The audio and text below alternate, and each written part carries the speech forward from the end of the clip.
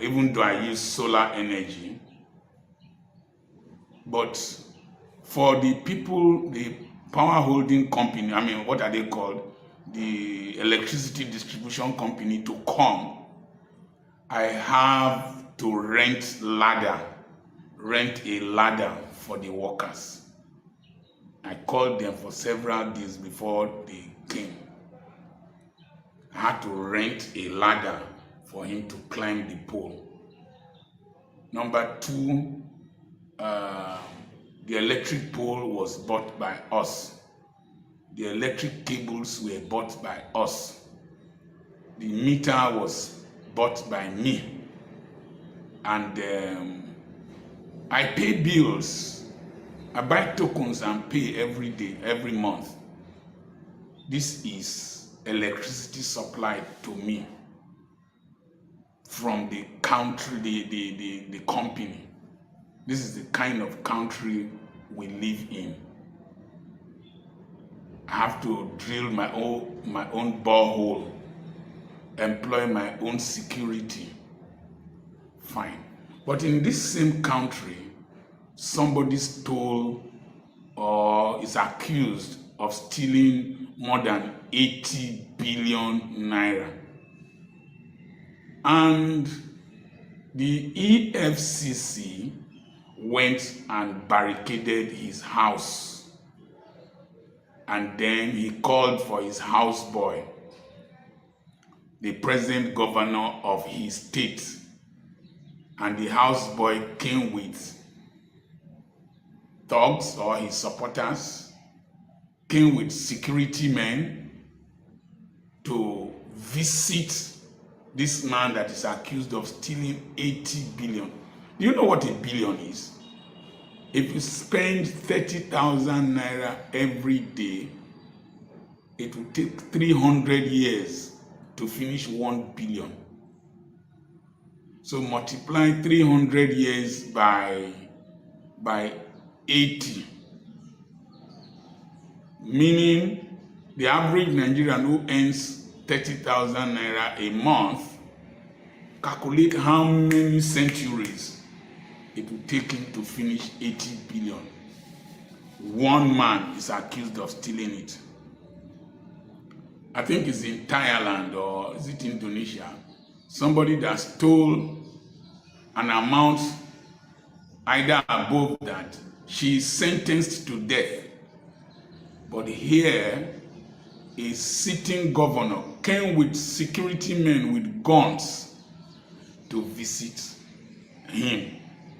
There are allegations that he smuggled him out of the place. This same person, governor, former governor, I saw a photograph of him bowing down to Tinubu. He does not understand politics. He should go and read the 48 laws of power. If he is guilty of that offense, Tinubu will sacrifice him to gain his reputation as a no-nonsense person. And that's the right thing to do. Now, I went to look at Greek philosophy before doing this video. Greek philosophy categorizes human beings into 3 categories. Group 1, idiots. Idiots are those who are ready to cheat in exams, those who are ready to steal in public office, those who will peel banana, eat it and throw the peel anywhere, those who will just urinate anywhere, those who don't care. They don't care about decency, about humanity. The second category of people are tribesmen. Tribesmen are people who analyze issues, support issues based on tribal affiliation, religious affiliation, regional affiliation, and maybe race. They cannot analyze national issues based on the facts. And we're having a problem in this country If a motorbike man called Okada in Nigeria hits your car and falls through the windscreen, and he is at fault, the audience around, the crowd, will blame you. They will tell you to carry him to the hospital. Good. But you will repair his bike, you will treat him because you are a rich man. So we have the tribesmen who, because of their financial level, always support everything that their tribesmen of their financial level does. And social media has given more muscle, more voice to such attitude. Those boys who were dancing in front of an eatery, if you look at the tie of one of the boys, he did not eat well, he didn't dress like a security man, he was dancing. How would he pay attention as a security man? And they were dismissed. Security work is a serious work. They were dismissed, and somebody just felt that they were dismissed wrongly and gave them scholarship to go to Cyprus. They went to Cyprus, started drinking, started misbehaving. The pastor who sent them was angry with them. The tribesmen of those boys attacked the pastor. Eventually, those boys are back to the country. So, social media is now populated mostly by tribesmen. If you just say anything contrary to their sociological level, their intellectual inclination, they will just attack you. They don't care whether it is reasonable or not. Now, the next set of people are citizens. There are those who will not cheat in exams, who will not drive against traffic, who will follow the rules, drive according to the speed limits, and they have the interest of their country and their nation at heart. In that video of the siege on the house of the former governor, I saw all the three categories of citizens present. Number one, that governor, if it is true that he took such an amount of money, he falls into the first category of idiots. Imagine how much 80 billion will do in an underdeveloped state like Kogi State. Imagine how many health centers. Imagine how many doctors will be employed. Imagine how many secondary schools will be built. Go and see the secondary school I built at Okwokoko. I'm not sure I spent up to $1 billion. I brought somebody from Japan, one of my mentees from Japan came to see it, a PhD holder. She was amazed. She said, even in Japan, they don't build schools the way I built that. I didn't spend up to $1 billion. More developed they are, the less of idiots and tribesmen they have. And when a man comes into power because of his tribesmen, he alienates other tribes. When he comes because of his tribesmen in his party, he alienates other tribes. From Buhari's 8 years till now, we're having tribesmen rule us. Tribesmen discussing the issues of this nation. May God help Nigeria. May God turn our idiots and our tribesmen to citizens. May we start teaching citizenship right from primary school. I remain your friend, Dr. Charles Apoki. Everyone, and in particular the pressmen too. As you can see in today's meeting, it is a meeting of not just people from Kogi East, but people from all over Kogi State. We are gathered to share with you our resolutions after a very keen deliberation. And this is the communique that we have to issue to you, and I read as follows. Communique issued at the end of the meeting of Kogi State Forum of Concerned Citizens held on 22nd April 2024 at Abuja.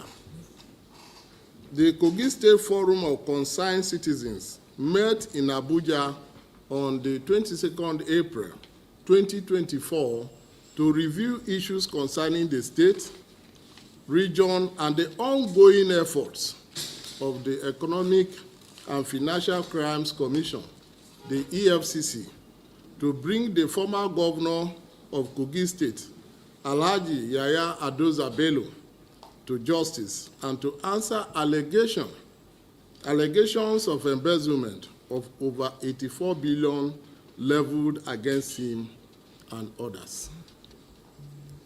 The forum noted the slow pace in bringing Yahaya Bello to justice, but however commended the EFCC for rising to the occasion this time around to bring him and others to justice in response to the numerous petitions against him and our previous calls and calls of other well-meaning Kogais and Nigerians. The forum regrettably noted the arrogant resistance to arrest put forward by the former governor, Alhaji Yahaya Bello, which tallies with his posturing and crass behavior that he is above the law and can do and undo in all situations, believing that he can always buy everyone in Nigeria as long as his umbilical cord is connected to Kogi Treasury. As we speak, I want to bring to your notice that he has started mobilizing people to protest all over Nigeria. He has mobilized people in Lagos about 2-3 days ago. Today, he has also mobilized people in Kogi State. Every local government is given 3 buses to assemble in Lokoja to demonstrate and to tell EFCC not to arrest Bello. This is his stock in trade, and that is the part he's going again. He believes that he's above the law and that there is no institution in Nigeria that can question him about his 8 years in Kogi State. And I believe that the law of Nigeria is being put to test by his confrontation, and we'll continue to watch as the events unfolds. Where he alleged that the former governor siphoned huge amounts in dollars to pay his child's school fees in advance. The anti-graft czar made the revelation to signpost the alleged tons of evidence that the commission has against Yahaya Bello. Offense is there, it's before court. Go and check it. Apply for our processes, please. You will get some of these particulars of offense there. Move money directly from government to bring the change. Use it to pay the child's school fee in advance. In advance. Dollars. How much? 70 what? In dollars, yes. In dollars. I think $72,000 or thereabout. $720,000, sorry. $720,000 in advance. In anticipation that he was going to leave government house. In a poor state like Kogi. And you want me to close my eyes to that? Under the guise of saying I'm being used. Used by who? At this stage of my life? Used by who? By who? For crying out loud. I assumed office here. I didn't initiate the case. I inherited the case file. I called for the case file. I called for the report. And I said, look, there are issues here. Do you know on my honor, I put a call across to him, which ordinarily I'm not supposed to do, just to honor him as a governor, as a immediate past governor. Sir, there are issues. I've seen this case file. Can you just come? Let us clarify these issues. I'm under camera. He said, sir, I thank you, my brother. I know, but I can't come. There's one lady, I don't know what her name is, maybe a senator, that she learned she had set, she has surrounded the EFCC with over 100 journalists, to come and embarrass him and intimidate him and all kind of stuff. I said, okay, if that is your fear, I'm going to pass you through my own gate, special man's gate. You will come to my floor. We will accord you that respect. I will invite my operatives. They will come and interrogate you or interview you in my own office. What could be more honorable than that? In my own office. To allay the fear. Thank you, sir. I appreciate that. You know what he said? But can't they come to my village? Meanwhile, the embattled former governor of Kogi State, Yahaya Bello, has described the EFCC statement that he was invited immediately after his tenure on January 27, 2024 as untrue. In a statement by his media aide, Bello challenged the EFCC to produce a copy of the invitation, including the delivery date, recipient's name, and endorsement. The former Kogi governor says before any alleged invitation, the EFCC amended its charge on February 5 last year to accuse him of conspiring to convert over 80 billion naira of Kogi State funds in September 2015. The statement said the amendment listed Yahaya Bello as still at large, demonstrating a clear intention to arrest him. At the same time, the alleged timelines provided by the EFCC for his allegations of crime against Yahaya Bello predate his inauguration as governor of Kogi State on January 27, 2016. Joining us now on this show from our London studio as we look at the various legal angles to the face-off between the EFCC and Yahaya Bello is Daniel Bwala, a lawyer. Good morning, Daniel Bwala. Thank you for joining us on the morning show. Good morning, Dr. Abati. Good morning, Mr. Rufai. Good morning, Ayo. Morning, Daniel. Well, Daniel Bwala, I don't need to narrate the story to you again, I'm sure. As somebody who is in the public domain, you've been following the story. EFCC versus Yahaya Bello. And then the media briefing yesterday by the EFCC chairman and the repost by Yahaya Bello's media office. And all the issues associated thereby, including invitation, warrant of arrest, and the case in court so far, with Adedepe SAN saying that indeed, his candidate, his client was not, in fact, at any point invited. There was a phone call by the EFCC chairman amount to an invitation, all of those issues. Your take. Well, good morning and thank you for having me. Mr. Abati, just when you thought that the drama on the day they went to arrest him was enough embarrassment, you had another one again yesterday. What happened yesterday was like a prosecutor in court doing his opening address in the view of prosecuting the matter. And who is the judge? And yesterday it was the pressman. That same privilege Yahaya Bello does not have to also state his own case, so we can call it a complete trial by the media. This is one of the many reasons why people tend to ask the question, is the commission actually intending to prosecute, or the commission is indirectly giving opportunity for the accused to escape? Because this same thing is like it has always been playing in EFCC's approach to prosecution, which has led to so many high-profile cases going out of hand. Like, for example, if you give a forensic analysis of what he said in the press yesterday, a right-thinking member of the society will say this was a planned script to give Yahaya Bello an escape route. Why did I say that? One, the trial in Nigeria is a trial not by jury. Even trial by jury is not a trial by the media.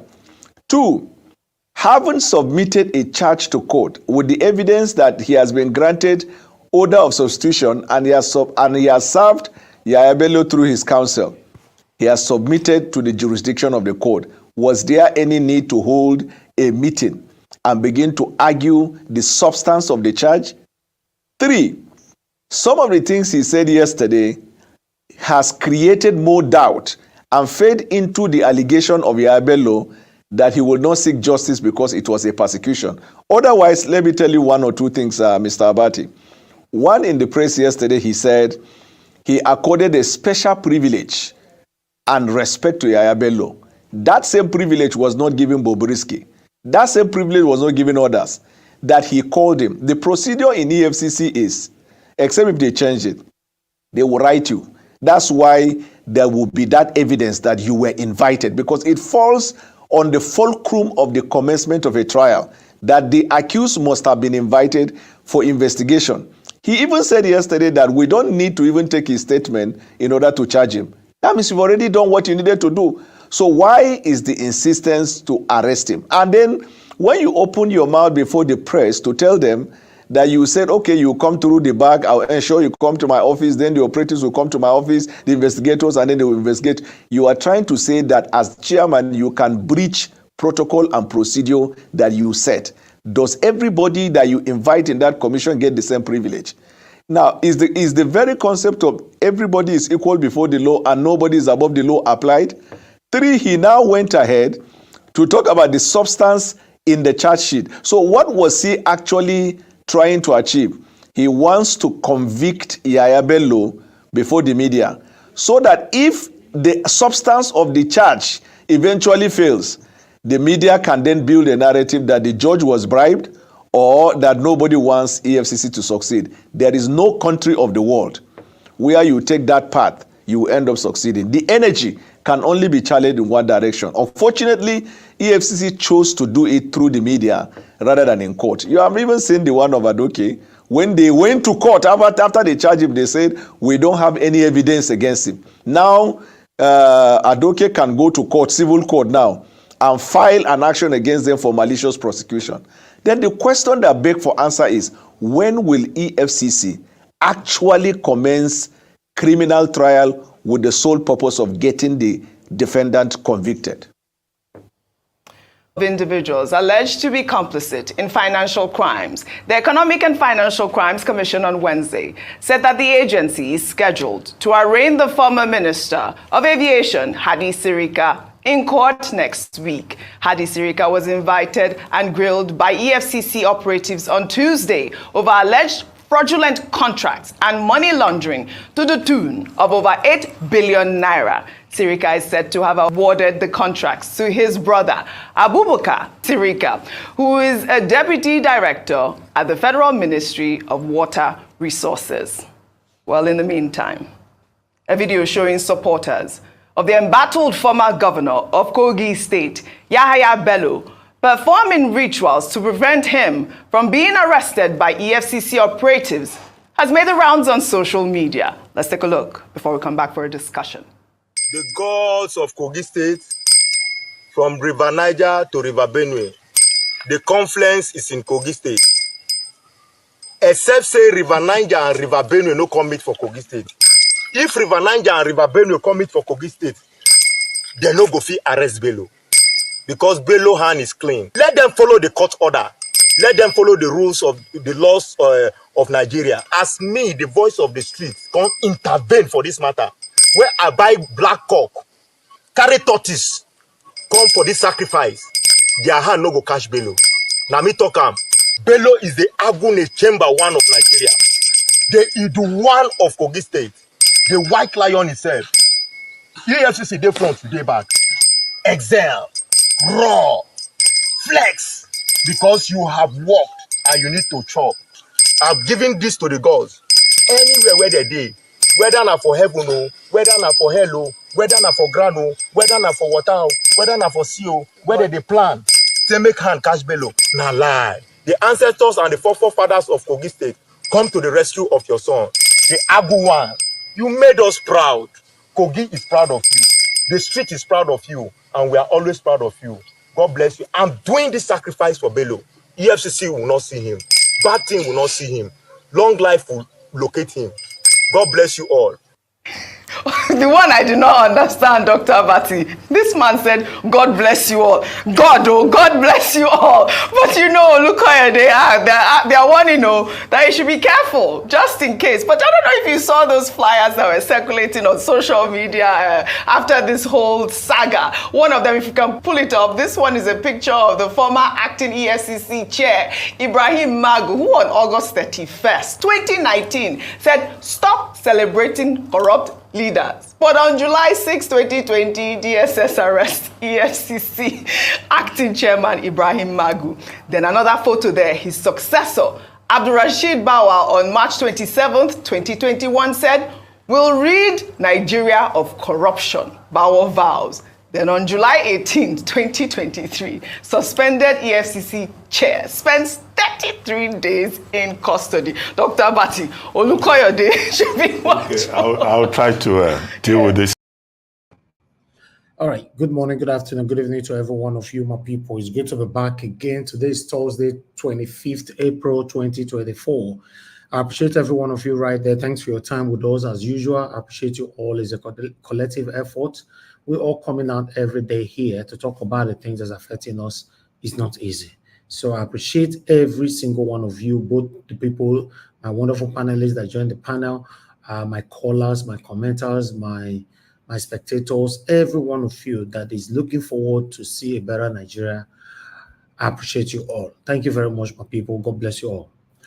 Yes, I would like to quickly acknowledge one or two persons on the comment section. Mother of all, Mommy Diaspora. Thank you very much, Mommy. Good evening to you. I appreciate you always. Thank you very much, Dixon and Dagmon. Thanks for all you do. I appreciate you. Abo Azi, thank you very much. I appreciate you. Thank you, my wonderful people. Michael Alcata, I can see you right there. Thank you. God bless you. BTV Nigeria, it's good to hear from you. Thank you very much for joining us today. Thank you, Oga Chris. I can see you right there. Thank you, Patricia Enofe, my dear sister, Delaja Ogumbiyi. God bless you all. Good evening, good evening, good evening to every one of you. Martina Basu TV, thank you very much, madam, for joining us today. Thanks for all you do. Madam Iris Finance, thank you very much. We appreciate you always.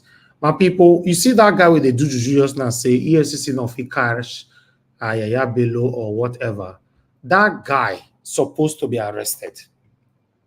These are the problems that we have in our country. Most of the youths in Nigeria, we don't know our left and right. Let's say it how it is.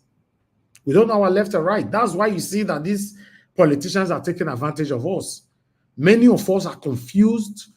We are not sure what we want.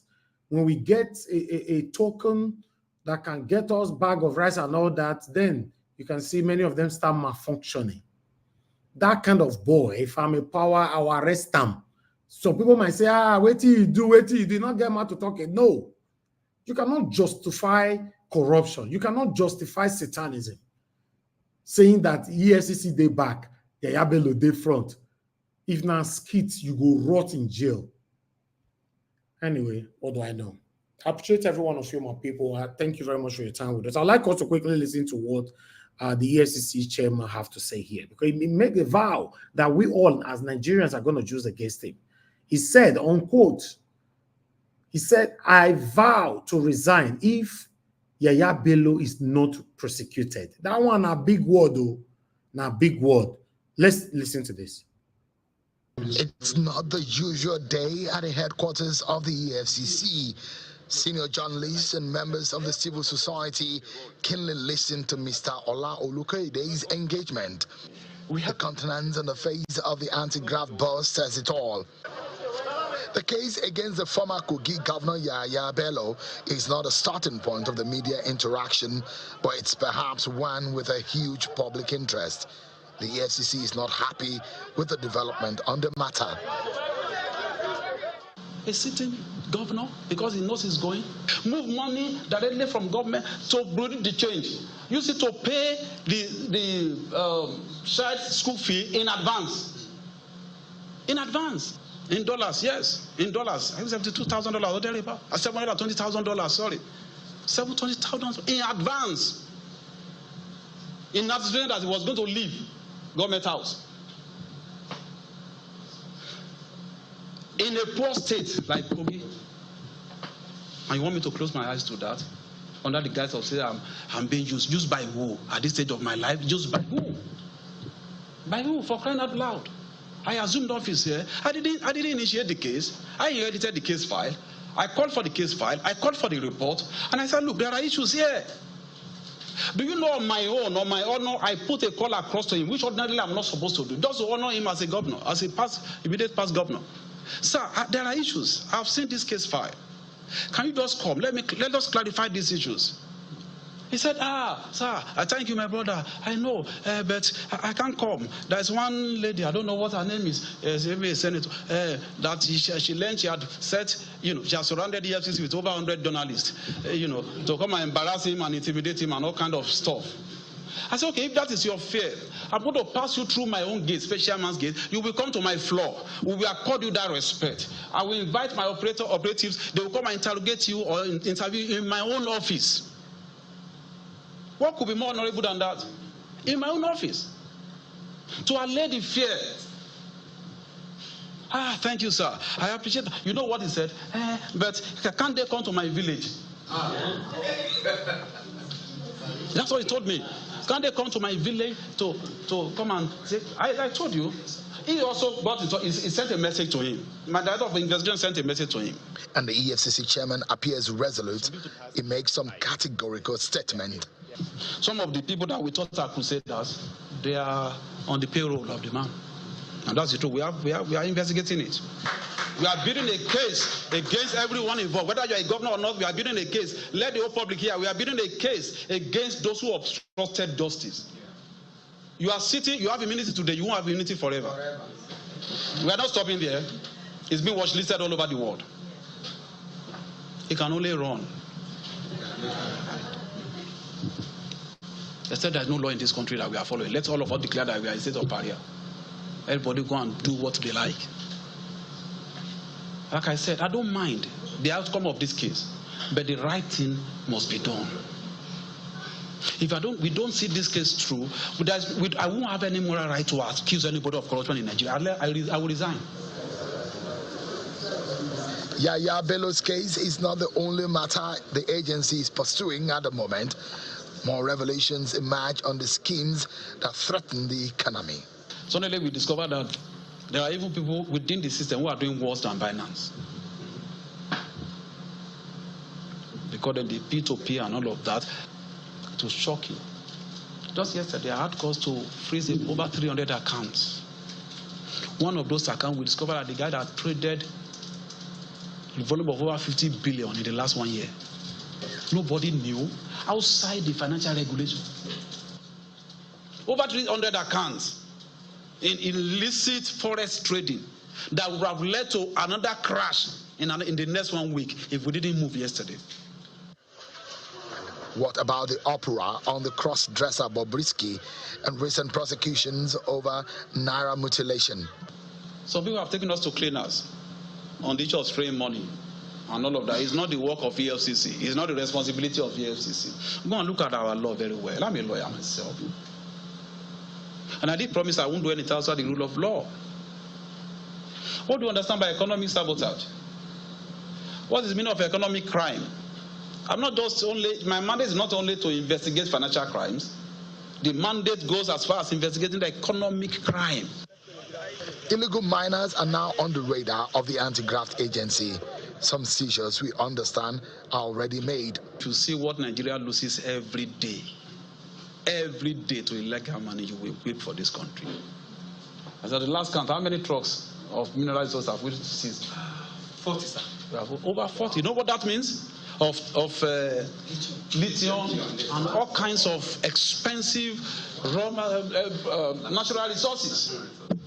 Olukoide then responds to questions, first on the investigation on former Minister of Aviation, Hadi Sirika.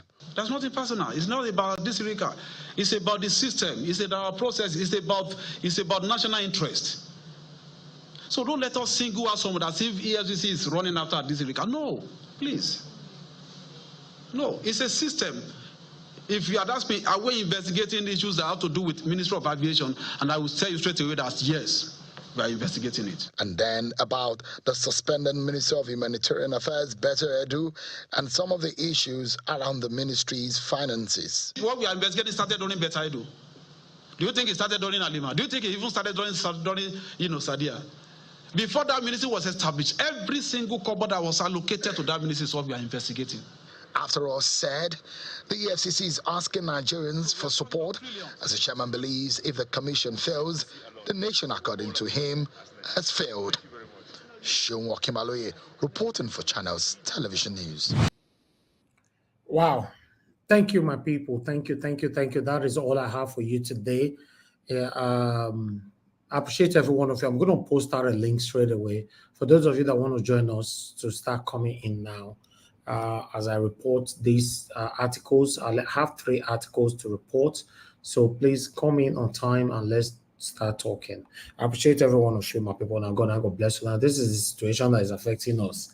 I don't know how we'll take on for this pathetic situation. Link I'll be posted anyway. But meanwhile, let me quickly take these articles right here. The most shocking one amongst the article that I want to showcase now is this one on your screen. You remember this guy who complained a long time ago that he could not travel home because of the transport fare and all that. He was arrested by the Nigerian army, and yes, some information came out right now.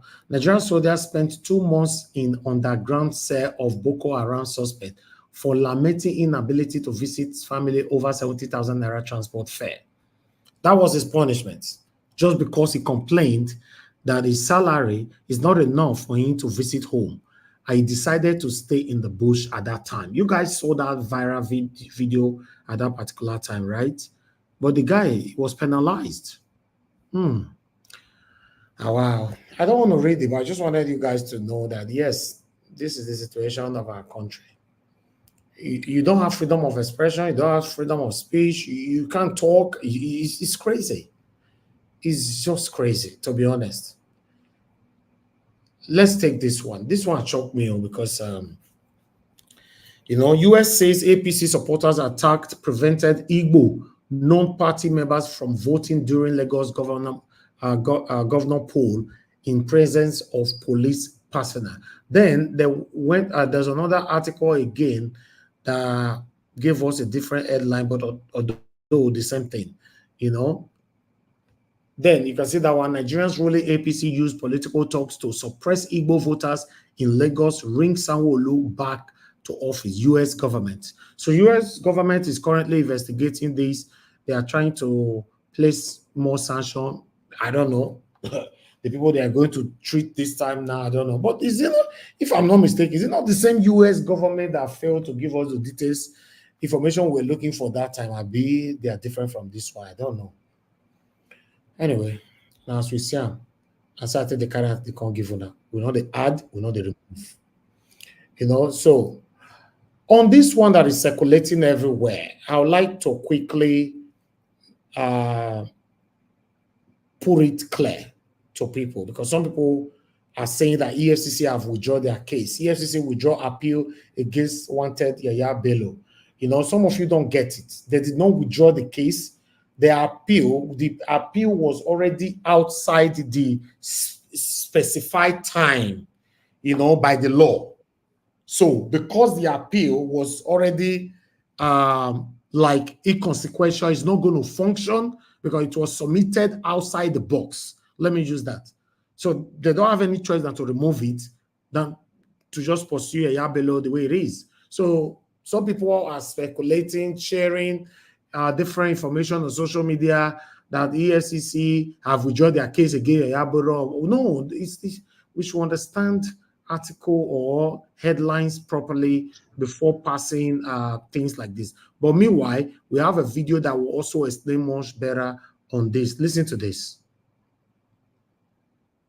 Security now. The Economic and Financial Crimes Commission, EFCC, has filed a notice of withdrawal to discontinue an appeal against an order of a Kogi High Court restraining it from arresting the immediate past governor of Kogi State, Yahaya Bello. In the notice filed on April the 22nd, the EFCC said the withdrawal is predicated on the fact that events have overtaken the appeal. The commission also admits that the appeal was filed out of time allowed by law. Nayaram, the appeal was filed out of time, allowed by law. It's just that some people, I sent for different places, Today Note and many other big blogs, everybody just saying, EFCC, they cannot be trusted, they cannot be this. Come on. Even though we know that these people have caused us so much pains, but it's not enough for us to lie against them. Even though many of us still have doubt they might not do anything because that have been going on in Nigeria. But let's say it how it is. For example, you are coming out to say that EFCC are just bragging around, they're not going to do anything. I go join you talk that one. That's not a problem. But we're just saying that, oh, EFCC have already withdrawn the case. So we see them now. Yahaya have given them money. Yahaya have done this. Come on. Let's get our information right. You know, let's stop misleading ourselves. All these big platform. Please work on yourself before posting things and work on your headline as well. I understand nobody's perfect, but yeah, you can do well. Channels make mistake, Arise make mistake, BBC, CNN, all of them make mistake, but their mistakes are very, very minimal. Yes, even on Nigeria Watch here, we make mistake. Our mistakes are minimal. Out of 100%, our mistake in a year is not up to 5% in terms of information that we pass here. You know, because I try my best to make sure that I get it right. That's why you see that 90% of everything I project here, I'm very, very happy presenting or bringing them from third parties. In case you want to drag me, you have to drag where we get them from. Rather than me just come here and say, oh, information reached me, they say this. You know, you pass information, you use the word allegedly. It doesn't work like that. You know, so understand with us, my people. I appreciate every one of you. Thank you so much for your time. Please, we can't pick any call right now. I've not finished working. Somebody is already calling in. Please, guys, just hold on now. Let us talk first. You know, that's just hold on. Nobody to the hurt. All right, we'll move on. I don't forget which side they talk. I appreciate every one of you. Thank you very much. God bless you all, my wonderful people. Ogatu, I can see you on the comment section on the panel as well. Ogatu, you're supposed to be fined, though, to be honest. Because you don't reach 2 weeks now, we'll never see you for this panel. You should be fined.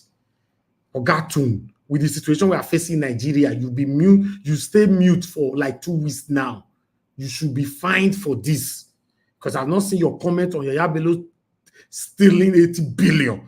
Nothing at all. This is not right.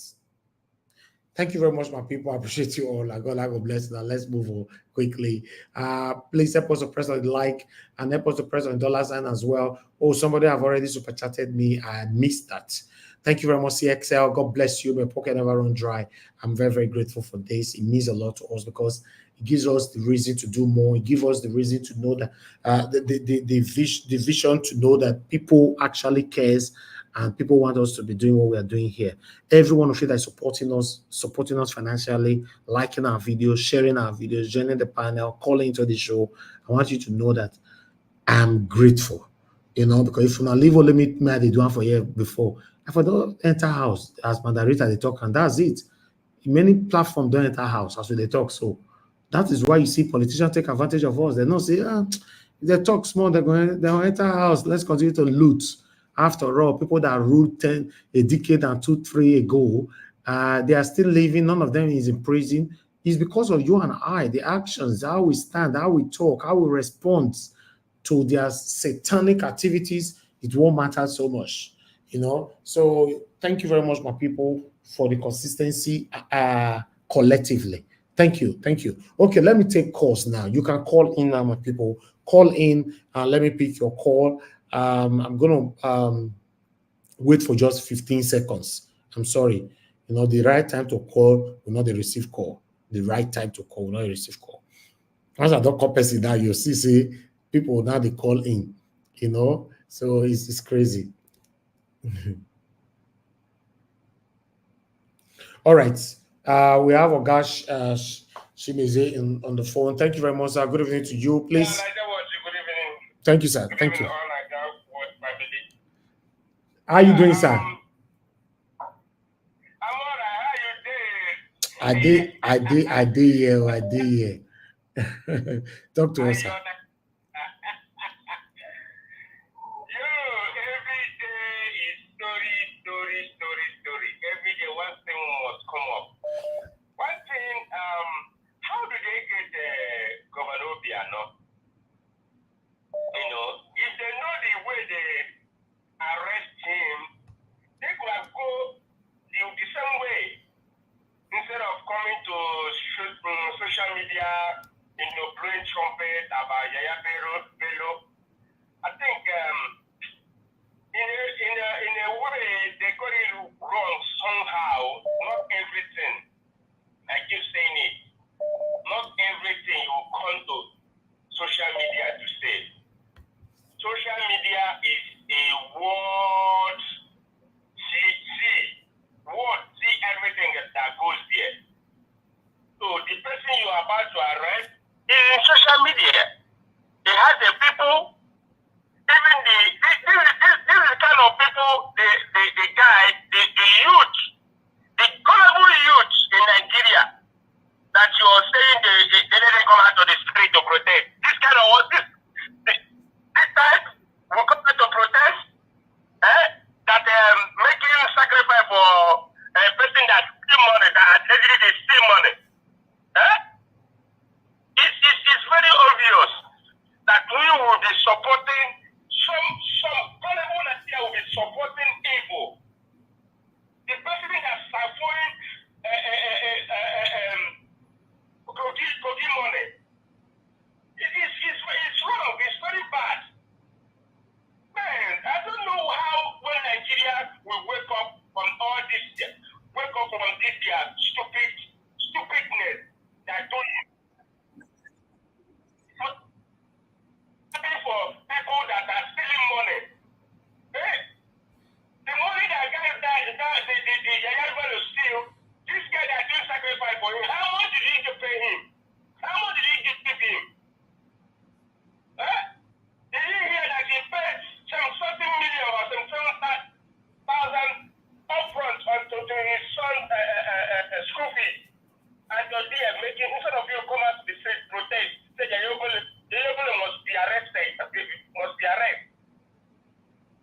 Then I support, if Nigeria will give this guy, this EFCC chairman support, I know that they are making a lot of mistakes.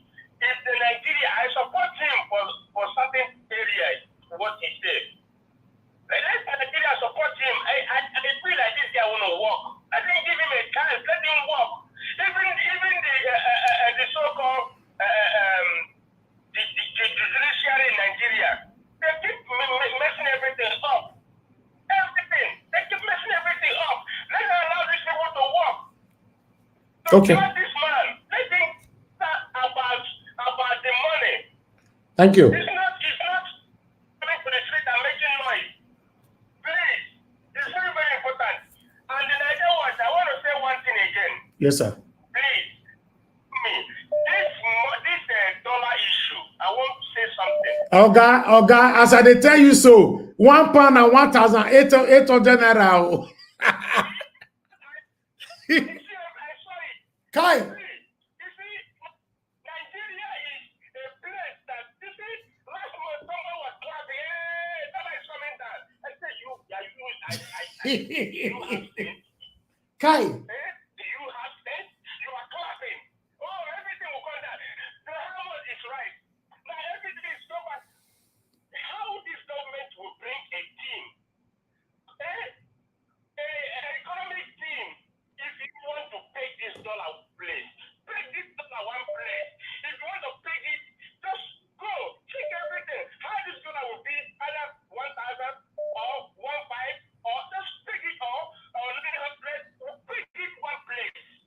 Okay. Thank you. Thank you. Thank you, sir. Thank you. God bless you, sir. Thank you. Thank you very much.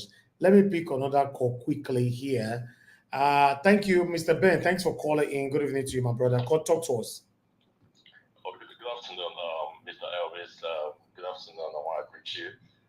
Good afternoon to every member on the panel, Mr. Jonathan, Black Panther, CU, Mr. F. Emmanuel. Thank you for coming to the platform to voice your opinions. I just want to talk about this Yahaya debacle. First of all, what the EFCC chairman did by calling Yahaya Bello privately was wrong on all levels. Like if you have proof that somebody stole money, you said you saw his case file that he stole X amount of dollars, and you want to take that person to court. What you should have done was follow the due process. This is the first time I'm agreeing with Mr. Boala. I don't agree with that man, but he said something very profound. You don't call a thief and say, "Oga, we found your case file. They see you thief this money. Oh yeah, come, we'll talk one-on-one." What you're supposed to do was to take those paperwork, send it to the court so they can, prosecute them. But you call them privately. At that point, you don't lose your case. You're not supposed to call the man privately at all to say you want to talk to him and all that. So I just want to say this Yahaya Bello just has revealed a lot of things wrong with our country, Nigeria. Nigerians are a very abnormal country. Like you when you hear about the things happening in that country, every single day, you begin to wonder that what kind of country did we come from? What kind of country is that? It's a country of abnormalities. The things that happen in that place defiles logic. You get what I'm saying? I'm just so sad that our mandate was stolen. When in the last election, and I pray that something is done, something drastic is done to clean that system, because that system reeks of corruption. It reeks of nepotism. Every bad word, every adjective you want to use to qualify a failed system is what Nigeria is. And I will end this call by saying, this is my own opinion. Aswe Godalo for governor of my state, Edo State. Thank you very much. Thank you. Thank you, sir. Thank you. Now, once it's scatter table, Oga Ben, you want to scatter table? I'll be obedient to, but I'm like governor, I need that one. Okay. I never hear from what's his name? Akpata. I never hear from him. I never hear from the Don't worry, you hear from there soon. Don't worry. You hear from there soon. Let them come on this platform. I trust Mr. Jonathan. I trust Black Panther. I trust You go hear from one of them this Sunday now. Calm down. Your body too dey hot now. Make that person. I want to make that person come on Sunday. I trust our panelists. They go drill and they say we they take drill. Dr. Aswe. Yeah. Make they ask. No, now that day me go know whether they bias, whether some people are biased on this platform. Now that day me go know. Because the way they take drill as when they not drill any other person when they come that day. Hi God. People like Alex. We go watch Mr. Alex. Make you come to the platform that day. Whoever that person be. Make you ask questions. Mr. Jonathan, I trust you. Black Panther, I trust you. I'm not saying I go ask all those questions we needed to be asked. No, Mr. Jonathan, na APC man, we not go drill in your mind if na man they come on. He very objective. Black Panther don't send anybody.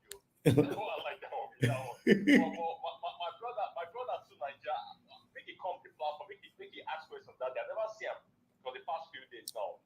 I guess to Nigeria is fine. We miss him. I hope he's fine though. More they check on each other, man. Yes, I mean, all of those people, our people, even when we go there together, like in physical place, but as long as we're there on the platform, we are all one family. Exactly. So I really appreciate everybody. Thank you, my brother. God bless you. Thank you. All right, Mr. Alex, thank you very much for your time. Please talk to us, guys. Help us to press on the like button and share. This broadcast. Let our voices go far. Mr. Alex, where you dey? Are you there? Okay. Can you hear me? Yes, I can hear you now. Mr. Alex. Yes, thank you. Thank you for calling back. Good, Thank you. good evening to you. We say we will know whether you are a biased person or Sunday. You know, because the way you take beat us when we will know whether you go beat either Okpewolo or Olumide, one of the two way they come on Sunday. We will know. Nigerians, you cannot supervise the killing of your people and come and produce me a leader. That's my concern. You cannot stop local government election for 4 years as a dictator and produce me a leader. You can't run as of assembly with 11 members, I mean 9 members instead of 24 and produce me a next governor. You cannot put me in flood. The whole Edo state is flooded right now. It rained yesterday. People told me everywhere is flooded. I have videos, pictures of I'm not around. You cannot put the whole Edo state in flood. And you're producing me a governor, the same party. How do you reconcile that? I don't have issue with Iceland. If Iceland has problem, EFCC should check him out if he's fit or not. It's not my business. I can't judge anybody. But the point is this: you cannot be a wicked leader for the past 7 years. You kept quiet when Fulani were raping women, killing people, going to bush, village to village. You kept quiet. And now you want me to forget that? You will shout away upon all our cry on different platforms. So how do you want me to forget that? That's my problem. Even me, I wish I can forget it. I can't forget it. I swear number one problem is Obaseki's administration. That is for anything you are doing, the moral lesson is be good. Your friends will need that ladder that you are destroying. Your family member will need that ladder that you are destroying. Your wife will need that ladder that you are destroying. You don't need to destroy the ladder that made you a human being. In 2020, we all voted for him. What did we get? Edo is still backward. Edo is still smelling. No market, no new market, no new primary school, no jobs. They are showing us secretariat. Just abandoned projects. So, Mr. Nigerians, I have no issue with Iceland. Iceland came from the wrong party, the wrong time, with the wrong person. You should have come from a Zenith party or YMPP. Maybe I would have voted for him if he can convince me. I didn't know Obi before. Obi was a former governor, and he did well, and we all came around. You also convinced most of us, and we voted for him. So, my problem is, how do I now reconcile it? My first loyalty is my conscience. How do I clear my conscience? When I was coming out with you, Mr. Nigeria, was 3 times a day, 4 times a day, 2 times a day. Breaking news, Esme killed 3 in the village in Benin. Breaking news, Esme shot vigilante. That is true. Breaking news, Esme ability. So it was every time. That's true. So now the governor kept quiet. Yes, Nigeria was, have you forgotten how you suffered?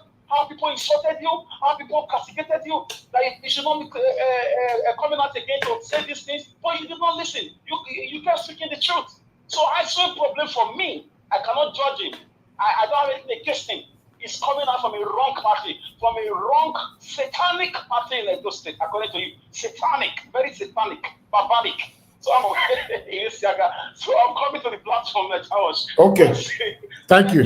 Thank you. Sir. Thank you so much. Thank you. Yeah. All right. I would like to quickly say this to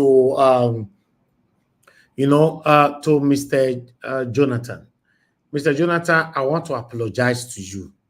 And you know why I want to apologize? I am the first person that opposed you on this platform when you were giving us accurate analysis about the Bala Blue appreciation of Naira. I remember I tackled you the first time, the second time, the third time, or even more. But you continue to let me know that, Mr. Elvis, don't worry. I'm telling you, don't worry. I've seen it. I've done this. But look at today. 1 pound is 1,800 naira. 1 pound. Just last week here, it was 1,100. The way the TT they run, so if they don't quick go carry a lorry, take block road, this if your flag go 4,000, 5,000. They need to go quick block the road now. So, Mr. Jonathan, I respect you. I honor you, my brother. You talk calm for this platform. You talk calm. I don't agree. I say at least appreciate this government first. Naira is appreciating. You say no. You don't go appreciate anything. because say see the way they say they do the thing. Say not go take the thing go backfire. Look now. Okay. Let's start talking, my people. I appreciate every one of you. Callers, I come back to you guys. This is Naija Wash. Where? Yes, sir. Now everybody you go apologize to. Why everybody? Because we tell you, Me? say na kangaroo economy then they practice. You say could they appreciate them, that they do well. We say no. Okay. We stand on the back of everybody. But Mr. Jonathan was like every day he was hammering on it that this naira of a thing is fake. It's fake. Elvis, the first day we touched on this subject, I didn't want to talk too much because this is what I do for a living. I know my finance like the back of my fingers.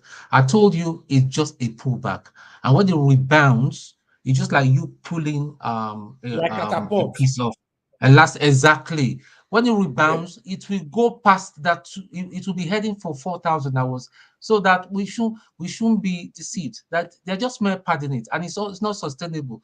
But however, I will give Mr. Jonathan. He was the loudest. His voice was the loudest. I just said I knew I wasn't moved. Even I told a couple of my friends. I said, "Listen, watch." My brother friends. I said, "Watch." They say, you all don't." But now none of them can talk. It's not. It's not. It's sad. It's just so sad. Thank you. This is sad, my brother. I said yesterday was 1,005 something. Abi. This morning I said make I look at 1,007. 1,008. 1,8. Yeah, 1,8 something. Hey, Mr. Elvis. Yes, sir. You're right. We said all this thing, though Mr. Jonathan was the one that was hammering on it more. You know, yeah, he was more vocal than every one of us. Every one of us said, "Listen, we can't be fleeced. Exactly. We can't be deceived." Yeah. People thought it's because we hated Tinubu or his government. Nobody hates Tinubu for crying out loud. This is our country. If our economy, there's no economic activity to support what is going on. You to say na so. Now Juju, or every country going to do the same formula now. Yeah, you're right. I can remember vividly what I said that day. I said, as long as we are not producing and we're not expecting anything, there's no how our currency will compete with other currency that will bring about the growth, the appreciation of naira vis-a-vis dollar. As long as all they are doing there is window dressing, which unfortunately, that's what it is. But look at it now. We are seeing it. My prayer now is let it not get to 2,000. What's going on? What's that prayer be that? No, it's heading. He's heading for 4K. Just why are you increasing now? Why are you increasing it now? 2,000. He's heading for 4K. Listen, I'm not. He's heading for 4K, but they are going to push it down to 2,000 naira and 2,000. They will pad it again, but it's not sustainable. It's not sustainable. Not sustainable. It's not sustainable, but it just that's where it's going to head, unfortunately. Because nobody's going to borrow them more money when it gets to 2,000 pounds, 2,000, because nobody's going to borrow them money that will push it down to the level of 1,005. It's not going to be possible. It can never be possible. Except they want to borrow the whole country, sell them out. The only thing that is going to take us away from this quagmire is just what Peter Obi is saying. From consumption to production. If your country is not producing anything, you are depending on foreign-made goods and services. I guarantee you, this is what will keep happening. And the unfortunate thing is that they will keep doing this window dressing just to remain in power and also use it as a propaganda. You know? It's unfortunate. Very unfortunate. Anyway, thank you very much, my people. I appreciate every one of you. Thank you so much. The first person on the panel. Naija, yes, sir. It looks like Nigeria economy is sustaining some Western economy, and they don't want us to produce, and they don't want to even support for the growth of our economy. Hi. Oh, wow. How I want to do this one now? Oh, wow. Anyway, let's move on. Mr. Jonathan, you are the first on the panel, but I'm going to skip you for now. Let me give opportunity for Madam Ife to speak to us first, then I'll come to you. Thank you very much. Madam Ife, it's good to have you on the show. Good evening to you, man. Hi, Elvis. Sorry, can we buy coffee for Mr. Jonathan for emphasizing on this naira dollar thing? Yes, why not? Why not? Because you don't give up now. You don't give up. But this man, I don't know the way me want to pay yourself. You don't give up. Mr. Jonathan, do you need coffee or do you need just water or wine or bread? Water. Pure water. Get him Evian water. Pure water. Pure water. That's sachet one. You don't tell me I don't see that thing. Okay, like the one where very dark man they drink. That's sachet one now. That one where you go take your teeth tear. Then you go begin. That one. Let Madam Ife speak to us. Thank you very much, man. Once again, please talk to us. Hi, I don't have a lot to say. I'm just laughing because Nigeria, I don't even know where we are heading to. You guys have honestly said it all. They can borrow and borrow. This is not sustainable. I don't know how long they're going to do this. I thought your CBN governor said that Naira is doing well now. Naira is even better than other foreign countries. I wonder what he will be thinking now. Like you guys said, in a country where we are not even producing anything, we are not even exporting anything, we are just importing. We're importing toothpick, we're importing pencil. So I don't see how long we're gonna. Naira is finally gonna crash at some point. Somebody says it's gonna get to 4,000, and honestly, it might get up to that. Who knows? Or even more than that. So I don't know. We are just gonna sit down and watch. But this borrowing money to float Naira, borrowing and borrowing billions of dollars, it is not gonna work. Apart from oil, a lot of countries are moving away from oil. Very soon or sooner or later, this oil that we have is gonna be useless. It's gonna be worthless. Honestly, people are moving into other solar source of energy, and we're still depending on the oil. Even the oil itself, we don't even have refinery to to refine the crude oil, and we still pay send it outside, refine it, and bring it back to the it's just useless. We don't have no solution. The people in government at this point doesn't have no solution to this problem. Unfortunately, it is what it is. We're gonna sit down and watch.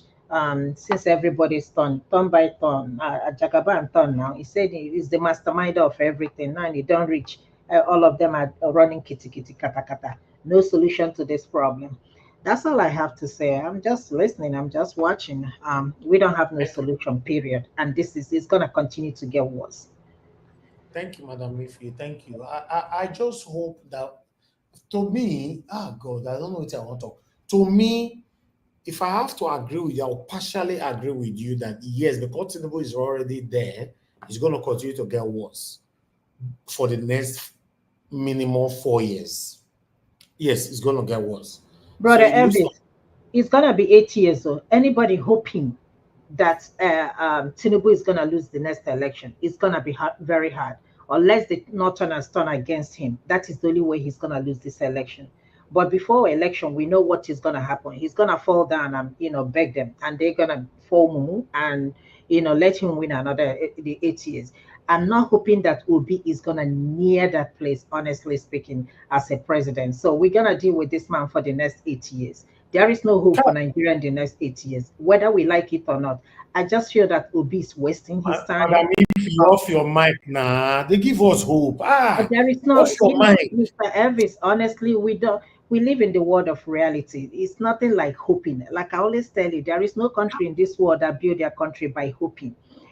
That's true. Country that build their country, they build it in doing what they're supposed to do, developing it in action, in reality. So we can pray all we want to pray. We can hope all we want to hope. You can't hope by I'm gonna get well. You know how somebody's dying in Nigeria, they will tell you they are doing well. This is not.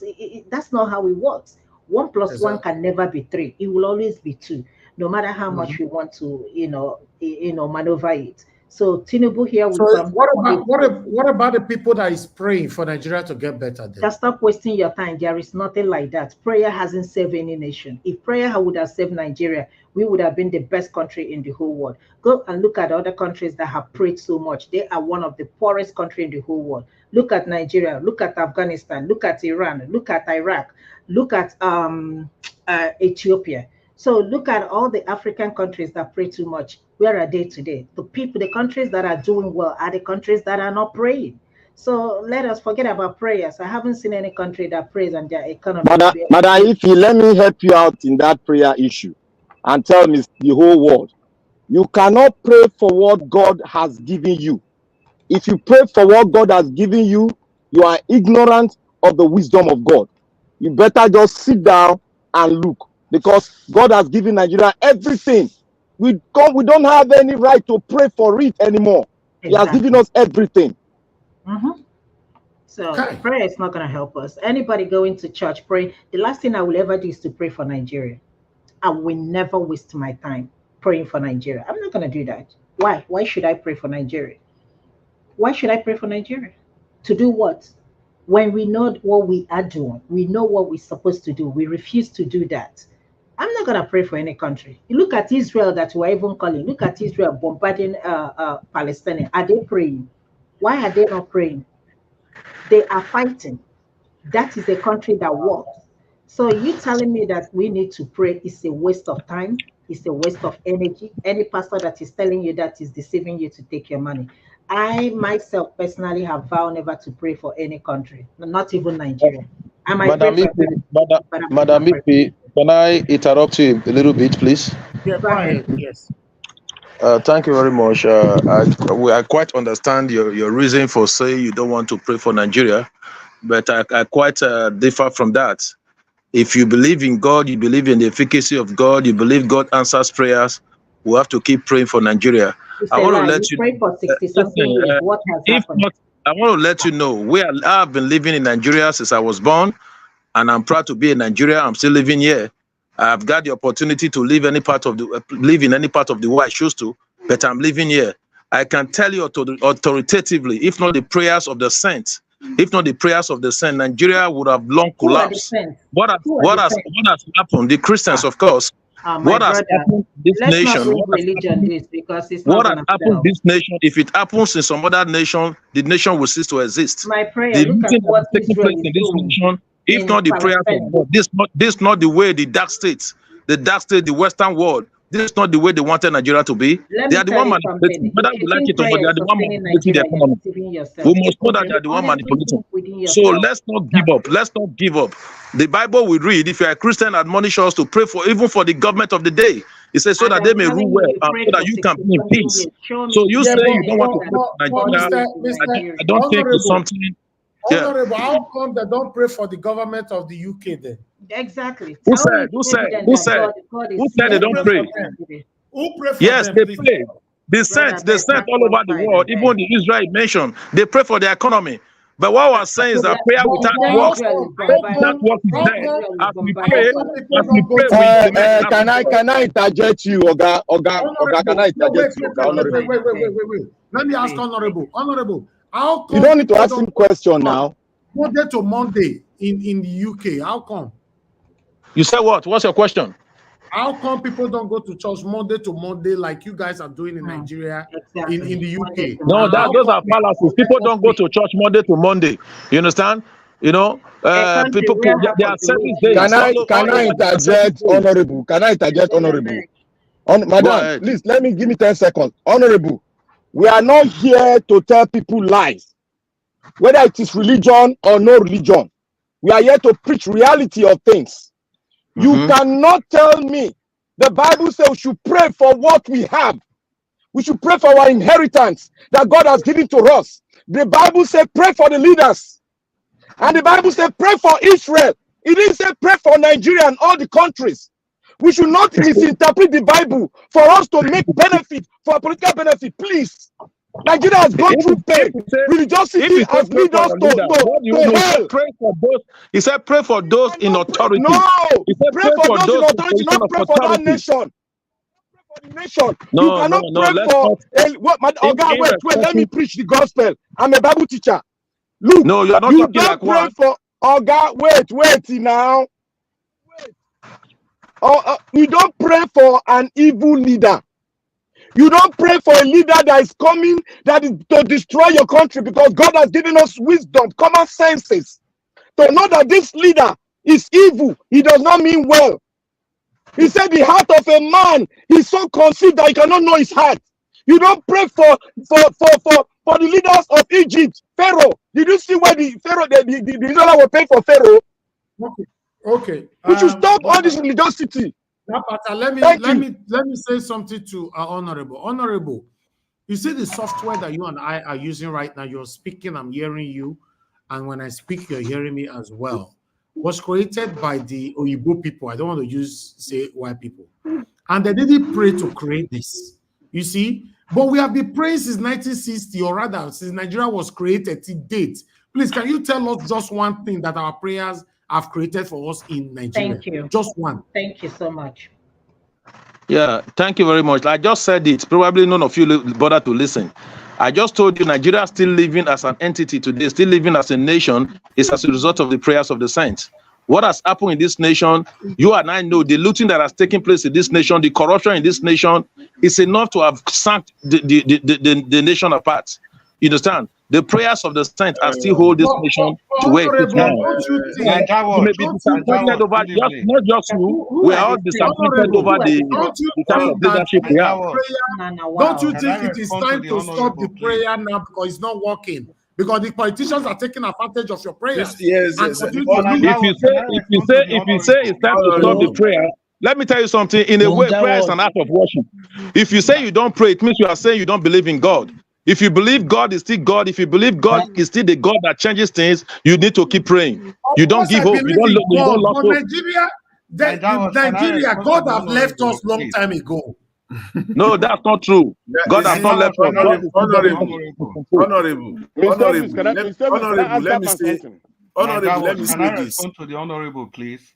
Please, Mr. Chris. Speaking after you have come to you, Oga Chris. Honorable, please hear this. You see that cliche, pray for Nigeria, is part of the crooked way they have been using to deceive Nigeria. Nigeria is not standing today because of the prayer. Nigeria is standing because people are afraid. It is the fear that they have created in the heart of people that has made people to be so, they can't even talk. It is not prayer. Please, that prayer thing is part of the way they have been using to pocket Nigerians since 1960. Okay, thank you. Mr. Chris, there's noise on your background. Sort it out. Please unmute yourself and speak. Please mute yourself. You are not talking. Quickly. Good evening, everybody. Good evening, Mr. Nigeria. Good evening, everybody on the comment section, on the panel. I will present the formal greetings again, but I just want to respond to the honorable. Honorable, please, it depends on the God that you're actually praying to, the God that has been sustaining this country. If you think, in all sincerity, that God that has sustained this country, that has permitted all these atrocities to continue to go on in this country, the God that has permitted this country to continue in this trajectory, encouraging the death of innocent people, the death of the poor people, the death of the common man, if you think this is an answer to your prayers, then it means that God is not the true God that I worship. It is a different God altogether. The God that has answered the prayers we are talking about is an evil God. The God that will allow millions and millions of people to be in IDP camp. The God that will allow under 5 children to die of malnutrition. The God that will encourage kidnappings. The God that will encourage corruption everywhere in the society, everywhere you look to, every facet of the society. And you still ascribe that to the living God. We have to be retrospect when we are making our submission, because this is just the problem I have seen with this country. The politicians, they want the status quo to continue. because the status quo benefits them, and nothing more than that. Thank Please. you. You will expatiate on that later on. Mr. Evans, can I say something? Mr. Evans. I have somebody on the phone, please. I have somebody on the phone. You will say something, please. Okay. Bright Asamuta, thank you, my brother, for calling in. Please talk to us. Only 2 minutes, please. 2 minutes. Good evening, my brother. Thank you. 2 minutes, sir. Talk to us. Good evening to you. I agree with the house. I was listening to the submission of the honorable, and I couldn't help but to call it the Nigeria watch. First of all, there was somebody on the panel that said which country outside Nigeria that are praying and that they are doing well, and nobody answered that question. Let me tell you, how can he say that it is the prayer of the saints that is carrying the Nigeria, that is carrying the country forward? That is, somebody is praying and somebody like Tinubu was elected to power, and you say the prayer is working. What kind of prayer is working? Let us be factual here. Anybody here, whether you find yourself in diaspora or you find yourself in Nigeria, tell me what democracy or the Nigerian government has given to you as a Nigerian citizen. What kind of a prayer is that? Who is praying and who is praying for who? Who is praying for who? Everybody, this white man religion that we are carrying, let me say that we in diaspora, how do these people portray the religion that they brought for us? The Israelis that will call that they are the choosing one. Don't you see what is happening in Israel today? Are they praying? Are they doing crusade? If the world was not breaking them today to see fire, are they seeing fire? Okay. What kind of a prayer? Who is praying? Thank you. We should stop all this. We are not going anywhere with all this. Now it is. Thank you, my brother. We should think like Africa. Thank you. Let me quickly pick another call here. Madam Osai, thanks for calling in. Good evening to you. Please talk to us. Hello, Madam Osai. Please talk to us, ma'am. Good evening to you. Oh, good evening. Good evening, everyone. I want to ask Honorable Sam a question. Go ahead. Okay. Is it prayer? Was Rome or the whole Western world, England, Europe, America, Australia, all these countries that are so advanced, were all these countries built by praying? You guys need to stop brainwashing us. Why should I pray for you to do your job as a governor? My employer don't need to pray for me to get the job done. The job, I get paid to do a job. I will go ahead and get that job done. So why should we be praying for you guys to get the job done for us? Why? There is no place in this whole wide world that is built by the citizens praying. You guys should stop brainwashing us. It's not working anymore. Thank you. It's over. Can I answer your question? No, yes. Mr. Can I answer? Hold on. I'm still picking call. Mr. Shimeze. Okay. Mr. Shimeze, you have only 1 minute. 1 minute, sir. Go ahead. Your line is not going. I can't hear you, sir. You are dragging us back. I have to cut it. Mr. Shimeze, are you there? You have 1 minute. Go straight to the point, sir. 1 minute. 1 minute. Go ahead.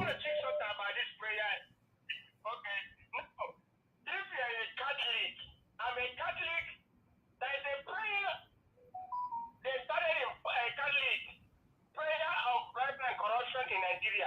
Later on, they add prayer in distress in Nigeria. Thank you so much. That's I want to put there. Thank you. You go and dilute this. It's been a long while. Thank you. Mr. F.A., thanks for calling in, Mr. F.A. Go ahead. You have 1 minute. Good evening to you, Mr. F.A. 1 minute you have. Go straight to the point, please. Okay. I want to, sometimes we are not perfect. I want to just use this opportunity to tell the Honorable Sam, God bless you. I just want you to go straight to politics because of here in Europe, America, Canada, Western world, we don't believe on prayer to build road or anything because it's like you don't know. I don't blame you. So I just want to beg everybody to take it easy with the honorable sir. Okay. Because of politics. May God bless you, sir. Thank you, sir. Thank you. Thank you. Hello. Yeah. Good evening to you. Your name and where you calling us from? Hello. Hello. Hello, sir. Yeah. Your name and where you are calling from? Yeah, my name is Osaome Seigaro. Thank you, sir. You have 1 minute. Only 1 minute. I was the one that day to ask Igodaro how it's going to fix light in my community. Oh, yes, yes. Okay. Thank you very much, sir, for this opportunity. I just want to ask Honorable how many, if he's a pastor, or where have he contested before? Because I can see that he's a politician. This is the kind of way they use it, deceiving us, throwing us back, that we should continue praying for Nigeria. Prayer is not working. Prayer cannot do anything. We have to work physically. We have to think critical. We have to do things on our own. God has already solved our problem by giving us the natural resources to Nigeria. So this politicians that are dragging us back, we should flog them and throw them into Zoom, as we earlier said. These are not working anymore. These strategies not working anymore, sir. Please think outside the box. Thank you. Thank you, sir. Thank you, sir. Thank you. All right, callers, I'm done, please. Let me come back to the panel. Okay, before I allocate time for you guys to speak, somebody wanted to quickly say something earlier on. 30 seconds. Yeah. Let me, Elvis. A lot of questions. Wait. I need to answer some of those questions that were asked. Hold on, Honorable, now. Let me call you. That's fine.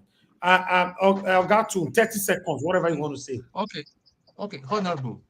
With all due respect, sir, we don't. You can tell here that people don't take anything. So all that thing that you're giving us, you chose to live in Nigeria. It's your choice to live in Nigeria. You can choose to live anywhere.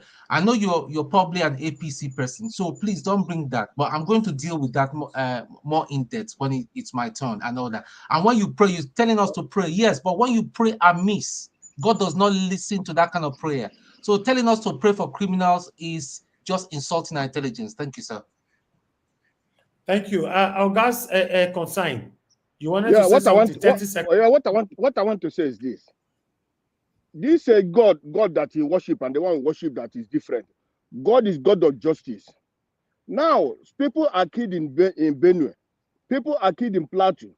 And their wives or their children are in IDP camps. And those that kill them are giving cars, giving houses, giving this into wear, new clothes. So which God will answer our prayers if we are treating other people bad? Those people are crying every day. Those people are in the ID camp. I want to ask him, which God is his honor? Which God that is God of justice? Is he praying God of justice or is he praying God of evil? Thank you. I also want to ask something. Okay, go ahead, sir. 30 seconds. Okay, a quick one. I'm referencing specifically to Proverbs 14:34. It said, "Righteousness exalts a nation, but sin is a reproach to any people." All that simply means that the prayer we are praying, if we can pray on one hand and we're not doing the right thing on the other hand, it's a reproach. That is why we are seeing people looting our money. And lastly, you cannot have a baby if you don't sleep with your wife. God will not go and do that for you. Thank you. Thank you. Thank you. Honorable, Mr. Evis, I have a question to ask Honorable. Okay, go ahead. 30 seconds. Yeah, Honorable said that they are the Western world, they are the one manipulating Nigeria. That is not true.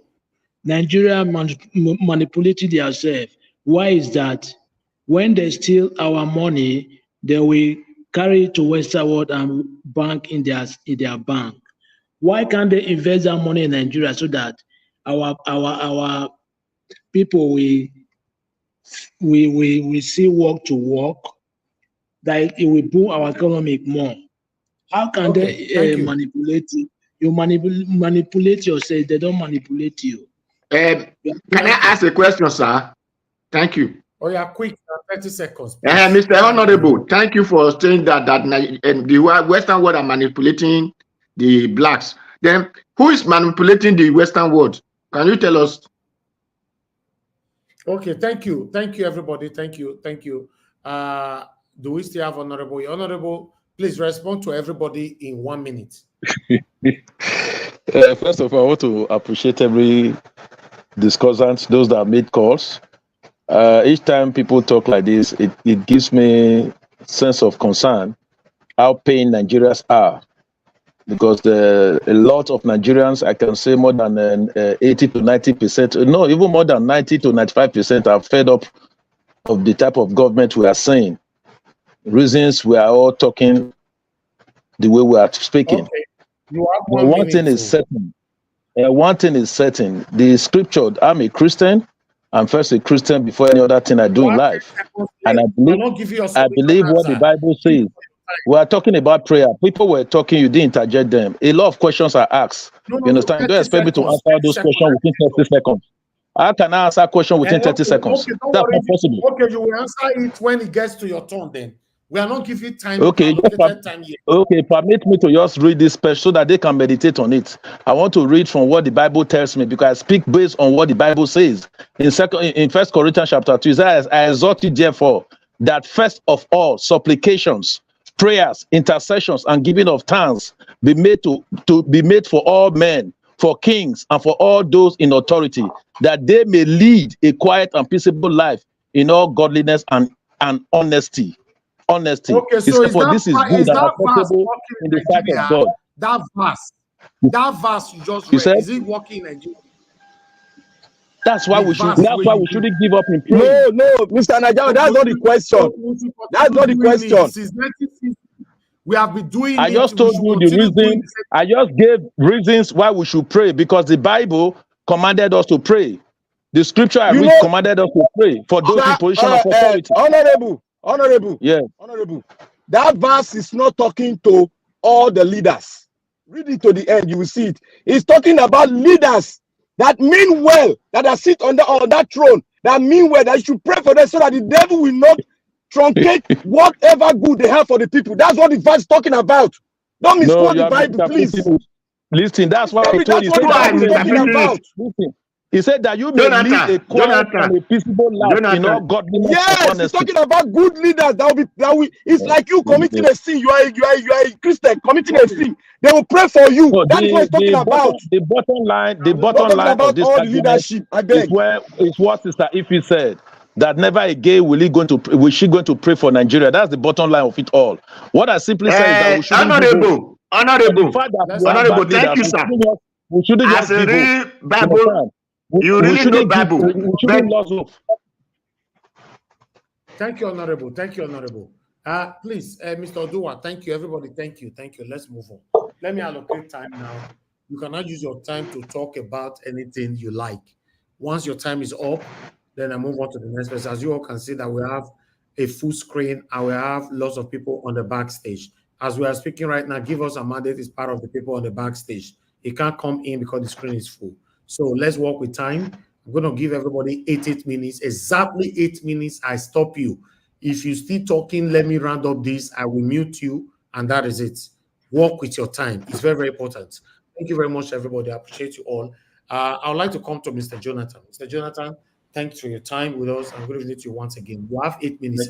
Please talk to us. Very much. Yeah, thank you very much, Mr. Elvis, and greetings to you. Greetings to all the panelists, all those on the comment section. I greet everyone. You're welcome. Madam Ife that started this. She's not even on the panel any longer. You know, she started all this, and that was that's interesting. You know, but I would just want to leave that for now, because it's one way of just taking us off taking our eyes off the ball. We want to be focused. The bottom line is this is one of the ways that Nigerians have been deceived, continue to be deceived. It's very easy to sell it. It's very cheap, especially to gullible, uneducated, unenlightening people. And they are in their millions in Nigeria. In their millions in Nigeria. Across from southwest to south to southeast to the core north. We have them there. So they sell this dummy to them, you know. So, but it's not working. You should just know that it's not working, and it's taking Nigeria nowhere. I just want to talk on this, the first video. I'm not because I don't know, because I didn't join the broadcast from the beginning. But the first video that I saw was that of a all gentleman. The video we played today is all about Yahaya Bello. Yeah, the first one, there was a video one Dr. Charles, the gentleman that you showed. Akwati, yes. We came to talk about Yahaya Bello as well. Yeah. Yahaya Bello as well. Yeah, okay. The man was talking. And, he used one or two words or statement that, we've used on this platform, but sometimes we kind of want to shy away from it. But this time around, I'm going to quote him so that it won't be me saying it. So I want to quote Dr. Charles. He said, Nigerians are idiots. He said, it's a nation of idiots. Quote Dr. Charles. I quote him. It's a nation of idiots, a nation of tribesmen. Yes. That's the truth. How will you call a man that came out, say, claiming to be performing sacrifice? Let somebody tell me that guy is not an idiot performing sacrifice on behalf of Yahaya Bello, so that Yahaya Bello will not be arrested when he has broken the law. He has stole his state dry, milk the state, the resources of the ordinary people. He pocketed it himself, to himself and his family alone. Let somebody come and tell me that guy is not an idiot, or that guy is not a moron. And guess what? Many like him across Nigeria like that. In fact, in their millions, young and old, male and female, from the southwest down to the south, to the southeast, to the north, we have them like that, idiots. That's who he is. A full grown-up man came out presenting himself that is performing sacrifice to prevent a man that has stolen the commonwealth of his state, to prevent that man from facing the law. How do you want to square that if it's not a moron? And those are the people that we have across Nigeria. And that is why the politicians are having a feed day, because of people like that. They will even call people to come out and protest on their behalf. They will muddle the waters. They will roughen the whole space so that people will not even be able to think straight. That's what these people do. So we are not, unfortunately, that is the state of Nigeria. Yes, somebody is speaking on your background. This story and everything is good on the program. Sorry about that. Whether we like it or not, that is the state of Nigeria. It might be difficult to swallow. Maybe you are a nationalist, but if you are a true nationalist, if you are a true nationalist and you are a true citizen, I mean true, to the effect of faith, true, you will not have problem with that. If you have problem with that, then there is problem. In fact, you yourself, you are a problem. You are part of the problem of Nigeria. We must come to this realization that these are the reasons why these politicians continue to fester, because of people and acts and behaviors like this. We've said it here before. EFCC is not ready to prosecute Yahaya Bello. It's not going to happen. In fact, that statement, I will resign, if Yahaya Bello is not prosecuted. That statement is empty and deceptive in itself. Very empty and deceptive. Say it loud and clear that you will resign if Yahaya Bello is not convicted. Prosecution is one thing, conviction is another. How many people have been prosecuted in Nigeria? Right now, Emefiele is being prosecuted. The point is that at the end of the day, will he be convicted? That is the thing there. Prosecution is one thing. Conviction, can you come out, Olukayode, and say it with your mouth and put it on record that I will resign if Yahaya Bello is not convicted? That's the key thing, because he has allegedly committed a crime. And this idea of arresting people without conclusive investigation is another deception. Where do you see that happening? In any normal society, we all know now, we have all agreed now, we are now on the same page that Nigeria is not a normal country. It's an abnormal space. Because if it is a normal country, you will not go and arrest somebody when you are not ready to arraign that individual in the court of law the next morning. If possible, that same day. You have not done any investigation. Just yesterday in the United States, in the state of Arizona, a grand jury came and indicted 20 individuals. When the investigation was going on, nobody knows about it. You may know here and there that something is going on. They have concluded. And all those people now, they have to show up. They must show up. Otherwise, they will be in contempt and they will go to jail. You must conclude your investigation ready. Mr. Jonathan. Yes. Can I interject you a little bit? Yes, please go ahead. Sorry. No, just 1 second. No. I just want to correct him. Correction. His time is over. I just want to correct him. Let me put it on. Please. Okay. I would love to hear what he wants to say, even if I will not attend. Okay, go ahead then. Use the time to say it. Go ahead. Can I say it? Yes, please go ahead, my brother. Yeah. Investigation concerning the governor of Kogi State have been concluded. They handed over him the file of the investigation. That was why he boldly said that this man has committed a crime. So it has been concluded. That is why it came out. No. I think the investigation is not. Mr. Jonathan, your time is up. You can't respond. I'm sorry. Thank you very much. Thank you, sir. God bless you, sir. Thank you. All right. Let me move on to the Black Panther. Is your time now? You have 8 minutes. Please go ahead. Talk to us. Okay, Nigeria, thank you very much. And I want to thank everybody that has spoken. I want to thank Mommy Diaspora. May God bless you. All other protocols observed. I want to say here, Honorable, I can do what you are doing. If I want to make myself, for them to be asking me questions, I can do what you are doing. We know what we call that.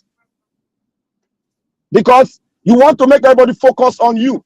That is why you have to turn the table and say what you're saying.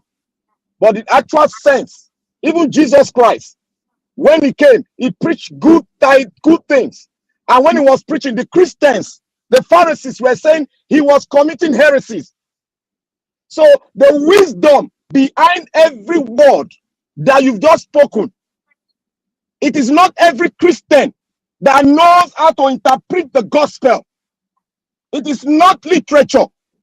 You need the infilling of the Holy Spirit to know it, what the word behind what God has spoken in that scripture.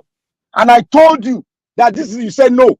That is what all the politicians are using. They have not named themselves God, interpreter of the gospel. That is what Agbado interpreted the gospel. He was referring to Peter Obi. That is all. Even the devil can speak about the gospel, but that does not make it true. But what the Bible was saying, he was talking about the leaders that are good, you and I, that are Christians, that we should pray for each other. Pray for the leaders that mean well for you. That was how I gave you an example. Was anybody praying for Pharaoh? Was anybody praying for Pharaoh among the Hebrew? None. So I want to push that aside. I want to say here, concerning EFCC, I am very upright on what that guy is doing. I can see it on his face despite all of that thing, even if you put a man that does not even like Nigeria, put him in EFCC, when you get there and the file are open, the atrocity, the criminality committed by Nigerians against their own country is absurd. Mr. Black Panther, I will also take 40 seconds of your time to respond. Okay. Okay. Can I continue? Yeah, please, sir. Go ahead. The criminality in what the leadership of Nigeria are committing against the state is mind-blowing. When a man will move $720,000 to pay ahead, and that statement ahead is a red flag. He's not paying for any school. He's siphoning money out of the government coffers. So we should understand him. He might not be up, he might not be totally 100% good as a person, which we know everyone is not perfect. But the way that man is determined from his word, that man is determined to sit them down, to put all of them down, because we cannot continue like this. That was why yesterday I said, is Nigeria a nation?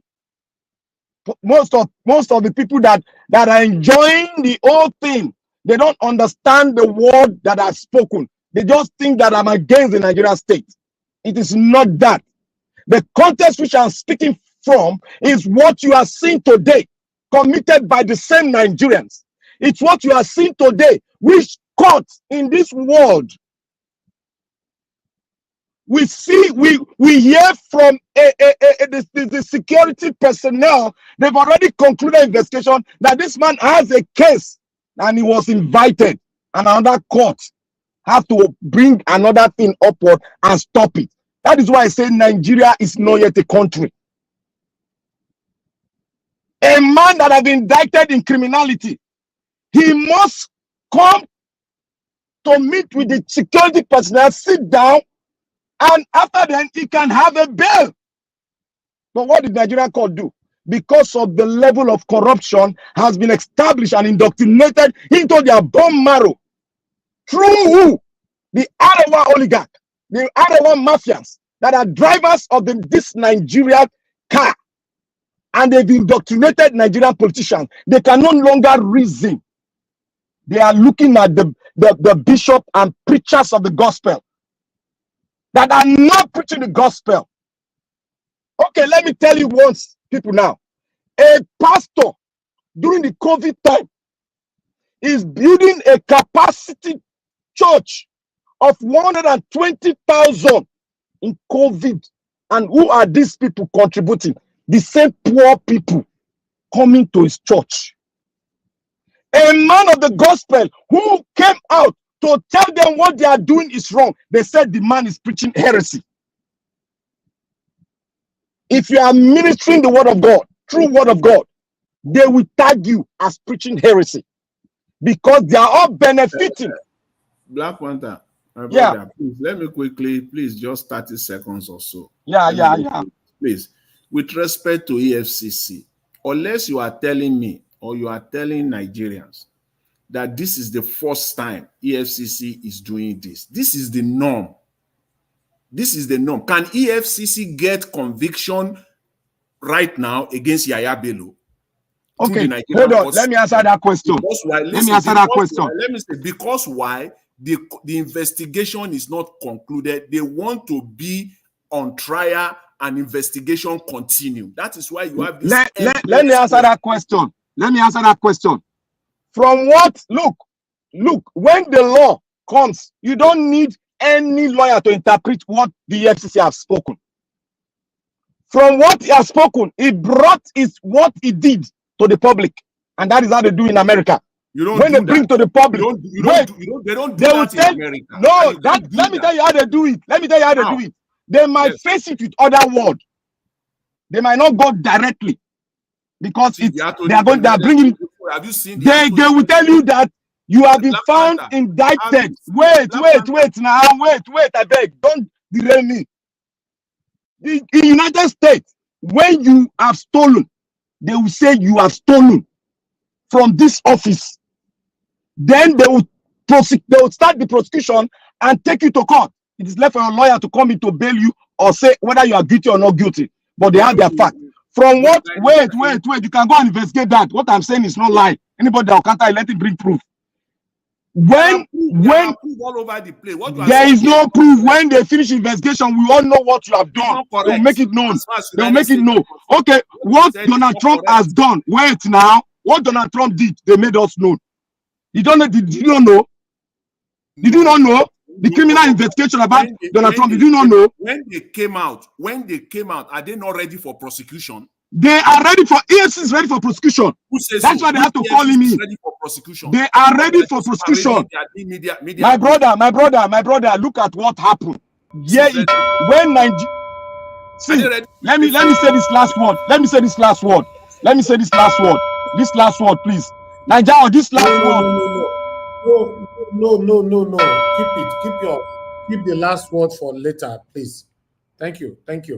Let me move on to the next person. I appreciate you. Ogatun, thank you, sir.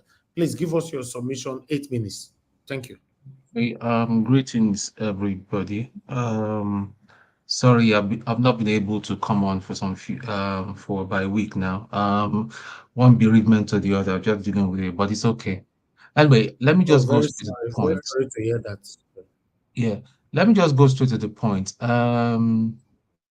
We shouldn't forget that even the present EFCC chairman, or whatever he calls himself, has got a case with the EFCC itself. So hence, when Tinubu came, he was all his sins, like Akpabio, was forgiven, and they made him the chairman of the FCC. We should not forget that, because it's like we suffer amnesia sometimes. We forget some certain things. The man himself is not clean. So how can a thief be pursuing other thieves? So if I'm a thief and that person, and I know all of us are in the game, and you start pursuing me, man, I'll be so emboldened. You can't come and arrest me. And that is what is just going on now. Because the Kogi State governor is a criminal. You can't put your hand in the state coffers to take out school fees for some personal thing and all that. It is simply theft. Simple. You don't even need too much degree to interpret that. It is theft. Now, for EFCC, I don't know how they operate. If you want to arrest somebody, before you go after somebody, you must have gotten very credible evidence that this guy has a case to answer. You don't need to do a media circus and be announcing, this person, we're about to go and arrest him. Or it's not. Where is it done? You go for him, early morning raid. You pick up the person and then ensure that he goes away. But it's not going to happen. Why is it not going to happen? Emefiele was arrested. Buhari is not mentioned, is not fingered, is not touched, and all that. Why is that done? Most of the thing Emefiele did was rubber stamp by Buhari, and nobody is talking about Buhari. And then yet the APC urchins that are flying about in various social media, people that put their name, that have their pseudonym, people that have honorable before their name, thinking that we're going to respect the honorable in their name, will come and start telling us lies. Whilst the man is being addressed now, he ran away, saying now he remembered now that he has another meeting that he has to attend. I know that he just ran away. He obviously ran away. He has gotten the message that you can't come to Nigeria Watch and come and dribble nonsense. He ran away, obviously. So this Yahaya Bello's case is dead on arrival. It is not happening. It is the same criminals. It is the same the same circus. They're just running about just to make as if that Tinubu is working, that he's fighting corruption. Tinubu himself is the godfather of corruption. How can Satan be persecuting the other little demons that are working under him? It is not possible. Satan cannot work against his kingdom. It is not possible. Tinubu is a master planner. See, I've always said it. I do not believe in democracy. Democracy is not good for us, even as Africans. Democracy has done more harm in Africa than good.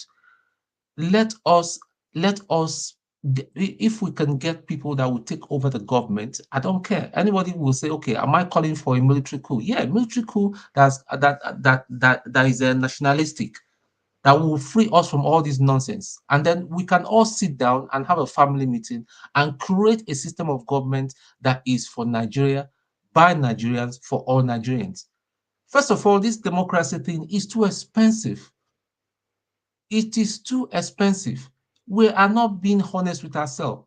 And like my sister said earlier, Ife and all that. Come, he is here. See, 8 years is already done and dusted, except something comes up and then there's a military intervention. That is the only solution to all these things. So if we talk, so 2 weeks ago, I spoke to Obi. I'm telling you, with all due respect to Peter Obi and all that, the guy never read you. I don't think even he has a clue of what is going on. I'm not saying he's a bad man, but the guy never ready. The guy is not ready. And yet someone will come and tell me you pray, as if all of us here are Ogun worshippers. We don't know God.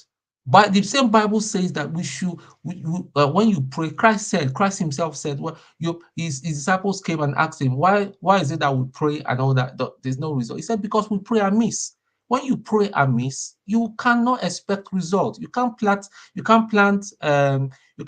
cassava and expect corn. It's not possible.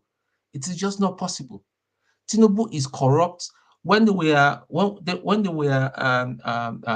doing all this Houdini with the Naira and all that, they were high-fiving themselves. You say, abusing all of us. You haters of APC. You see, the economy is going. God will put all of you to shape. No being they happen. 1008. God knows where is going to go, or this time next week. Is this not working? Can't people just understand? And especially for people that still support all this criminality, can't they just see? So I tire out. Thank you. I think I've used just less than 1 minute of my time, so somebody else can use 1 minute. Please, Elvis, put me in the background. I'll come back later. Elvis, can I use this 1 minute? Okay. Yeah, go on. Okay, yeah, go ahead. Please, okay. Please, Elvis. Tone, don't go. I want to ask something. Please, Tone, don't go, please. Please. I want to ask Tone something when I'm talking. Go ahead. 1 minute is counting already. Yeah, Elvis, what I'm trying to say is like this. The investigation on this man has been concluded. Nobody is saying that this man is a saint that is doing it. I know it's an antecedent. I know what he was called for. But what is right now is that we are seeing the truth before us. Let this man has spoken well. Let nobody say, oh, he said that he was trying to come and arrest. He said he did not tell the people that he's going to arrest him. They invited him. You can either invite him privately or you give a public notice of invitation. Simple. That is how they work. Okay, and when somebody will say, he's not done like that in America, I keep on wondering why we are talking like that. Okay, please, let me use 30 seconds. Let me use 30 seconds to respond. Please, see, you see, let's just use the word standard as we know it. In United States, when the FBI went to Mar-a-Lago, did the FBI send an invitation to Trump that they are coming? They went to a court, obtained warrants from the judge, and they showed up at Mar-a-Lago and started ransacking the whole place. That's what they did. A warrant is different from when they are inviting you. No, there is no need. That is why it is not working in Nigeria. You don't call. You will not tell a criminal of that. No, you don't say a warrant out. You say a warrant. You don't say a warrant out, but you say invitation out. Thank you. You can't ask question answered. No, it's too late. What question do you want to ask? Do you want to give your submission now? It's not your turn yet. Okay, go ahead. Ask him. Go ahead. But he cannot answer you. His minutes is I'm listening. I'm listening in the background. When I want to give my submission, I ask him. Please, no problem. I have to go out. I have to go out now. That's why I'm coming back later. That's why I asked Elvis what I wanted to say, what I wanted to ask is this. Mr. Tone, as a former military officer, I want to know the difference between those that we are giving postmortem award. The time the people killed this thing died in Oklahoma. And those that died in Niger You're now, already what's using the your difference? time. You are using your time. I think that would be better. You are using your time. I'll stop you at Okay. 7 minutes. The Go ahead. simplest No answer I cheating. can give to you without going into too much details is the military is not the same as when I was there and what it is now. Just as simple as that. Okay. That's not what I answered. What's the difference between those military that died in Niger, that this thing killed in Niger 3 days ago, last week, and those that were killed in Oklahoma? Why those that were killed in Niger were not given posthumous award, and why I don't know. this I'm will not give it? chief of army staff. I do not know. That's why I'm saying I Okay. don't want to go into more details. I do not know.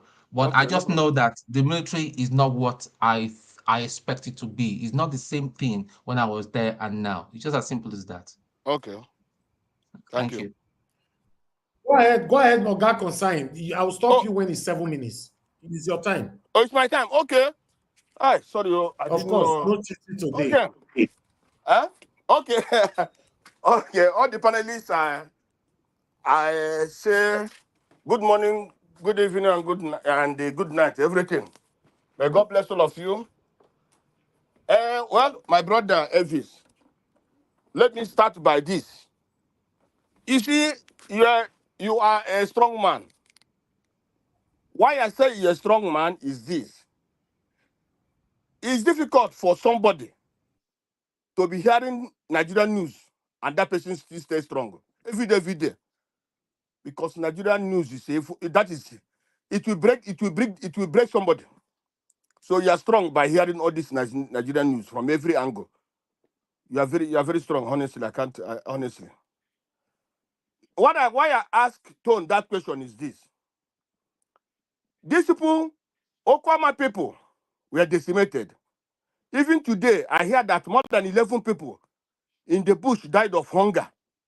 Hunger, because they were still in the bush, and more. They are still looking for more. What a country! But now, and the day this in Okwama people, they say the soldiers were killed. Arise News. I was watching Arise News. I hear Abati. Hey, why did the army military men we are killed? Hey, this is about gallant men. This, that. He was promoted. He said anything about the military. But in Niger State, those people in Niger, those terrorists in Niger State, kill also the same military. But Abati didn't say anything. So our certain people were evil to ourselves. We are very devilish. You promoting, you said that these people, that's why I ask, these people that died in Niger State, and this is not the same military? Is it not, why that place in Niger State, why they didn't go and they demolish that place, demolish the houses and kill people there? Why they didn't occupy that place? We in the South were evil. Many Southern people were calling for, hey, decimate them, do this, and now many people have died there. Many people have died there. Today everybody silent. Everybody silent. That's why that man said we continue to pray. We continue to pray when we have 2 or 3 laws in Nigeria. Law for this kind of people. It's unfortunate. Nigeria. Well, when you talk now, those in the comment section say, hey, you don't love Nigeria. I don't love Nigeria, but I come here to talk every day about Nigeria. I don't love Nigeria, but those that are eating money, stealing money, somebody steal more than but even this man they're looking for, this Bello, nobody would arrest Bello. Who are you going to? Are you arresting Bello? Have you arrested Ganduje? Have you arrested the Senate president? If you want to arrest Ganduje, arrest the Senate president. Arrest the one who the video they saw. Let me tell you, what the government want to do is this. They see that Yahaya Bello has stolen money. He's always interested in being the president, so they want to bring him down. That's only what they want to do. What they did to Oju Sokalo. That's what they don't want to arrest. They cannot do anything to him. They just want to clip his wings so that he cannot make noise anymore. Because they know that he was the only one who did not step down for Tinubu. So the only want to do is just to clip his wings. That's only what they're trying to do. If anybody is thinking about they're going to bring him and nothing will happen. The justice system is 0. Are they trying to arrest you? What are you arresting? The day is 8 we are taking out. Why can't the government say, the police or the chief police say, bring those 8 arrest Bello? Nobody's want to arrest him just to deceive us, because we have become stupid. That's why they think we are stupid. But only time will tell whether the people are stupid or whether the people are not stupid. It's only time, not to these all these things they're doing, that just deceiving themselves. The country with the way it is. I used to say it. If this is Kogi, the country of Kogi, I don't think the people of Kogi will can come to support that man. I don't think, because this is Nigerian money. The government now is this. Go there, collect what you can collect. Finish. If anybody is talking and thinking about you get a good justice in Nigeria or the country move forward or good, that person is wasting his time. Because in the present this thing we are now, people who stole money 60 years ago, 40 years ago, 30, nobody arrested them. So why do you think that some people who steal now will be arrested? This government is about go and grab what you can grab. If you take what you can take, fine. If you don't take, it's your own problem. That's why they have pushed some region away. That's why they have pushed some tribe away. Only 1 or 2 tribes go there and collect what you want to collect. That's all. Nobody will, you can't go to court. You can't go to, nobody will try you. Nothing. No money will brought back. They have some what they call it. Some people who they think that they are the what do you call it? The prince of Nigeria, what they are Nigeria, or the royal people of Nigeria, or what Nigeria, the ruling class of Nigeria. That's the only one who can go there now, get what you want, and they leave. If you don't want to get what you want, if you don't want to get, it's your own problem. But it's finished. Oh. Yes, your time is over. Thank you. Let me Thank you, give sir. me 1 minute. Oh. No, we'll not they give 1 minute, sir. I'm sorry. You know, That I time I can't was change. asking that question. Now that one is No, that question was sir. different We now. can't change the rules because of you. Please. Okay, You no don't use problem. your time. Ask question. Thank you, sir. No problem. You know, let me pick this call. Thank you very much, Madam Origin, for calling in. Good evening to you, ma'am. Oh, Madam Origin. Hello, everyone. Thank you, ma'am. Good evening to you. Hello, Please talk to us. Thank you. 3 minutes, ma'am. 3 minutes. Everyone. Thank you. 3 minutes. Okay, Mr. Niger was straight to the point, but I also failed to speak. Mama Diaspora, thank you, ma'am, for being here with us again today. I greet the panelists. I greet Mr. Niger Watch. Oga Concern, thank you so much for your time. And I want to answer on behalf of Mr. Niger Watch. I agree with you. He's a strong man. I agree with you that, you know, I don't know where he gets his energy, but I believe this is my own thought why I think he is here every day is because he understood, you know, the craziness, what is going on in Nigeria. He understood that we are dealing with a situation. He understood that the governance of Nigeria is not a government, but a criminal organization, a gathering of psychopaths and megalomaniacs, criminals and thieves. Like you said, how on earth? There are three looting going on simultaneously as you're speaking. 3. Thank God Mr. Jonathan is here.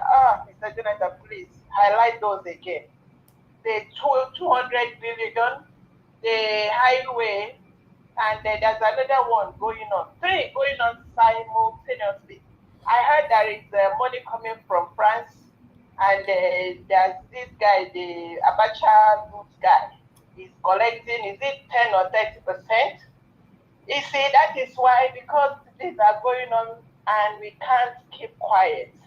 We have to be that voice, the voice for the people, to educate our people, to let them know that something is wrong, and I think it's a civil duty. He takes it as a civil duty. I think that is why he's here every day, and I continue to pray for you, everyone, Mr. Niger Watch, the panelists.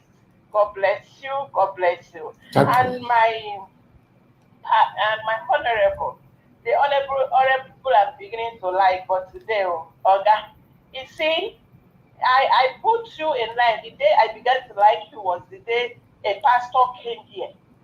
And I heard when you say the prayer of the saints. The saints, I'm asking you, is it like the pastor that spoke with you that day, that was harassing all of us, and doesn't even know his left from his right as a pastor? I raised it there, Mr. Najawach. I know you just ring the bell for me. 3 minutes. Bye. Thank you, man. Thank you. Okay, let me come back to the panel. I appreciate every one of you, my people. We have lots of traffic. Madam Ife is on the backstage right now.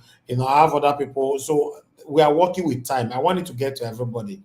It's not a normal, usual day where we talk and interject and all that. Please, let's understand that.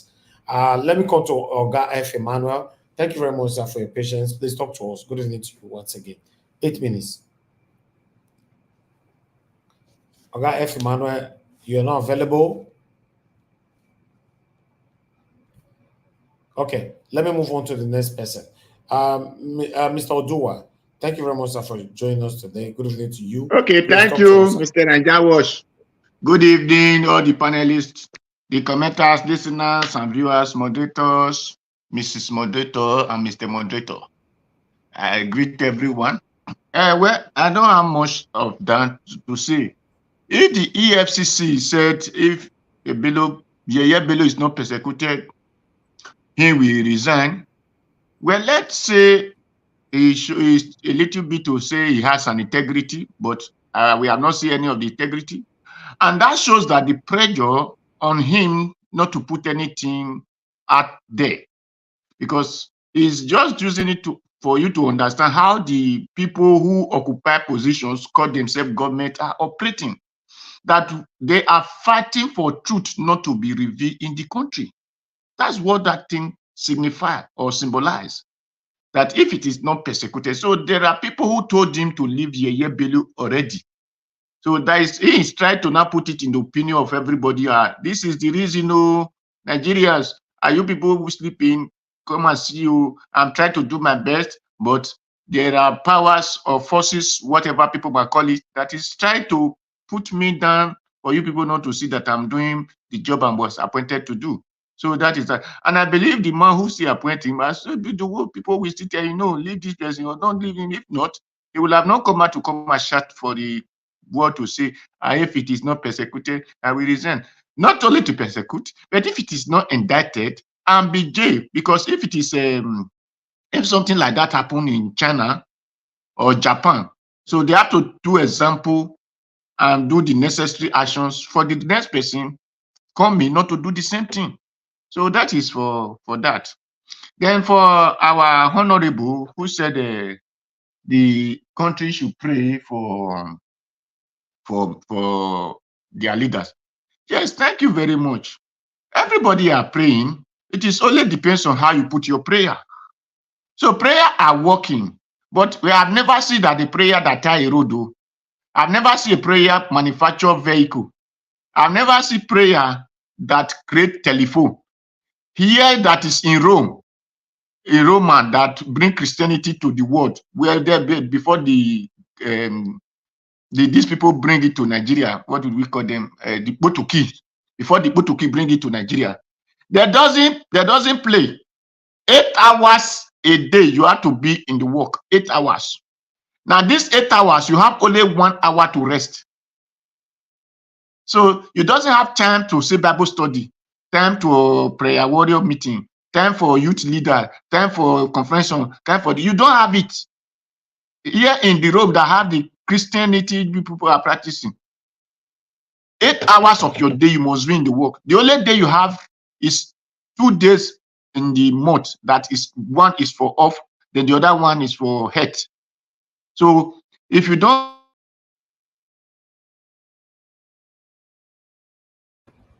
Okay, Mr. Oduwa, we lost you there. We can't hear you anymore. We lost you. You can't hear me? Hello. Hello. Now we can hear you. Go ahead. Okay. I said the reason that Nigerian is backward, the Rome that brought Christianity, they are working 8 hours every day, 8 hours. You only have 1 hour to rest, and that makes it 9 hours.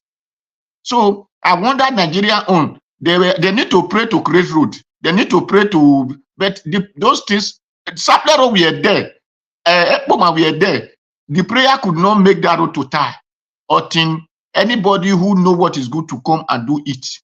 So I wonder the kind of prayer they want us to pray. So Nigeria should pray for their leader to go to sleep, never to wake from that sleep. So I believe that is only the prayer they will have. Thank you. All right, Mr. Oduwa, God bless you, sir. Thank you very much for your submission, and thank you for making it snappy as well. Okay, I would like us to quickly, the next person now is give us a mandate. Give us a mandate if you are there. Good evening to you. Please talk to us. You have 8 minutes. Okay, you are not there. I'll just move on. Let me bring in Mr. Chris. Mr. Oduwa, I'll put you on the backstage for now so that Mr. Chris can come in quickly. Mr. Chris, please talk to us. Good evening to you, sir. You have 8 minutes. Okay. Good evening, everybody. All protocols duly observed. Yeah, I just want to pick it from where I stopped earlier. Mr. Njawo, thank you for the opportunity to contribute. Everybody on the panel, everybody listening to us all over the world. Yeah, like I said, I would like to pick it up from where I stopped. And I fully support Madam Ife for her submission. You know, it's high time we begin to say these things the way they are. It's not difficult to know when the politicians, when they speak, but I'll be coming to that later. And before I get to that, I just want to let everybody know that, in my opinion, what the EFCC is doing is a charade. And I expect Black Panther to know better.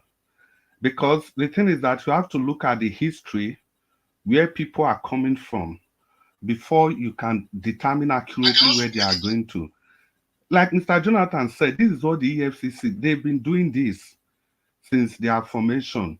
It's all brouhaha, run up and down, do this media trial, and at the end of the day, you not get justice, you not get what they are supposed to do. We all know it's all politically charged, because we know the role Yahaya Bello played during the APC primaries. He challenged Tinubu, he mocked him, he laughed at him. It's not the same EFCC that they used in roping down Oronsaye because he was the secretary of the civil service of the Federation. Of course, he's not from a section of the country. He was from Edo State. They roped him. They said he stole. The same Oronsaye that they are now relying on his report. It is that same report, part of the reason they used in roping him out of government. It will take him how many years before he was able to free himself, before he got judgment. And at the end of the day, he was free. There was nothing linked to him. And still, it is that same report that this APC government is using to trim down the expenses of the government. That is how devilish the EFCC can be. So not until I can see positively that they have changed their trajectory, I cannot be clapping for them just because of what they are doing with Yahaya Bello now.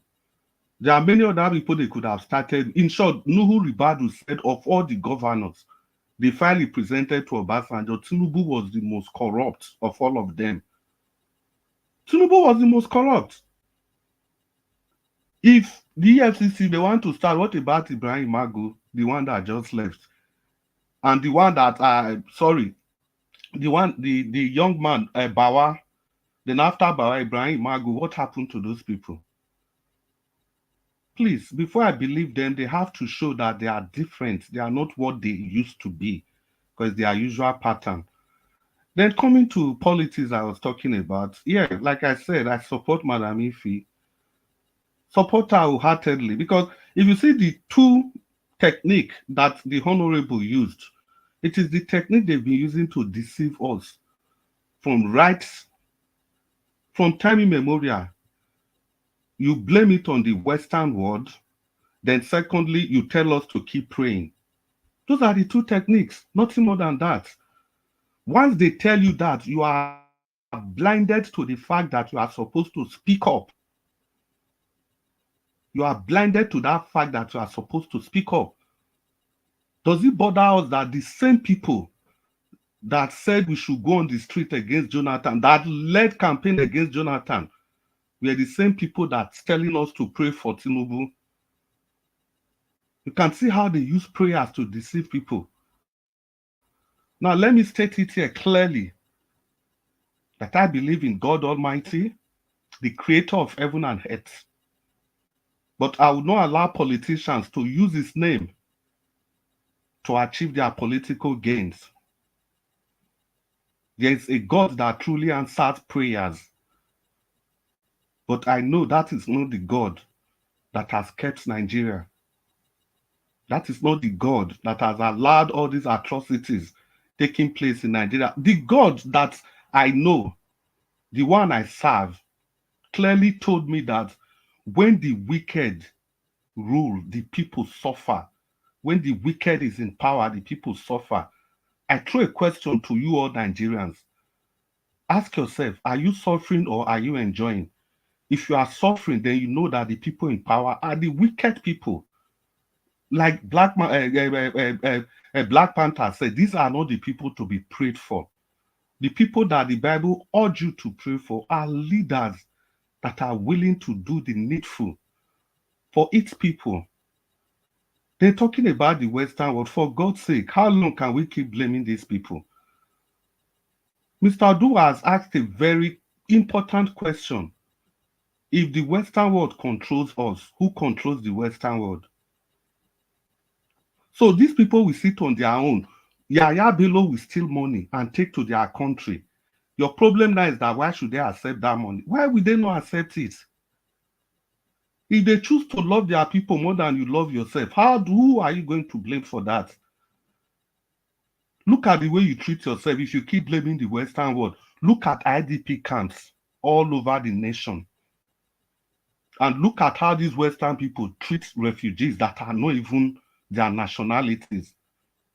Look at the way you treat yourself and look at the way they treat foreigners. Then you tell the difference. And let me also use this opportunity to talk about air peace again. You know, a lot of us were saying this Western world, they don't want air peace to succeed. Did you expect them to fold their hands? It is the responsibility of your government to support air peace in any way he can, the government can. We keep talking about whether they reduce the cost of the flight, blah, blah, blah, blah, blah. Have you asked yourself, how come it is cheaper to travel from Amsterdam in the Netherlands to Dublin, Ireland, than to travel from just Benin to Abuja, Benin to Lagos? Just 40 minutes flights. How much is it compared to traveling within Europe? Can you not see that we are the problem of ourselves? If an airline like Air Peace that is contributing, that has changed everything for the government of Nigeria, if an airline like that is facing serious attack from the Western world, it's not for we to be blaming the Western world.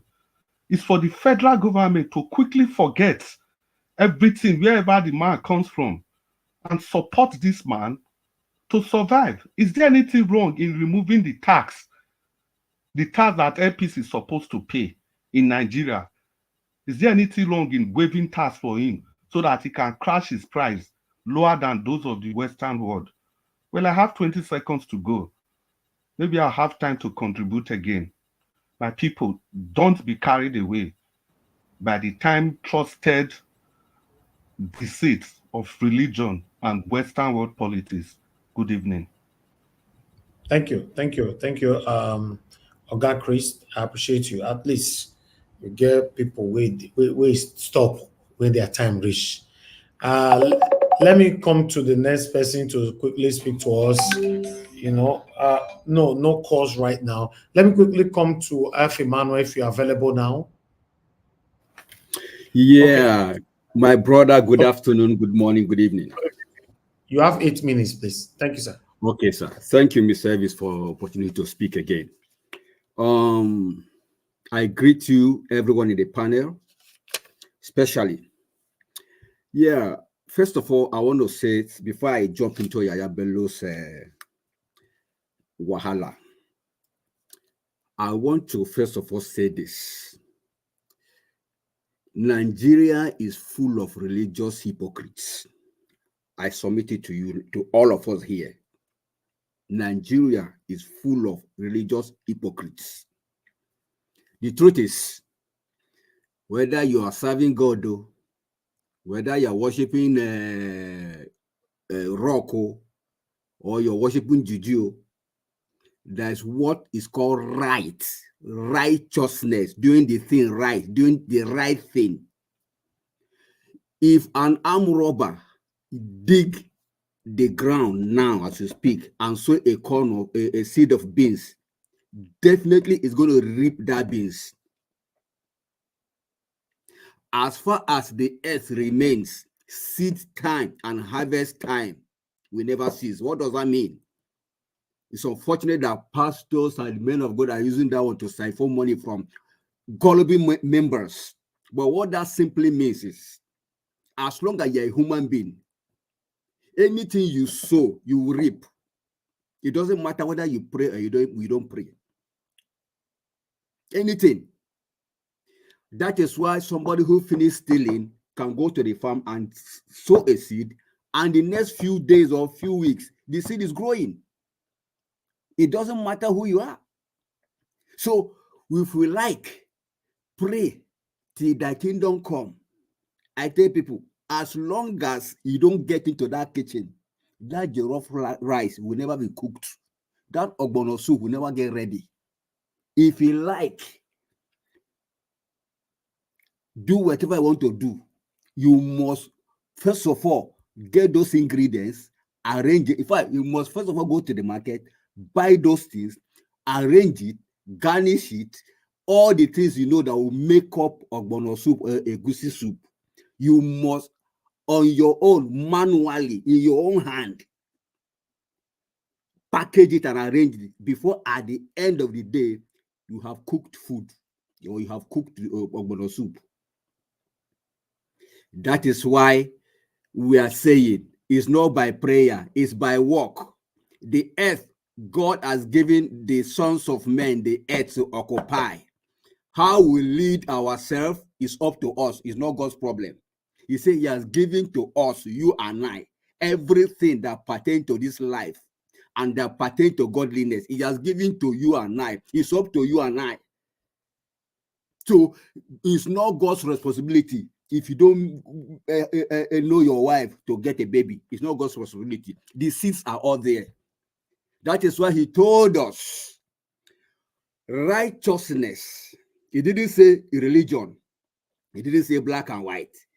He said righteousness, meaning that doing the right thing exalts, bring about a nation, exalt, elevate a nation.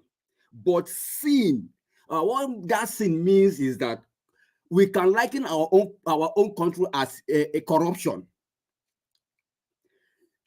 The reproach, say sin is a big reproach to any people. He didn't say white, black and white. He said to any people. So our reproach now, as per Nigerian case, is corruption. So Nigeria has been facing this reproach since 19 Credim. Up to today, we are still facing that reproach. As long as that reproach is there, we cannot be exalted. Why? Because we are not doing the right thing. So as long as we are doing the wrong thing, if you like, pray to tomorrow. Okay, prayer is not a bad thing. Know that. Praying to God is not a bad thing at all. But you can't pray in one hand after you have prayed. Then you now go and do negative thing. Different from what you pray for. How can you get results? It's not possible. We are praying. Yahaya is looting. We are praying. Danjude is stocking dollar in his pocket. We are praying. Bobrisky is changing from a man to woman. We are praying. Things are going AY. We are still praying. Really? What a shame. Keep praying. Churches are being built. They are busy building mighty churches. They are busy buying private jet. Yet we are praying, and people are dying. Those who are oil theft is still going on. Yet we are praying. Yeah. Well, as long as I'm concerned, prayer will not bring out anything, will not bring us out of this quagmire until we amend our ways. If my people who are called by my name can humble themselves and pray, not just pray, then depart and turn away from their wicked ways, wicked looting, wicked corruption. When you turn away, say he will hear from heaven. Then what? And heal their land. Their land. That is to say, we have to turn away from looting. We have to keep to the status of our law. We have to obey the law. Then healing will come. If you like pray to tomorrow and you didn't turn away, you're still doing what you're doing, how can healing come? So we are the ones that have intentionally and refuse to stop what you are doing, and we expect a different result. That is insanity, my brothers. It's unfortunate we find ourselves where we are. And for Nigerians, I'm advising you people, please, it's time we hold ourselves, we hold our leaders, we hold our government to accountability. What do I mean by that? We need staying power. We need resilience. Let's stay to the cause, because I see that Nigeria is a country of move on country. Every little thing will move on. We keep moving on, and we are not seeing things change. If you are holding a accountable, stay there until you see everything resolved. Thank you. I will talk again, my brother. Thank you, sir. Thank you very much. God bless you, sir. Thank you. All right. We don't know if Give Us a Mandate is ready, you know. Okay, let me bring you to the studio. If you are ready, give us a mandate. I'll give you another try again, because we have other people here that give us a mandate. Are you there? Can you hear me, sir? Okay, we can hear you now. Thank you. Good evening Mr. Elvis, no verse for me. No verse. Now the network, the dance makaba dance. The network is dancing makaba dance. Still busy, small, not be small. Now make me and the APC guys, they are also out for me, like they are out for my brother, Mr. Alice. Okay. It remains 5 minutes for your minutes, eh? But there's no how they can try. We pass them. I know you are only trying to be funny, but I'll come to you later. Thank you very much. I greet you. All the old soldiers that we have seen for a very long time, you guys are welcome back. We greet on our mommy diaspora. You see, they say Iyenugiabi. Mr. Evans, correct me. I speak well. Iyenugia, right? Okay, whichever one. Yeah, yes. Thank you. I mean, they say if soap don't take for sponge body, the sponge will become soup. I don't take for the people body. So, like as we have said, Mr. Emmanuel, I greet you. I better remember my kunu. I greet you. My brother, so now, I hail you. Before I speak on Yabelo, 2 Corinthians chapter 2, I think around verse 7 thereabout, or 11 said, lest the devil take advantage of us, for we are not ignorant of his devices. Mr. Elvis, you said the Nigerian politicians, they are satanic, they are devils. They have a big devil and a big Satan. Now, they tell you to pray for their leaders, right? The leaders are looting, and they tell you, they can do wrong, but pray for them. We are not ignorant of their devices. Nigerians, don't allow these devils and satanic human beings take advantage of you, because we are not ignorant of their devices. They are looting right, left, and center, and they are saying, oh, God commend men to pray for their leaders. Hey, wicked men, satanic agents everywhere. And what comes before their name is honorable, excellency, my leader, my honorable, my excellency. People that are lack of honor, they lack honor, they lack excellence, they lack leadership. They lack what? Leadership. I had an encounter with two young Americans. one last week and that one today. And as we get talking, I told them, millennials in between boomers and the millennials, Gen Zs, whatever you can call them, that we are born in America should be grateful for America because this country is blessed. Every day I wake up in this country and I see how God has blessed this country, I cannot stop but pray for the country. Who are the people that make this country become what it becomes? The Americans. Some few days ago, Mr. Alex talked about Abraham Lincoln.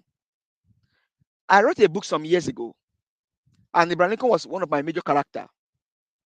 Abraham Lincoln failed over like 10 times.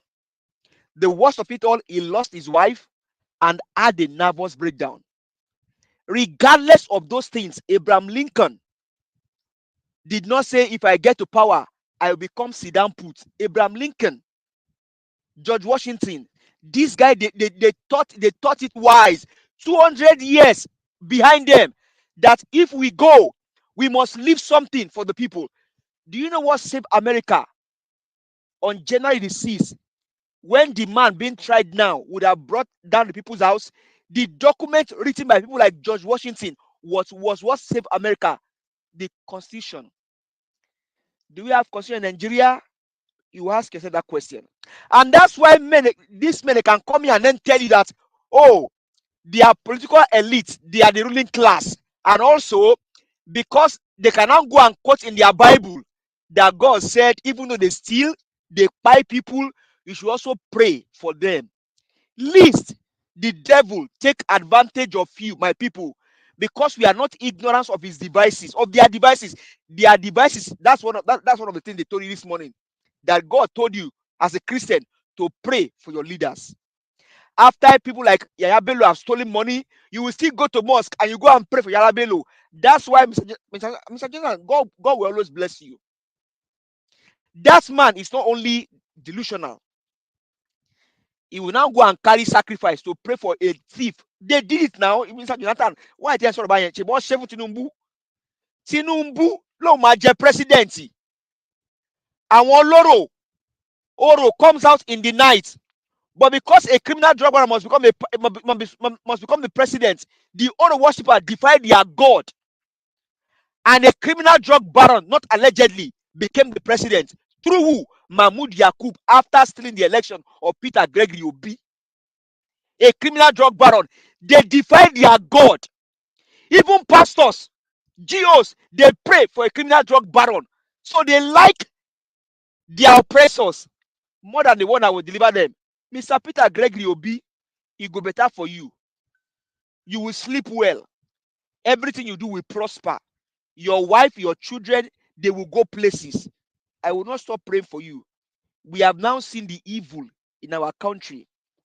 And the honorables are patrolling everywhere now. And they are telling Nigerians. And Nigerians, waiting God tell you, say, make you pray for your leader. Nigerians, are you delusional? Are you serious? List the devil, list the satanic agent, take advantage of you, for we are not ignorant of their devices. That's one of their devices. Pray for your leaders. The man that sits in power today should be, he himself should be in jail. Nuri Badu had his case file. Nuri Badu had the case file of Tinubu. He had it. What did Nuru do with it? He played politics with it. Now today, Nuri Badu is prostrating for a criminal drug baron. He's prostrating. Some few days ago, Nuri Badu told you that the reason why crime in Nigeria has gone down is because they now sell AK-47 for $1 million, or 1 million naira. Mr. Jonathan gave us that. He just gave a outstanding analysis. Nuri Badu was to put Bola Ahmed Tinubu behind bars, but he played politics with his file. Today, they are all prostrating. The issue of Olukayode is a pastor in Redeem. But my question to him is, a pastor became the bulldog of a criminal drug baron. You are saying until if you don't put Abelo in prison, you are going to resign. Hey, Ogbeni, it is too late for you, sir. If you don't resign since yesterday, you are on overtime. because you are shameless.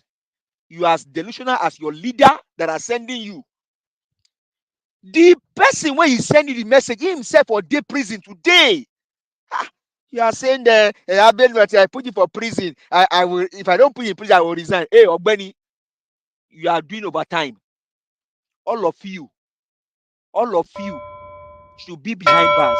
Nigerians, take your country back. Thank you, sir. I yield the floor. All right, thank you. Give us our mandate. Thanks for your submission. Let me quickly move on to the next person. We have Honorable Sam Movo on the backstage, so I need to bring him in before I get to others because he's been here with us since. So let me. I'm not sure the person that I need to put on the backstage right now. Okay, let me pull Mr. Odua back on the backstage. Honorable Sam. Put F. Emmanuel backstage. Okay, thanks. Oh, where's the noise coming from? Mr. Sam, there's so much noise on your background, sir. Please. No. All right, thank you. Thank you very much, my people. Mr. Sam, please talk to us. You have 8 minutes. Good evening to you once again. First of all, I want to say my sincere apology for exiting for a while. I had another online meeting, which I presided over. I just have to hand over the meeting to somebody else to enable me join this discussion now. I was trying to listen to the last speaker to know where we are now, so that I will not be talking out of point. So I don't know if we are talking about the EFCC case with Yahaya Bello. Is that where we are now? I'm trying to, so that I don't speak outside what is being discussed. Mr. Najawash, please, may I be put? Hello, can somebody hear me? Honorable, I think I can hear you. You can go ahead now. So, yeah, I just saying, I was trying to know what we just discussed now. I don't want to be discussing out of point. I want to be brief with what. You don't need to follow what we are discussing. You can discuss whatever you want to discuss. You can switch if you want to switch. If you want to follow the continuity, that's also fine. We are talking about Yahaya Bello. Anyway, let me just say it on Yahaya Bello, because to some extent, I just wonder. Somebody was talking. He said it's not about prosecution or prosecuting somebody. It's about convicting the person, convicting him. The Nigerian justice system is so porous that sometimes where EFCC is pursuing somebody, if you look deep into it, you find out that some of their pursuit is politically motivated. It's politically motivated. There's a reason. If you go deep into it, you begin to ask questions, why Yahaya Bello this time? Why? I'm not saying whatever he has been alleged, if the FCC is so true, if they are truthful with themselves, they should come out with fast and go and do it diligently. You understand? Not after making noise with it, after making a lot of noise, before you know it, it's not romancing with the power that be, making fool of Nigerians. Those are the areas I don't like. In an advanced country, while other countries are moving, if you commit any crime against against humanity, against the government, if there are evidence to it, you go to jail. But here in Nigeria, they talk and talk and talk, and before you know it, the same person will start romancing with the government of the day. So sometimes I don't want, if I even see news on headlines, sometimes I'm discouraged to even read it, because most often than not, we know the outcome, how it's going to be. Maybe the day you'll be surprised, the day the so-called Yahaya Bello, the day it will be caught or whatever, the next thing you will see, he will come to the court, he will come to the courtroom with wheelchair or with bandages all over his body. Before you know it, cases will be adjourned. They will give him conditions. At the time he's meeting the condition, before you know it, they water the case. That has made the case in Nigeria. So, like I keep saying, the problem with Nigerian system is still the judicial system. Not until the judicial system is fully, they are autonomous and act as if they are really autonomous, being able to dispense justice without interference of the political class. Nigeria will never change. Because no matter how good you think you are, even if you are the president of Nigeria today, you want to persecute those that are corrupt, you cannot just sentence them to jail by your statement, by policy statement, by presidential order. They have to still pass through the judicial system. You and I know that the judicial system is nothing, is somehow in Nigeria. So I just hope one day they will get it right. Then the another issue I want to speak on is this issue of my candidates.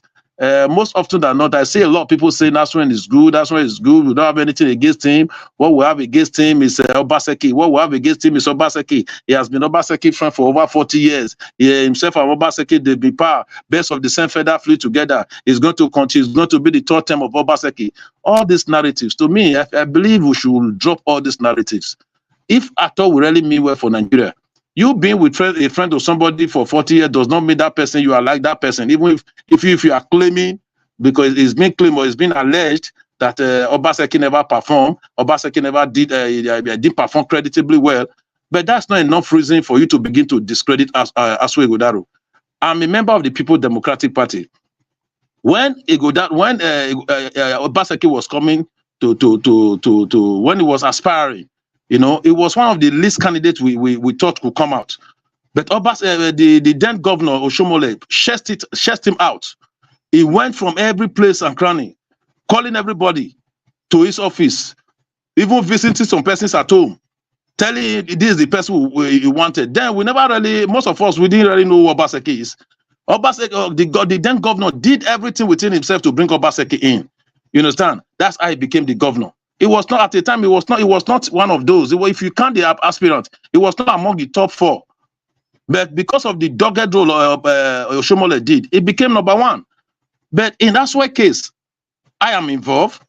We've never really seen Aswe coming out. Yes, I cannot deny the fact that Aswe contributed to his emergence, but it never came out the way Oshomole came out to really project him before the people. Aswe moved around on his own. He came to my ward. He came to my local government soliciting for votes. You know, I was a delegate in that election. To be frank, that delegate election was one of the freest, one of the best we've ever seen, whereby the 3 persons adult delegates that elected them, the 3 delegates went to elect a national delegate, in which all of us were at the Samuel Bermuda Stadium to do to conduct the election. Yes, I may not deny the fact that to some extent some persons were influenced, but majority of us looked at credibility of this candidate. All the candidates that presented themselves in PDP, I'm talking about PDP, all the candidates that presented themselves, Aswe happens to be the best. You know, looking at this antecedent, looking at all these antecedents, both at the private public sectors, looking at his track record, you know, he came to us, talking to us, relating with us, you know. Are we able to interject him? Can we interject him? No, please just allow me my time. So to us, we saw him as the best. So I mean, political distance, let's shed light on the individuality of Barrister Asue Ighodaro. You understand? Barrister Asue Ighodaro stands as a beacon of unique leadership qualities. Is distinct from Godwin Obaseki, because Godwin Obaseki is an individual. Whether you say he performed well or not, is that left for people posterity to judge. You understand? I'm not, like I keep saying, I'm not yet. He's ruling for 2nd tenure now. So whatever we are saying now, after a few months from now, is leaving office. Somebody else is coming up. You know. So let's not begin to use him because of what Obaseki has done, or you probably feel he has not performed well. For that reason, you begin to put it on Ighodaro. To me, I don't. It's not a good development. You know, let's look at the expertise or experience of Ighodaro vis-a-vis the vision and the future of Edo State. That's what we should be looking at. Let's emphasize Ighodaro's unparalleled strength. Let's look at his uniqueness. Let's look at his innovative ideas, unwavering commitment to driving the positive change in Edo State. Those are some of the things we should be looking at. Let's look at his capacity to offer a fresh perspective and renewed sense of hope for the Edo State progress and prosperity. Let's look at what he has told us he would do. Let's begin to look at it from that angle. You understand? As we navigate through the political landscape, let's recognize recognize and celebrate the diversity of ideas and leadership style, which is being presented by Asue Ighodaro. Let's not begin to everything you refer to Obaseki. Everything you refer to Obaseki is not the one contesting this election. I don't want to make mistakes. Let's not make mistakes. Let's take. All right. Thank you, Honorable. Your time is up. Thank you, sir. Thank you. We are respecting time today. Thank you very much for your submission. All right. But sorry, are we allowed to ask a question or not? No. You don't have that minutes. If I come back to you, please. But if I allow us to interject this man now. No, sir. Okay, no, sir. Go ahead. Thank you. Let me come to Malik. Abdul Malik, thank you very much for your patience. Please, I'd like you to talk to us, sir. Thank you. You have 8 minutes. We can't hear you. Abdul Malik, because we are working with time today, I can't wait for anybody to repair their network. And unfortunately, let me move on to the next person. Mr. Alex, please unmute yourself. Talk to us. Good evening to you, sir. Thank you. 8 Thank minutes. you. Thank you. Thank you, Mr. Najawash. My euphoric or bountiful salutation from my audience table here. I'm really grateful for the great work we are doing here. Greetings to those on the comment section and viewers worldwide, of course, enemies amongst us. Thank you for taking out time from your busy schedule to come and hear from us and report back to those who sent you. I want to thank you. For me, the Nigerian cinematography will just put you in a political ikiaga. Psychologically, if you are not careful, you'll be experiencing a dance macabre. So I just choose to be of a sound mind. I will never be carried away with electionary period euphoria. I will not forget so soon the lamentations, the weeping, the crying of human beings across Edo State.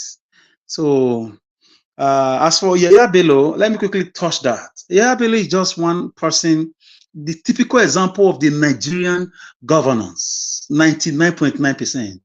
They're all the same.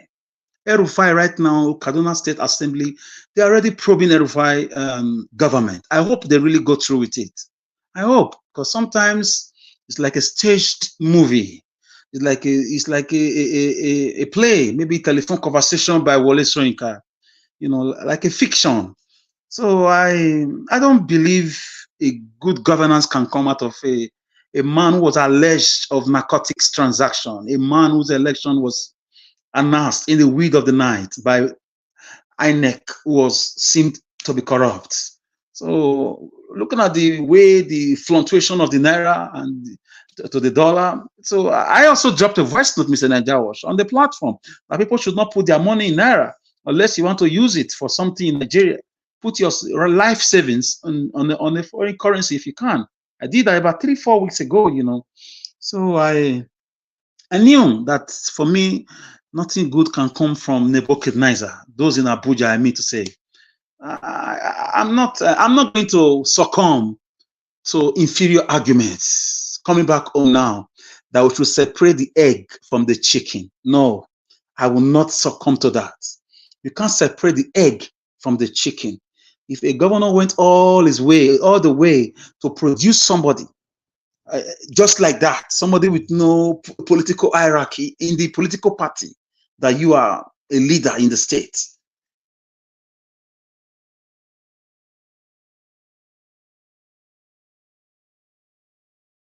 How do I expect good governance when you as a governor, you refuse to be accountable? You refuse to be, you are being dictatorial. You refuse to conduct local government elections. You refuse to protect your people. So you cannot just come and force somebody down my throat. I have my rights. I have my senses intact. I have my memory intact. If you were good, I will not be here saying all this. Probably I'll be campaigning for you like I did in 2020. You didn't pay anybody in 2020. We all came out. People spent their money. I gave you 20 votes. So I don't know you. I was not expecting anything. I thought that those states will be experiencing 24 hours electricity by now. I thought that those states will be having light rail system. Those states will be an example of greatness, of prosperity, to other states. So I just think we should stop fooling ourselves. We should stop lying to ourselves with degrees and gargantua nomenclature. Gone are those days when David took down Goliath, he knew nothing. He had nothing. He had no experience. He had nothing. And he did it because he was passionate about his people. He was passionate about his God, his belief. He knew he had the belief. So for me, I cannot believe aristos and aristocratic people can give the hoi pollois or the nusese of the Benin Kingdom or the Amino Kanu Kalatawas. They can give them succor. I mean, Obaseki was a technocrat. He was with Dangote for over 10 or 12 years or 15 years. At the end of the day, how is market? We see battle flood in a state we have a technocrat. Massive youth migration. Jakba, the headquarter of Jakba in Nigeria is Edo State. Go and verify. Because these evil those are brought in Obaseki, they ran away to UK with their family and because they couldn't access the education. They couldn't access the basic amenities of life. So what are you telling me? People that did don't must move forward, forward ever, they ran away to UK. They're in UK. How do you explain that paradoxical? It's a paradox. It's nonsensiating, nonsensical, and non sequitur. Come on, you don't need to tell a blind man it's raining. He knows it's raining. He knows it's raining. What song are you coming to sing for us again? So I will continue to stand, my God, because I'm not somebody who is looking for daily bread from politicians. So I'm not Bible. I have no price tag by the grace of God. But let's not lie to other people. If you were good, nobody's paying for Alex Oti to be advertised. People will be advertised. We have more than 1,000 TikTokers. We have more than 2,000 Facebook workers. Edo young people, they will advertise the good work you are doing. They will promote your work. What work are you showing us? Secretariat that we already know was half done. Thank you for doing it. But it's not enough. Thank you for paying salaries. It's not enough. Thank you for paying pension. It's not enough, equivalent to the monies allegedly borrowed. So I can't be fooled by boogaboo, political boogaboo that must be poo-pooed. Why are we all crying at those states? Those are very grateful people. Those are loving people. They will fight for you the way they fought for Oshomole in 2016 when he was bringing Obaseki. The way they fought for Obaseki in 2020 when he was fighting Godfathers. But why are they angry now with you? Why did you lose the presidential election when obedient movement came or Labour Party won in 2023 election? It's not a national revolution. It was because you lost. You lost in development. You lost in accountability. You lost in transparency. You lost in democratical practices. You lost in nearly everything, infrastructure like road and schools, biscuit roads everywhere. Let's not watch our dirty linens outside. But it's election time. We have to be honest to ourselves. We don't want another technocrats. We don't want people with PhD and people with intimidating, according to the surrogate, intimidating CV. We need people who have a heart for the people who love the people who have been stuck in traffic because of bad road, people whose parents grew up training them in marketplaces with leaking roofs, people who have experienced these things. We don't need people who left for 20 years, 40 years, they come back with Dangote CV, Chema of Okomu, Chema of this, Chema. No, we are tired of that. It didn't work for us. We are tired. We are just tired. We are fed up.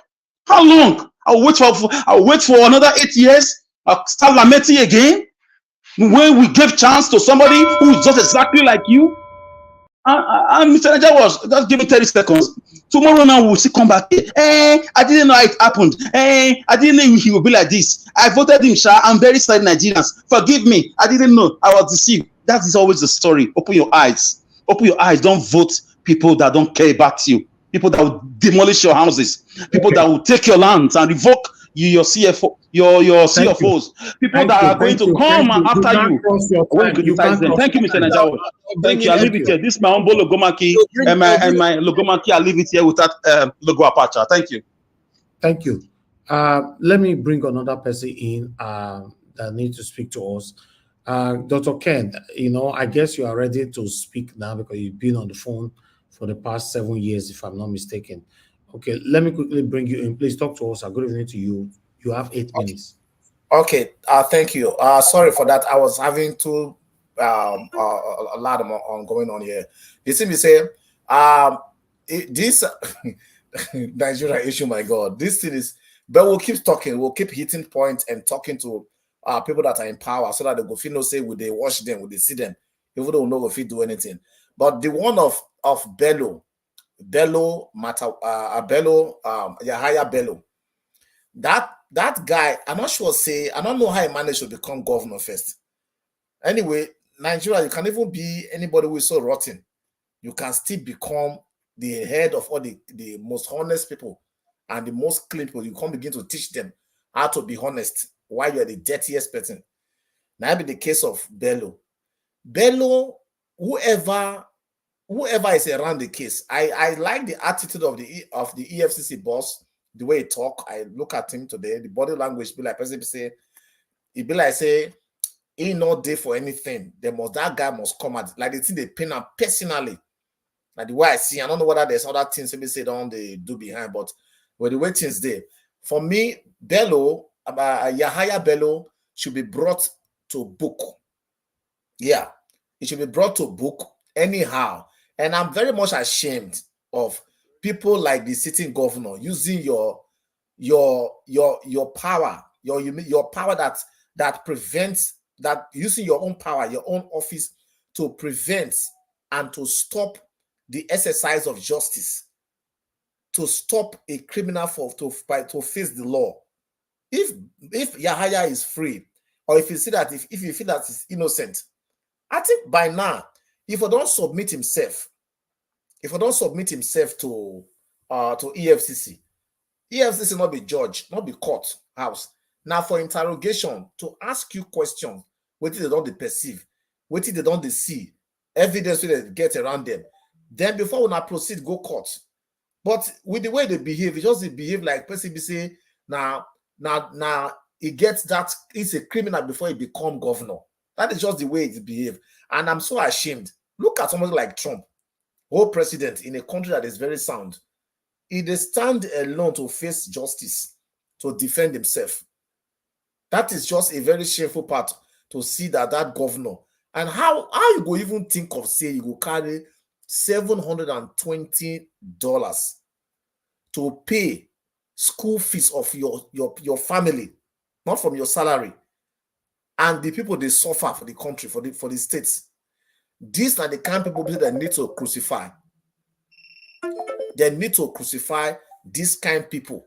If not for the former ancient Roman Empire, they need to be crucified. That is just the way I see that guy, and I felt so bad about it. But once again, there's nothing we can do much. This is a place, it's a democratic country. And today I was even looking at some things. I see this democracy itself. I try to split the word to see whether I will get many from piece of it. And I see say the first one start with demon. When you say demonstrate, as you demonstrate, things they spoil. They call it demon. They start with demon. I see again say democracy, demon crazy. You know, as look at some things, it be like say I was trying to get myself into a different realm of meaning and words. But above all, I feel like Yahaya Bello, that guy should be brought to books, number one. Should be brought to book, and then it should be used as an example. Currently, it's not in a good book of APC. Yes, because he's the only one that at the time say go step down for Tinubu, and also Tinubu mark that thing for ground. So this is a right time for that guy to face real justice, even though with different mind, but real justice to face it. And that is what I think should be done for that guy, honestly. And my prayer is that he, in any of the way trying to dance around, trying to bring in anybody, I hear that he's even trying to organize some kind of protest against EFCC or his arrest. But the thing is that why they not go arrest you? Are you still a governor? You still get immunity, they cover you? No. Why not you go and face the law yourself? Face it. If you do wrong, you go wrong. If you not do wrong, the law go do your side. If you don't do wrong, the law go they fight you and fight your conscience. That is what they make the law for. So you know how you feel when he be governor that time. When they see people that they drag, they come everywhere. This is how it is right now.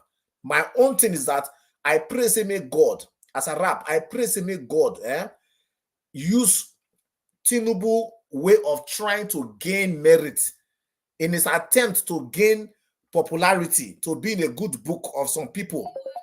Make him use that same trend of way. Sorry, but I get call. I'm just trying to get some call that are just trying to distract me. But Make God can use that way, use Yahaya Bello to make that space, to fill up those space, so that he himself gonna say yes. By dealing with this guy, he won't try to gain his own good merit or his own good book. I will come back, Brother Evis, in the next commission here. I'm having too much discussion with this cause here, calls coming every year. Okay. I'm sorry. Thank you, Dr. Ken. No problem. No problem. Thank you, sir. All right, thank you. Yeah. Okay. I would like us to move on now. The last person on the panel, which I need to retry again. Abdul Malik, are you still there? Can you hear me? Fortunately, we can't hear you. So I'm going to put it on the backstage because this is the second time I'm trying now. So we can't hear you, unfortunately. So try to sort that out while I... Okay, thank you very much, everyone. I appreciate you all. I've managed to... wow, I don't know, a heated session. Swapping. But let's have a final submission, my people. We're already almost 4 hours. So we still have a lot of people on the backstage. So what is going to happen now? Yes, sir. Sorry, can I ask for favor? I'm trying to, is it possible you give me my opportunity to do the last submission, because I'm trying to step out to somewhere now. Okay, that's fine. You have 4 minutes final submission. Go ahead. Okay, thank you so much. Well, the thing there is, Yahaya Bello is not the only one that EFCC should be chasing. I don't know why our law or our politicians or our government they do selective. What's it called? They select people that is their bad book. What do we do with Ganduje? These are still APC people. Their looting is right there in the eyes of the whole world. So the truth is, if the present government want to do real diligence as to bring about sanity in the system, for me, if you check the EFCC boss's table right now, he has a lot of files and a lot of people that their names are there. And another thing that surprised me, for him to say he called, Yahaya Bello specially so that I can give him backdoor. That is to say the system is still even porous. That means a lot of... Mr. F. Emmanuel. Yes, sir. And you want that kind of man to prove Yahaya Bello, right? I go talk now, my brother. So it still surprised me. That means for him to give him a special passage through his backdoor or office, to come and clear the air, to come and sort out things. That means other powers that be, that probably their files on his table, might also go through that back door and clear themselves, and they'll be free from the net of EFCC. Because the guy in the verge of trying to show that he's working, he has also shot himself on the leg. As EFCC boss, for me, let the law is blind. He doesn't know high, he doesn't know low, he doesn't know mighty. Let the law accordingly, let it be, show no mercy to anybody. Once you err, let the law be followed through. That is my point, because if you can give him somebody that is already there, telling you that he's afraid. The Bible says the wicked runneth when no one pursueth. That is to say, he has already judged himself ahead of time. He has agreed that he has looted. That is why he's running AY. So what about other ones that we also know? Is he also going to give them clearance behind the door? Probably he must have done that already. Don't touch this one. Allow this one to pass. That's what I'm saying. So the system itself is not tightened. Forget what they bring to the fore to show us on the social media or on the TV and all that. That is not it. Donald Trump today is facing it. The system does not know whether you've been president or you've not been president. The law is made for everyone. To let it be meted accordingly. You understand? So that is my worry about this whole thing. Because my brother there, where they there, FCC minister, he own book full. Just because he's whining and dining with them, that's why I look as if he's innocent. The truth is that let the law speak accordingly, not selective. Thank you. Thank you, Oga F. Emmanuel. Thank you, sir. God bless you. Okay, let me move on to let's see if Malik can speak now, for the third time. Oga Abdul Malik, can you hear me? We are not hearing you, sir. You're muted. We can't hear you. I think you have issue that you need to sort out. You try again tomorrow. Because we tried 3 times now. It's not working. Thank you very much. Thank you. All right.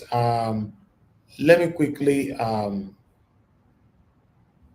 let me come to Mr. Jonathan. Mr. Jonathan, thank you very much, sir. You are the first on the panel today. Please give us your final submission. 4 minutes. Okay, thank you. Thank you very much, Mr. Elvis, and thanks to everyone there. I really appreciate everyone. Let me just address this one briefly, with respect to EFCC. And I want my brother, Black Panther, I think this is pretty straightforward. We can agree on this. We can quickly agree on this. This is not an issue at all. So that there will be no contradiction, and we will not even, set a precedent where going forward we'll be contradicting ourselves. When EFCC has completed the investigation on Yahaya Bello and yet still inviting him, for what? If your investigation is completed, you don't need, what is the question is this though? What is the primary purpose? Yes, the primary singular purpose why the law enforcement will invite a suspect or a person of interest. Why? They do that simply because they want to gather information. Investigation is still ongoing. Simple, elementary, no discussion. We must agree on this one so that we will not waste our time. When you invite anyone, you are inviting him because there are things that you are still not clear about. You still want to get some information from facts from him so that you can corroborate what he's going to say with what you already have. That's the purpose of invitation. Conclusion, investigation is still ongoing. If you say you have completed investigation, there is no need for invitation again. What you will do, even by the Nigerian law, you will go to a judge secretly now. Let's just use that word, secretly now. You will go to a judge and you say, this is our report. This is what we have found about this person. Please, give us the warrant to go and search. Give us the warrant to go and arrest. Even though EFCC by law even have the power to arrest. But because you want to go and ransack, you want to search, the judge will now take that report. He will review it. And if he is satisfied, he will give you that warrant based on your completed investigation now, even if it is preliminary. And then you will now go and arrest or ransack or search, whatever you want to do. There is no need for, once you say you are going for somebody, you don't do that. You don't go there and say, I'm still inviting him for what? Invitation simply means that you are still investigating, so there's no need for arrest. Are you going to be playing kangaroo here? Kangaroo system? No. When you invite somebody, unless that person comes there and with his own mouth, he said, I have buy somebody, I buy somebody. And he said that. And then you now say, sorry, we cannot let you go. We need you for further questioning. But if the person comes and he just answers your question, you have a discussion here and there, it can even be for 8 hours. The discussion you can say you will have to go today, we will still need you back 8 a.m. tomorrow morning. This discussion continues. That's how it is done. You can even have him for the next 3-4 days. And when you are done, you have to let him go. That means you are still investigating, and then he will go. The day you will go, the day you will appear, see, it is concluded. You are going for him. You are going for him. If you are not going to arrest him, he's appearing in court that day, that next day, maximum next day. They don't do that in Nigeria. They will be mesmerizing with all this media traffic. I'm not saying what Yahaya Bello did is right, or I'm just talking about the fact that they are not ready. They are just being deceptive, and they are calling Nigerians for food. That's it. Let's just tell them to their face so that they start doing the right thing. Thank you very much, Mr. Elder. I appreciate it. Thanks to everyone. Thank you, Mr. Jonathan. God bless you, sir. Thank you. Okay, Black Panther, if you are available, please. Your final submission, 4 minutes. Yeah, Nigerian, somebody's messing up with your system. Can you hear me? How? Because the person now caught me and took me off, took my voice off. I have to come back again and log in. That's what we get every day here. These guys, you know, they are not happy. We're talking about the things that they are not just happy. Najawa, thank you for calling me back and bringing me back in. I want to say something here. Najawa, even you yourself, you heard today. Because, like I said, if they carry us out of the topic, the person should not do that. Because this is being done purposely. I can see it is done purposely. No, you can. No, you know, you can deviate. You can deviate and come back just opposing with your point you are making. You cannot just fall down to the other end. Hold on. This election time, no matter any topic we present here, those state matter can be thrown in anytime because it's a campaign time. Okay, so, okay. If you want it like that, let it be so. Yeah, and allowed. Yeah, thank you for correcting that. And I want to say here, all of that protocol observed, please. Sorry, I want to say here now. Nigeria Constitution don't have anything like independent candidate. And Nigerians all over, what they are selling, Edo State in particular, what they are selling to you now is that Aswe is not PDP. Aswe is Aswe, and Aswe is coming out as an independent candidate. Because all over the world, if you don't have independent candidacy, please don't take up the party, because you cannot separate the shaft from what is inside that shaft. It comes from that thing. They are both their husband and wife. And you cannot separate the incumbent from the one that wants to take over from the incumbent. Please. We should stop that politics. That is why I said Nigerian politicians, 95% of them, they are unintelligent. They keep on rotating under one particular thing. They do it every year. They've been doing it for more than 60 years. They will be turning around the same point. Now, Agbado have introduced, oh, I am not Buhari, I am Agbado, but you are from the same party.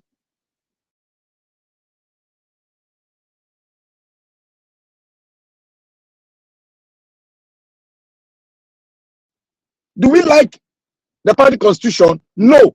Have we expressed that before? Yes. And that, what are we expressing now? APC hand over to APC, whether legally or legally. APC hand over to APC. What is happening now? What did he say? I am going to continue with what my predecessor have done.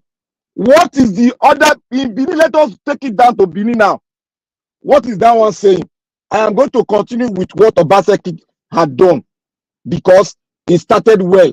He has done well. I am going to continue from that trajectory. But we, they do like say no. But they don't want to listen to us. And somebody will come here and be selling his candidate to us when we have heard from him. That is why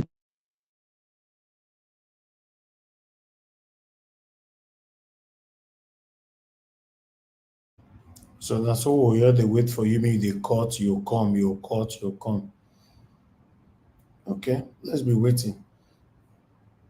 Your minute is about to round up.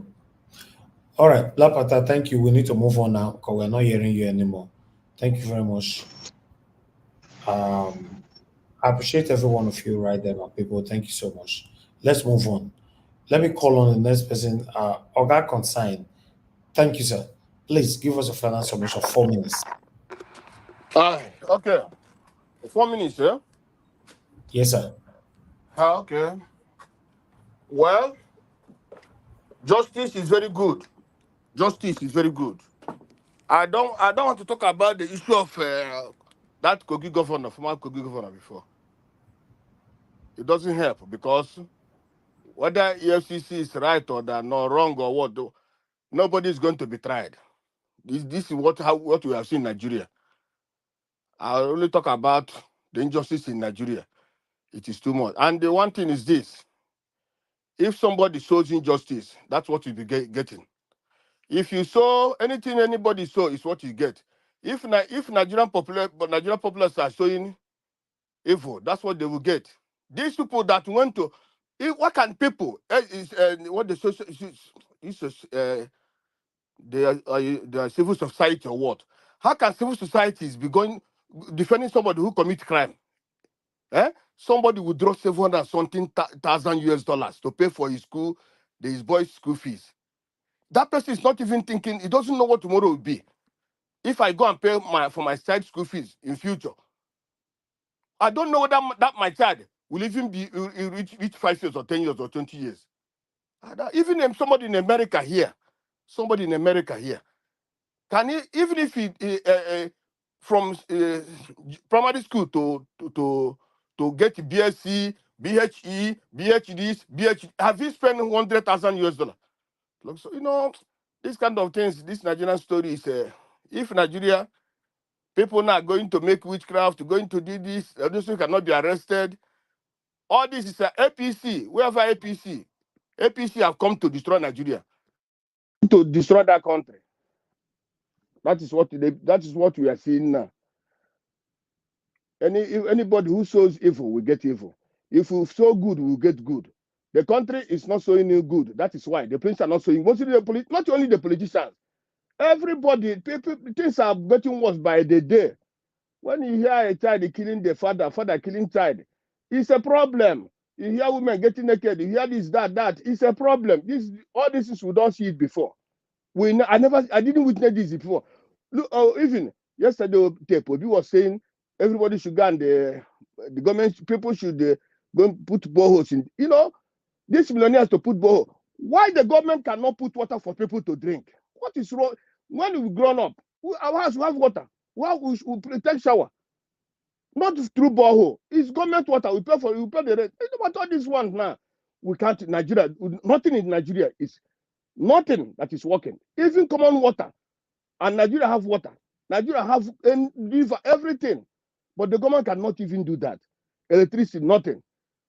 Nothing. We see people who call them honorable. I don't know anybody who is honorable in Nigeria.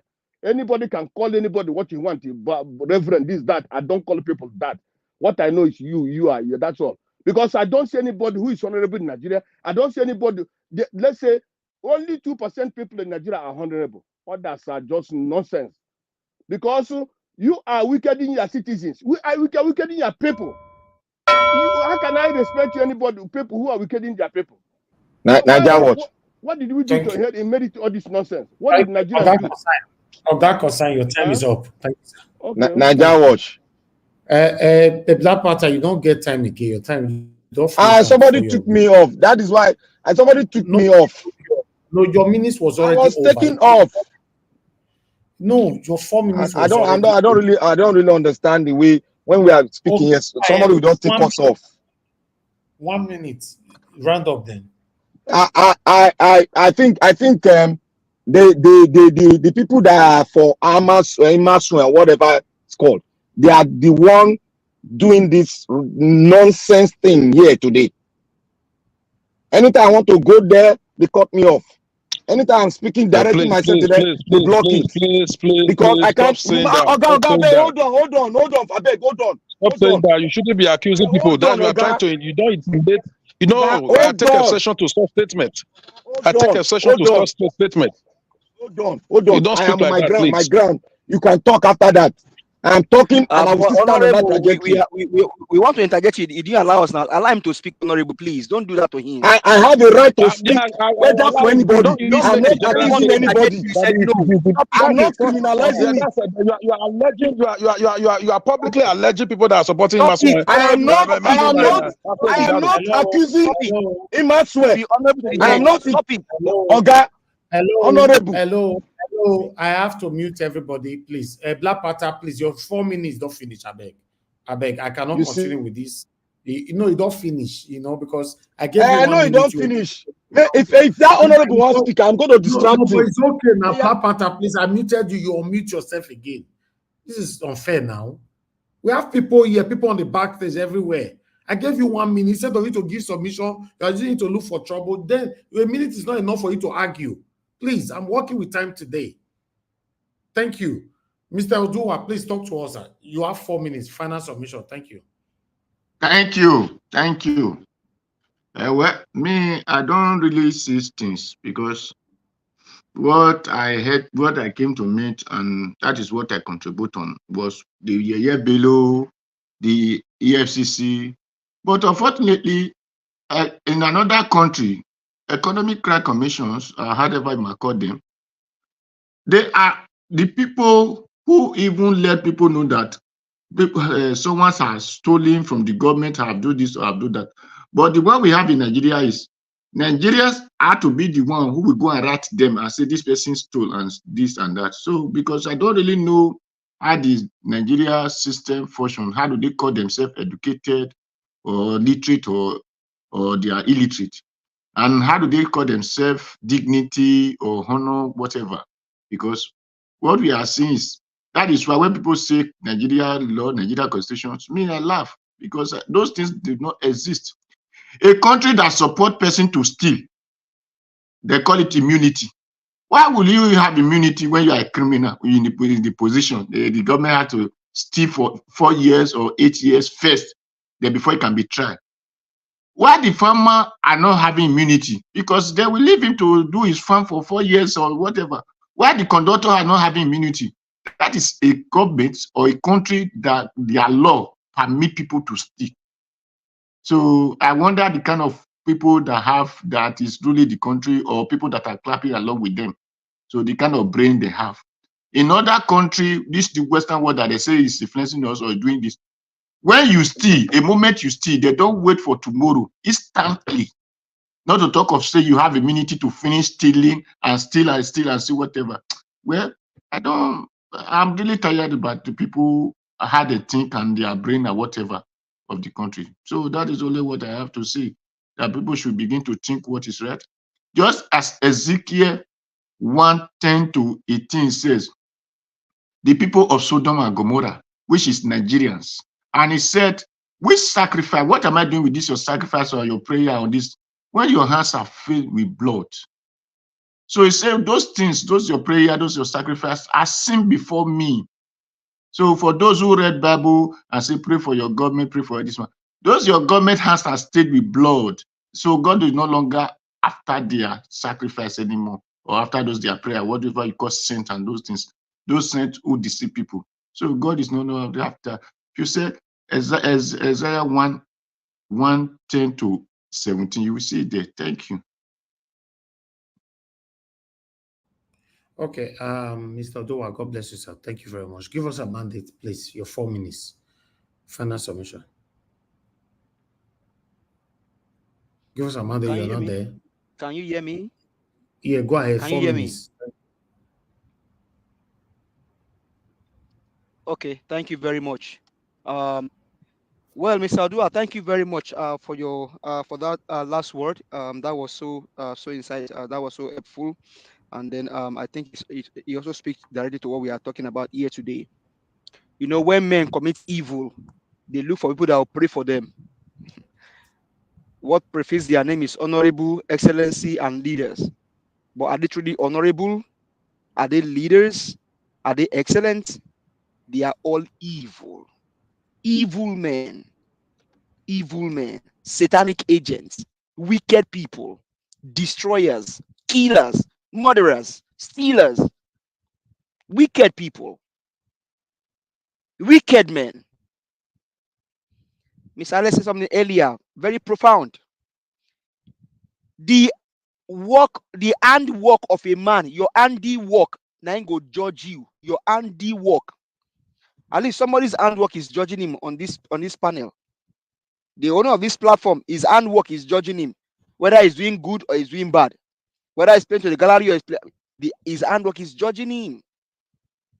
And all of us that come here every day, our handwork will judge us. If you do good, you don't need to go and look for the whole town to come and cry for you. The thing where you do for the past 8 years, people go see them. Governance is not rocket science. Building road where they go build, no be tom where you go fit put for your pockets.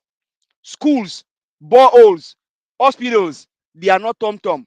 That somebody can put in their pockets. All of a sudden, they are crying about Obaseki. You are marketing Obaseki, and then you are demarketing as where you go down low. Somebody told you that he is bringing somebody that will start or continue from where he stops. And just yesterday they showed you how that he told you that if S-men if they buy land in those states, they will do open grazing. And they are telling you, put Aswe and Godalo there. Edo State, Edo Light, do what you want. 8 years, you will come back here. We will all be here to come help you, either to put basin for under your cheek as they cry, or to clap for you. Because I don't really understand what you want. What do you want, Edo State? What do you want, Edo Light? What do you want? You tell me. If there is any governor that's supposed to be the best governor in Nigeria, it's supposed to be Obaseki. With everything that Edo Light did for him, Obaseki went to give testimony on an altar. Did he even live according to the altar? And you see people are telling you, hey, pray for your leader. After your leader steal, they buy. Over 80 people fight in the election. A 19-year-old boy fight himself because of that election. And they are telling you to pray for your leader. Hey, my people, you better open your eyes. Lest they take advantage of you, for we are not ignorant of their devices. We are not ignorant of their evil way, their satanic word. They are the political elite. They are the ruling class. Lest they take advantage of you, shine your eye. Lest they take advantage of you, pursue them kita. Give them, no grief for them. No grief for them. No allow them anything. No grief for them. Lest they take advantage of you, pursue them mental house. They have mishandled Nigeria too long. How long are we going to wait? Thank you very much. Have a good evening, sir. Okay, give us some mandate. Thank you very much. I appreciate you. Thanks for your submission. Let me move on to the next person. Is Oga Chris. Thank you very much, Oga Chris. Please give us your final submission. 4 minutes.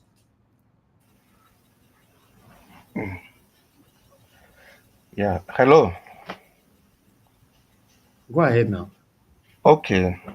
Well, my own submission is very, very simple. It's as simple as this. First of all, I listened to the Honorable. Unfortunately, he has left again. You know, I find it very disheartening. No, The he's here. Honorable. He's here. He's here. He's here. He's on Okay. the screen. Can't you see his name there? Yeah. He'll be speaking Okay. soon. Okay. I was looking for his Niger Delta cap. I didn't see that. Okay, I can see. You know, Honorable, I find it quite disheartening for you to have submitted that Obaseki believe in the rule of law and all those. And, you know, we follow the politics of Edo State. We are aware that there was a court judgment that asked him not to destroy a certain building. And he went ahead to do that. And we see the way he has disrespected the judiciary, the legislature. We've seen all those. And you talked about democracy, free and fair, but we knew how the primaries that brought Aswan Godal, we know how that primaries went in the stadium. You said it was free and fair. There was nothing free and fair about that. The narratives must be changed and corrected. We saw all those in the stadium. We know a faction of PDP that were not allowed into that stadium, not to talk of them presenting candidates for election. People were systematically excluded from that. Then, having said that, it staggers my imagination for you to keep telling us how we are to campaign for the Labour Party. It's like Arsenal is going to play football match against Man City, and Guardiola is telling Arsenal's coach Atete not to use Saka, not to use Jesus, not to use Granit Xhaka, not to use this and that. No, you don't tell me what to campaign with.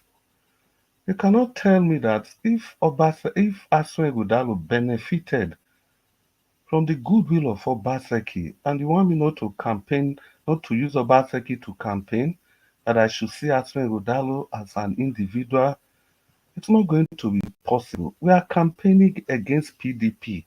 We are campaigning against the ticket of Asue Godalo. Can't you get it? You just need to understand. So we are going to use those things. I have to say it again. We are going to use all to campaign because Asue Godalo benefited from PDP as a party. If he didn't want us to campaign with PDP, if he didn't want us to tie him to Obaseki, he would have moved to a different party. And like you clearly stated that in all his campaign, in all his meeting, he speaks for himself. He speaks for himself, yes, because he understands that associating Obaseki with his name is bad market. He understands that clearly. That is why he's trying to sever his umbilical cord from Obaseki. That is the wicked point. You don't go to a gunfight with stick. Well, just rounding up, that's what we are going to do, sir. Thank you very Thank you. much. Thank you, Oga Chris. God bless you, sir. Thank you. Okay, Mr. Alex, if you are there, please give us a final submission of 4 minutes. Yes, thank you, Mr. Najawash. Thank you. Okay. Development for me, it is when you come to meet borehole in a state, you turn it to Ministry of Water Resources. Development for me is when you come to meet Tuke downfall, you turn it to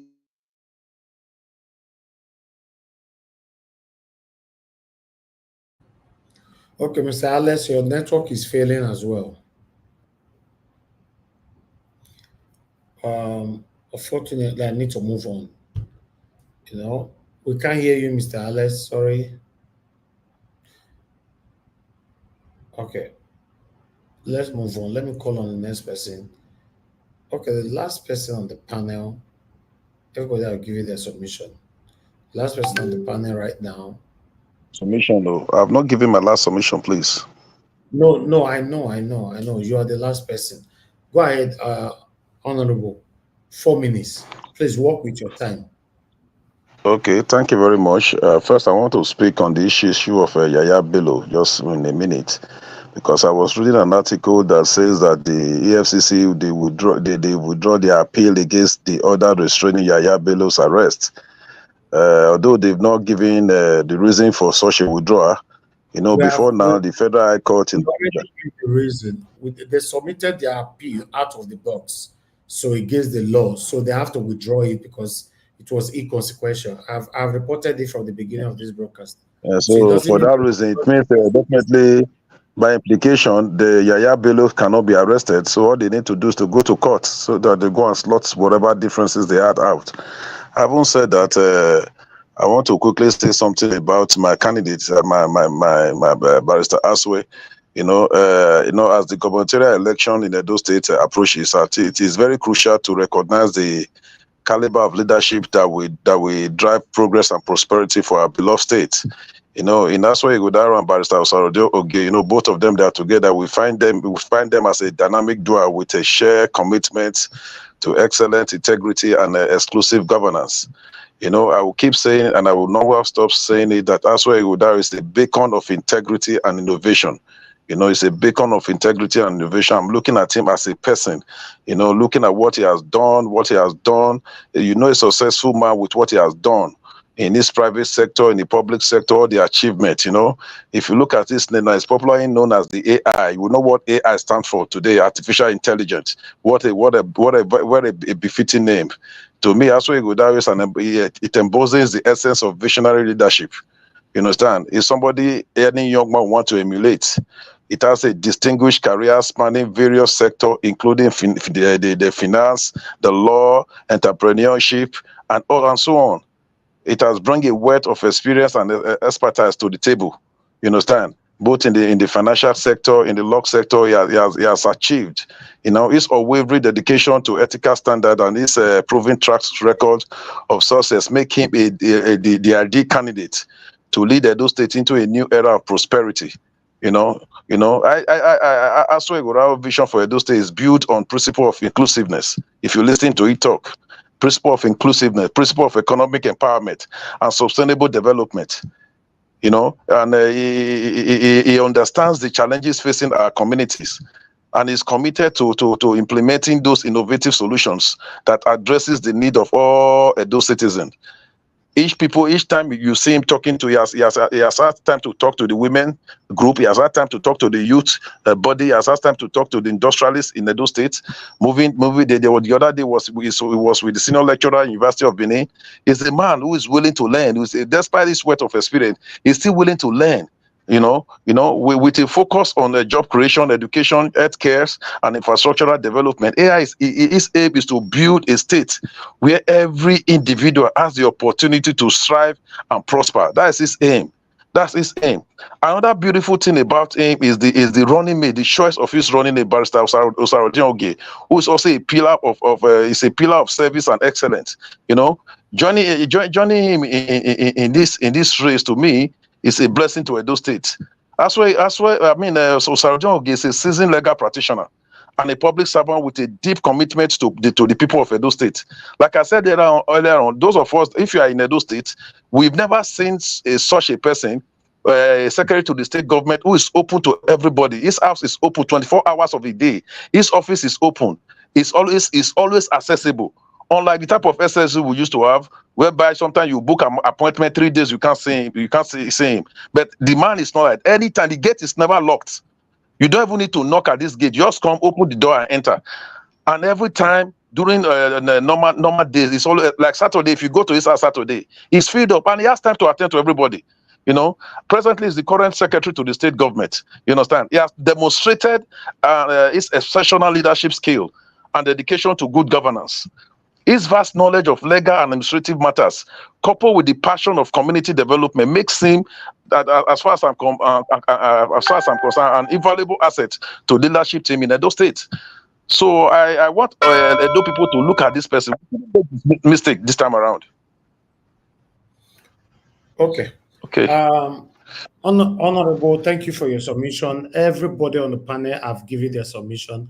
I appreciate you all. Because people still want to say something, I'm going to give you guys 30 minutes to talk and interject yourselves. Just 30 minutes, and after that 30 minutes, I'll end the show.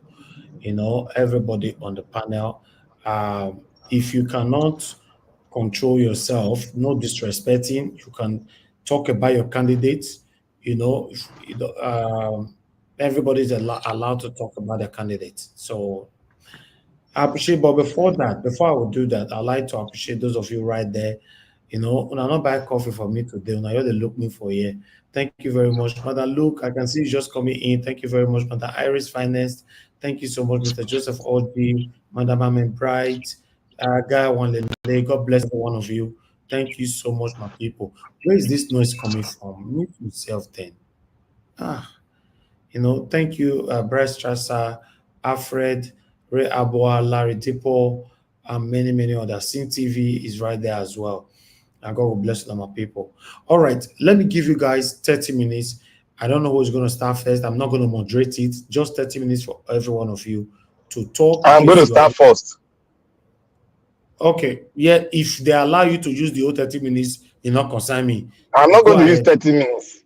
No. If you like, use it. Nobody stop you. That means they want you to talk No, 30 minutes. I cannot be greedy like that. Go ahead.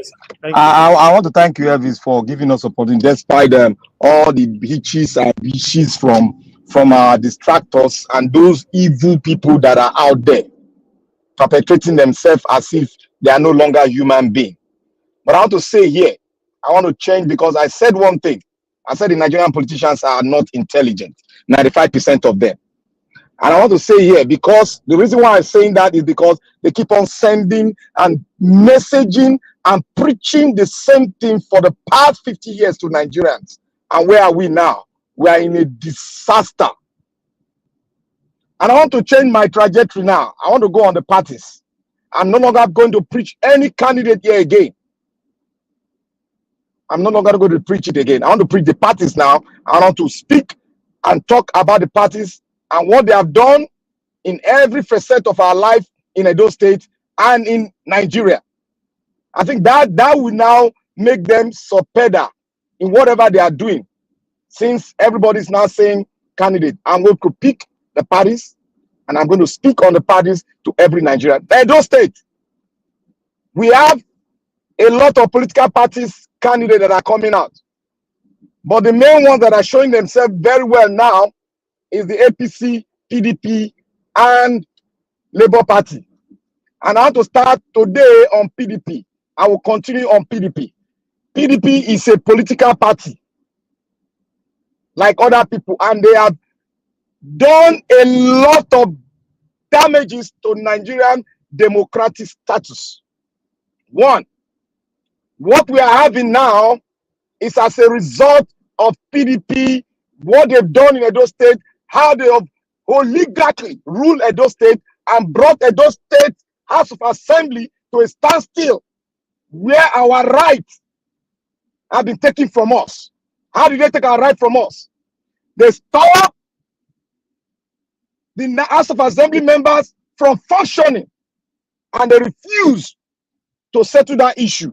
And they continue to siphon money and allocate money for anything they said they've done in Edo State. Now, why are we having a lot of backlog in Edo State? Why are we having, when small little rain fall, we're having problem? It's because those people that you elected to speak for you in the House of Assembly, they were cut off for years. And that is why they kept on allocating money to themselves. We want to ask the PDP people, people in government, where is our 74 billion naira that was allocated for the agricultural sector in Edo State? Where is our money? They have not spoken about that. We are going to preach the parties to the Edo State people. That the party you have tried PDP, APC, you have tried it. It is time for we to try another political party that have the ideology of social democracy. That is what I believe we need. That is what I know that those people need now. Social democracy. That is an ideal that can perfect its function very well, which Edo State we would understand it. I believe Edo State can hear me clearly. We need social democracy. And who falls in that trajectory? Which party falls there?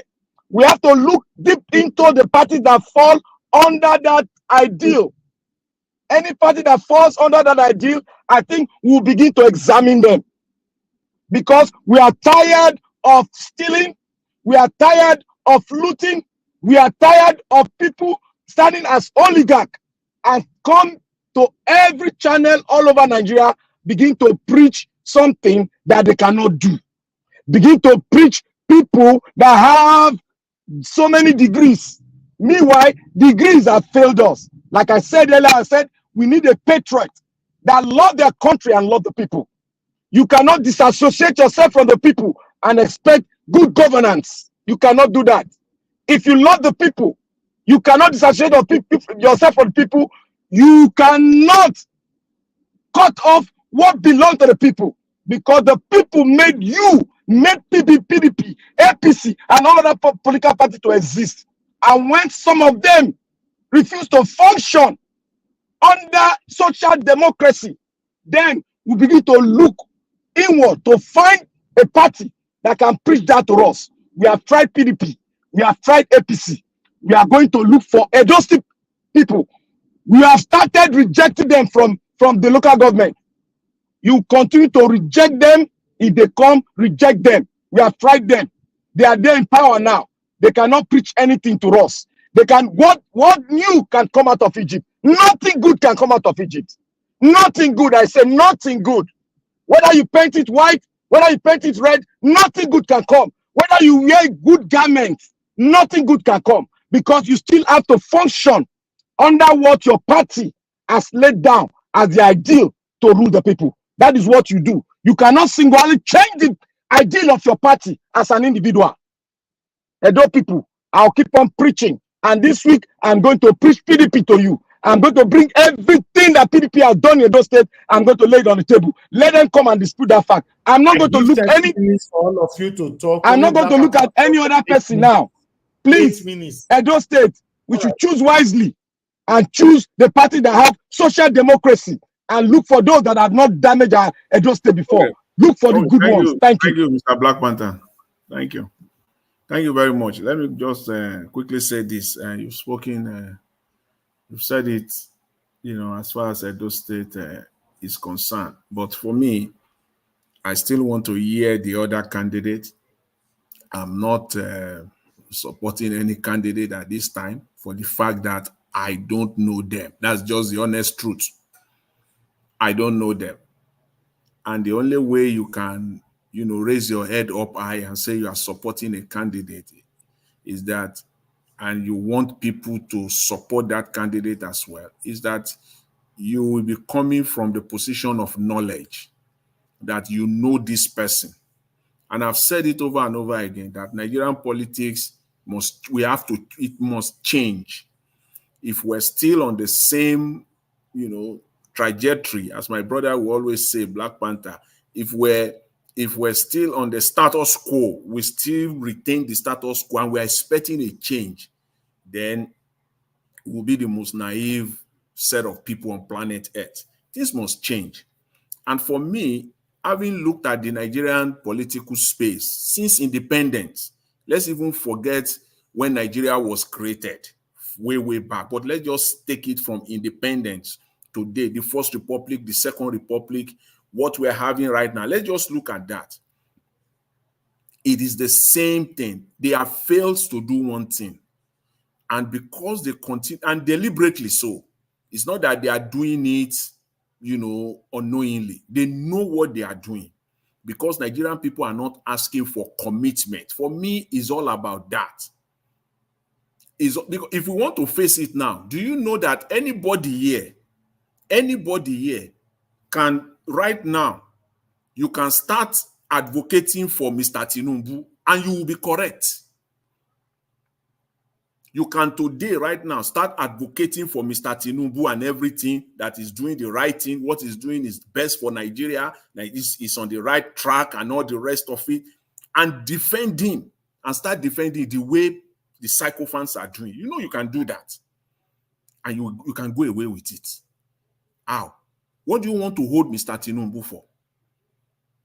Did Mr. Tinubu promise Nigerians anything? What commitment did he make to the Nigerian people? There is none. We all know he didn't make. There was no commitment, and that is the difference between politics as is being played in Nigeria and what we're seeing in the Western world. Politicians in Nigeria are not. We talk about accountability, but if I'm going to hold you accountable, there must be something that I'm holding you accountable for. Something that you have already committed to. I can't hold you accountable for something that you are not committed to. That is the problem. So for me, as far as Edo State is concerned, it is commitment. Commitment. Mr. Alex will come here and he will talk about Obaseki all day long, the promises that he made in 2020, the project and what he planned and he promises to do, or he promised the people of Edo State that he will do. But today, none of those things is standing. Why? There was no commitment of any kind. So he's sleeping fine. He lies down on his bed every night and he's okay.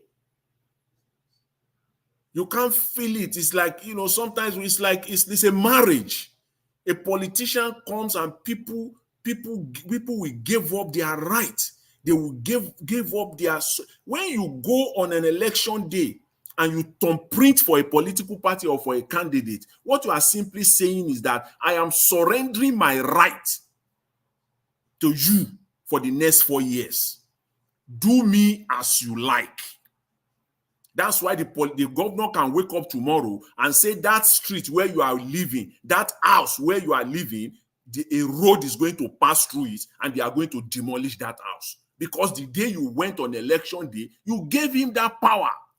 You surrender your rights to him. So you must get a commitment from him. It's like the day of marriage. A man and a woman will stand and they will make commitment to each other. So what Nigerian politicians are doing is that there is no commitment of any kind, and they are enjoying it, and they want the status quo to remain. So going forward, for me, what I'm saying is this: as far as Edo State can be the launching pad. All the candidates must make commitments to the people of Edo State that this is what I'm going to do, and if I don't do it, this is what should happen.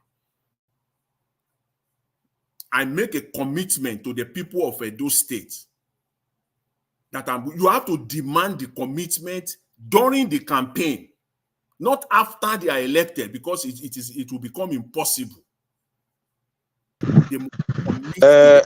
Hello. All this thing we are saying is good. We've been talking about, we have 3 major candidates in Edo State. Whatever we are saying is for the betterment of the state. That must be in our mind. We have the PDP, we have the APC, and we have the Labour Party. You understand? At this point in time, a campaign is starting any moment. You understand? What we should be talking about is these persons. If really we mean well for this for Edo State, we should be analyzing these candidates. Who are they? Where did they come from? What are their antecedents? Those are some of the things we'll be saying. Honorable. You understand?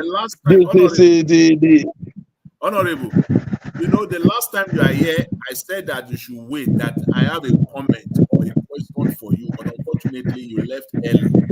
And let me use this opportunity to ask you that question. As a politician, and you are now saying that we should talk about the candidate and what the candidate will do, can you now, on the face of it, say that your candidate that you are supporting, Aswa Ighodalo, can commit himself to the people of Edo State, the people that will govern with him, the people that the associate that he will work with?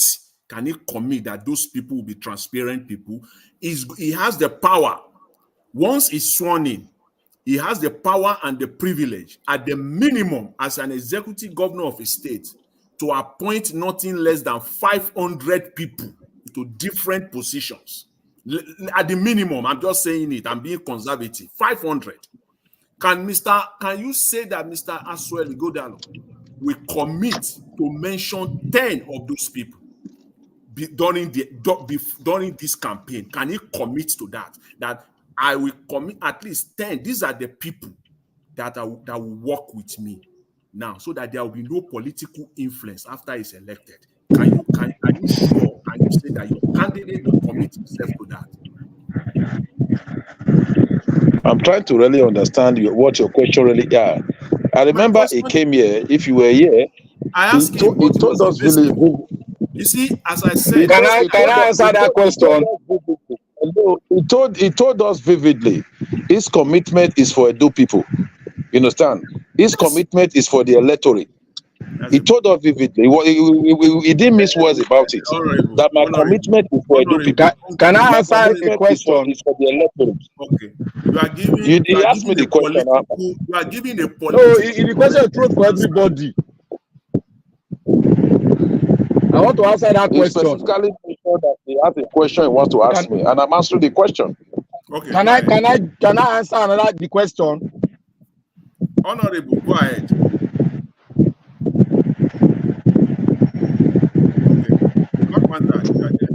So, like I said, Jonathan. when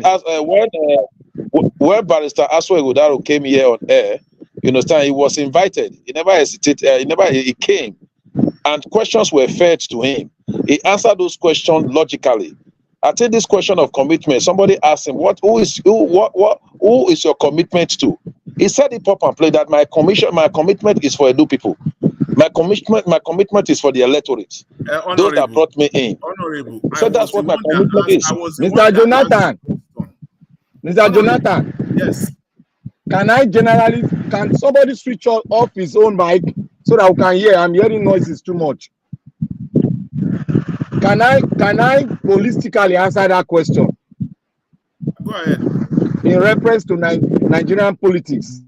Now, I want to answer that question. Like I said, the Nigerian political parties, the people functioning there, 95% of them are not intelligent. The reason why I say so is because you keep on painting black and bringing black to us every year. The same way, the same pattern. The only man that have separated himself and said, I will be committed to the people, and he has proven it to every Nigerian. The records are there. Is Mr. Peter Obi. A man that gave this, he went to a school, the old school in Anambra State, because he was committed to the people. He gave the contract of maintaining every school to the principals and the management of the school. And what happened? He told them, if you mismanage this money, you will go in for it. I will make sure that it gets to the latter and you are jailed. That is commitment. Because he derived his power from the people. He derived his commitment. He has to be committed to the people. And he has to give back to them because they know what it is. Because the trajectory of Nigerian politics is that when you give them contract, they don't do it. Now, let me change it. Let me give it to those that are functioning there. Let me see if they won't do it. And what happened? More than 200 schools were renovated to a very good standard. And I have not seen any state that have done it. Go and look at the computers. More than 30,000 computers were bought. No state governor has committed himself like that. These are the changes we want to see. Don't go the same way you have been going for several years. If you go the same way, you will get the same product output. This is all we have been saying. That is why I am going to deal on the parties. Because that party, I'm going to bring PDP manifesto here when I come in next time. And we are going to speak it out and explain to you people. Honorable. Hello, you said you are going to answer the question. You've just digressed from the question on ground. Yeah, you are not answering the question. Yes, honorable. So if you want to ask question, you said you want to answer the question. But in all your deposition, I never seen you answer the question. Yeah, please answer the question and don't give political answer. Please give an honest. If you give an honest answer, the person that has been talking since, that is not me. Hello, let me correct an impression. Yeah. The person that has been talking since is not me. That's why I just observe. I'm talking now. I'm Honorable Sam. I just observed the person that whatever he has been saying, he never answered the question that you asked. He was just talking out of what the question you asked him, because he interjected me and he said he wanted to answer the question. So I was waiting for him to answer the question. All what he said, there was never a place he answered that question. Probably he didn't understand the question you asked him. Okay, go ahead, Honorable Sam. Like you said, what is his commitment? I believe that's why I've asked her the question. I said his commitment is for the Edo people, the electorate, not to any man.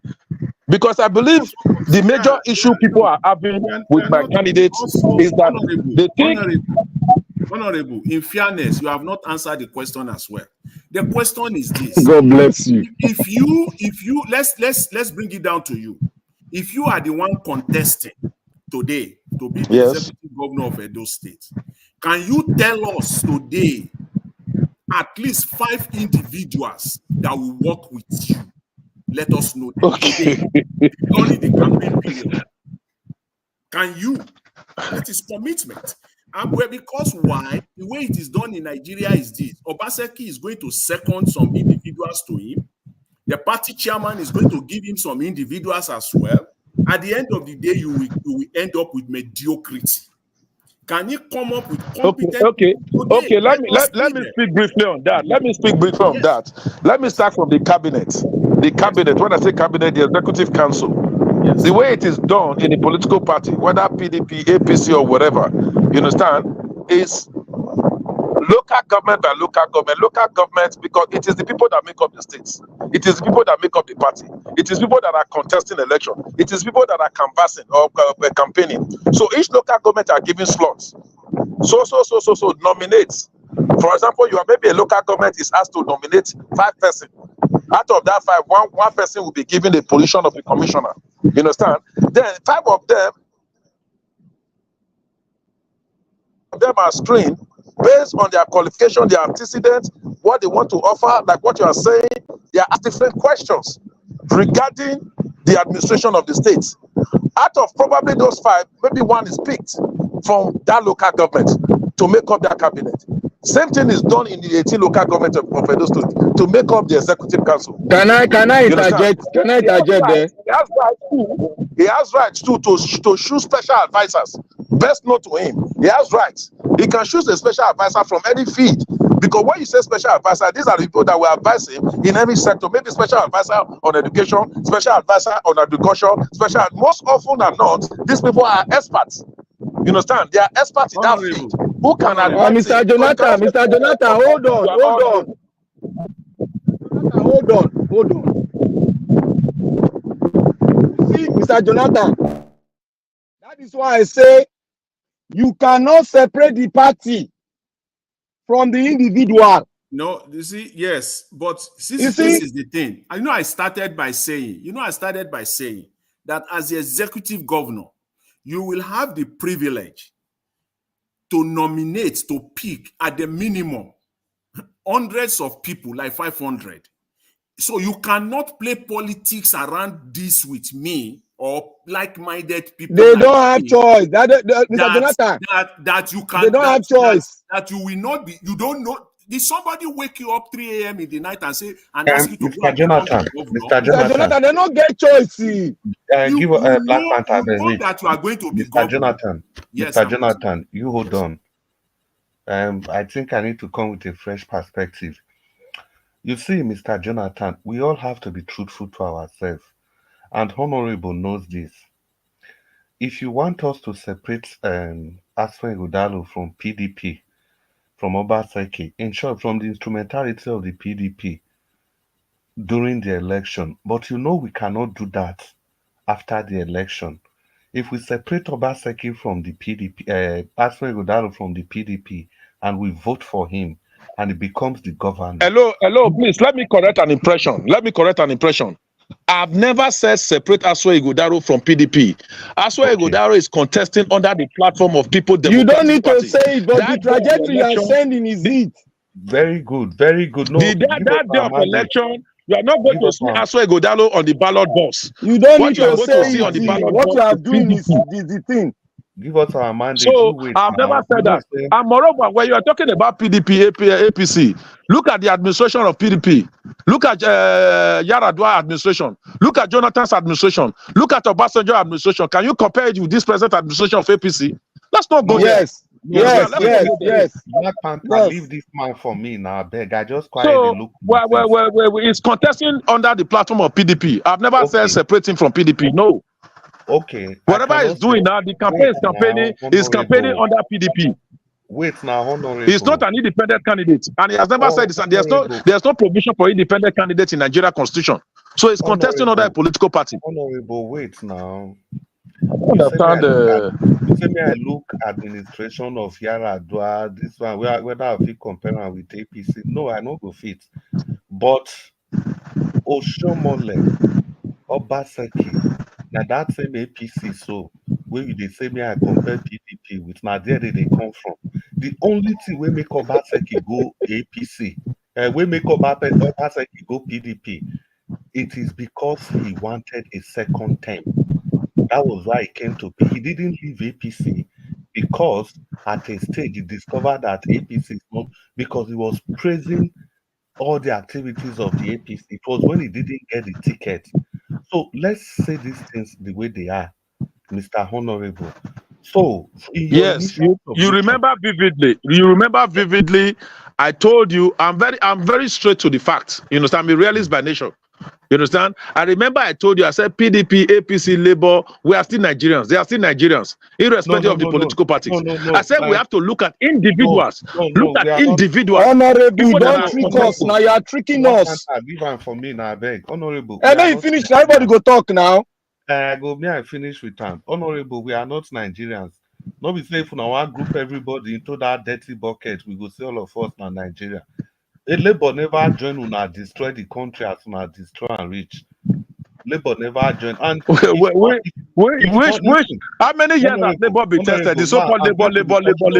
If you cannot wait, how many times has Labour been tested? Honorable, I beg, hold on. Now make you talk finish now. Honorable, if you cannot wait, I'm going to be talking over it now. If you want to talk about the destruction that the PDP has orchestrated in the country since 1999, all the rigging of elections that has been going on. Is it not the PDP that orchestrated all of them? In 2003, were you not in Nigeria? Was that an election? Was that not the worst election so far? Is it not the same PDP that made sure that what was his name? Osaremo Osumbo became governor in Edo State when the election was rigged? That Obasanjo has to carry a flight to come. Okay, which party are you now supporting? Now? All these rhetorics. Who are you supporting? It is not rhetorics. That's the problem. No, who are you supporting? Come on straight. This is not just talk. You talk to this way, talk to the left, talk to the right. Before you go cut you off. It is not by everybody that I don't miss words about it. I came out to play now. We are talking about the parties. What are you talking about? Is it not the political parties? Maurice Iwu was political party. I have told you. Oh, look at these people. I don't know why you don't want to accept it. You don't get high blood pressure. Cool down here. Wait. Peter Obi, the Labour man we're talking about. Once upon a time, he was a member of PDP. Are you aware of that? Let us tell you why he wrong. Come on there. Mo tell you why he wrong. Come on. No, wait. We'll tell you. So let's not begin to whether PDP, APC. It has to do. Let's look at individual basis. Relax, you may get your record. One, I don't relax. Honorable. PDP, APC. The only thing, acting at the background, allowing everybody to talk. The only thing we can do for ourselves, just give us 5 minutes to make. Honorable, off your mic. Off your mic. No, Honorable, just 5 minutes. May I make all my suggestions? See, don't come and give the impression that the PDP has outperformed the APC. No. They are all the same. They are all the same. The PDP has not outperformed the APC. They are all the same. Okay? So, if you ask me which party I'm supporting the Labour Party. And I've made that clear several times. And I want to still tell you, Labour Party, PDP, APC, they are all the same. They may be the same. Let me give you records. Let me give you records. Okay, look at let me give you records. Let me give you records. Look at what is happening at the national level in Labour Party. Let me give you records. Let me give you records. Look at the record that's happening. Are you not following the issue of what's happening in Labour Party? Honorable, no mix everything. Let us give you records. Relax. See, the political party cannot relax now. Now, intelligent people will be with you. I won't go rest. Let us know. Tell you so that you go sleep with them. May you sleep with them. Yaradua came into party He was a PDP member. He said what brought him into this government as a president is through rigging. You know, Tokam? You know, Tokam? Yes. Okay, let me give you another one. But that judge was committed. He was jailed because of what? Misappropriation of funds. Nigeria Port Authority. Alame say, the late Alame say was a PDP member. What happened? Misappropriation of funds, jail. Dariye, PDP. Misappropriation of funds, where? PDP. Make a mention and go. Arrested under which administration? Mention and go. Now let PDP on one talk. I don't want to go APC because they don't arrested under which administration? Then under PDP, under Jonathan, from how many billion in our reserve, it was shut down to $131 billion. Under APC under Jonathan, he dragged them down from 45 billion to 31 billion. And you needed a change. And you brought in Buhari. Wait. Then let's he come. He said, I'm not ready to split the blood of every Nigerian. Meanwhile, they done the blood, they've done that one before. OG. They split the blood in OG. Now, my second brother, don't start. From 31 billion, we now have how much? You know, if we reach $1 billion again, dollar in our reserve. What happened in they said they want to split Nigerian blood. What happened in the north? What happened in the Bayelsa now? Is it not the split of Nigerians down? Is that not what's happening? In every 6 months, your Minister for Women Affairs or Humanitarian stole 300 billion. Now, my brother, they talk with my brother now. In the last one, the aviation minister, he gave contract to his brother, is now in court. Misappropriation of fund. I will go on and on and on and on. And Labour Party, let me tell you about Labour Party. Labour Party, these two states, the state that Labour Party has sat on now as a governor. What happened? The PDP governor that was there before stole 94 billion. Now that one we don't hear. Subsidies are never revealed. A PDP governor, a Labour Party took power from PDP. He stole billions of naira. He said he was building an airport. We not see airport, we not see contractor, but the money, the contract was approved. Who will be that? Is a PDP governor. The Labour Party governorship, he came into power. He continued with the existing project because he knew that for us to jumpstart the economy of Abia State, you need to go on the fundamental. One, power. He brought power. Two, the roads. Three, he's working on water now, as we are talking. I'm following that man tooth and nail. 50-50, I follow him. Now, he's trying to boot the economy of Abia State. He has set 3 years program, and part of his program, he has gotten approval from the federal government to upgrade and build a seaport in Abia State.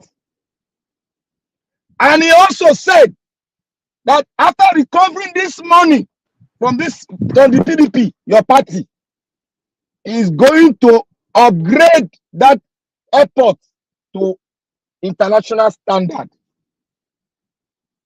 So these are what a governor the man is working because that is his nature. That's what I'm trying to tell you. No be nature. Now the party. Now so the party be. Now so the party. They go and check them. Okay, go check their manifesto. You go see their manifesto. It has nothing to do with party. I read it. It has to do with individual. My friend is a member. My friend is a member of a very strong political group in the Labour Party in Abia. He's giving me the gist. This one are point blank gist. You can't even. I don't even like to hear. Make a hear from news. I they go. I they find person go there for ground. Where I go to call. I they call them. Now strong member Abia State Labour Party member. I won't tell you the name because you people now get the way of Baroni. This is what is happening. A government A political party get its source from its The last constitution. time I checked, Labour Party, they have a member in those House of Assembly. What have you heard What about happened him to so that? far? What is it not What make? have you heard about him? What is the role of members of House of Assembly? What is their role? That's the first question I will ask you. Are they No, there to I asked you build a road or question. allocate money for You said themselves? you have a member there. What was the last time you heard from him? It's a simple question. When was Since the you are last talking time? I about can't tell you. That is top secret. I can't tell you. That is top secret. top secret. I can't tell you because you people are always infesting every new breed politician with your with your politics. So, For me, honorable, yes, I would like to come in I if will you not allow me, speak on Mr. Black ASUE Man. anymore. Gentlemen and ladies, I want to please crave your indulgence. I want to go and rest, please. Maybe Yes, tomorrow Go we'll and I rest also with continue want to this. from go and where. rest Go if and you rest allow with me this. to quickly Labour to say one PDP or two now, no things. be that smell. It smell. Can I go and I rest also? I Can wish I you come in all if you a very good allow night me? rest. Alex, Uh, speak before you go. yes, Give up. Mr. Honorable, please, if you allow me to quickly say a few things so that I can also wish people a very good night rest. Go I ahead. said it before. I continue to say it Go again. ahead, my friend. Yeah, we say it. We say it in the streets of Ascalon. We say it in Mount Gilead. We say it on the mountaintop that those states people are highly disappointed. People can't talk again because their lands or their houses will suddenly be on government lands. The wickedness we saw under Obaseki is palpable, is conspicuous, is infectious. You cannot describe it's it's imponderable. We can't. I was never a political analyst. I was never into politics, even if I read politics. It was the wickedness that dragged me out and glued me to Nigerians, a very honest man, during the height of the Fulani herdsmen activities, the height of land grabbing, and has kept me going for the sake of my people. So I just feel bad. I feel sad that people will see the right thing, they wouldn't want to say it. Yeah, with the monies that came into Edo State now, with this political party, do you advise me to vote the same political party? Because I swear will not be on that ballot box on that day. It will be PDP. Like Black Panther said, there is no independent candidacy in the Nigerian constitution. The party has ruined the chance of Iceland. For me, I would rather trust a total stranger than trust Iceland. Even if Iceland is also a stranger to me, a party that I don't know before. I don't know, you never know. That's been a parable. For you to call the person that will not answer you, you call the one that is not even at home. So I had high expectations. I was thinking by now we'll be seeing high-rise buildings around all local governments. We'll be seeing mini stadiums around all local governments. We'll be seeing agricultural activities. Or we'll be seeing 24 hours light, electricity. Or we'll be seeing transparency. Or we'll be seeing, sanity in the politics of Edo State. So all the lies of people want me to share money, godfathers are chasing me. You fought against godfathers and came into your second tenure, and you have silently become the godfather. I know the truth is bitter. I know some people are going to leave the platform. It's normal. So it's normal for you to turn on the light and certain elements just vanish. I don't want to use my mouth to say it. Light and element and dark element don't stay together. Anyways, let's leave it there. Edo State people, open your eyes. I feel for Edo people. By the grace of God, I can't say I'm privileged. I'm among those who can say, okay, I can survive any weather because of how we are, where I'm coming from. We care for each other in the family where I come from. By God's grace, we are good. But for Edo people, a poor woman in the market, a pregnant woman whose husband is a bricklayer, whose husband is a school teacher, who do not have access to a private hospital.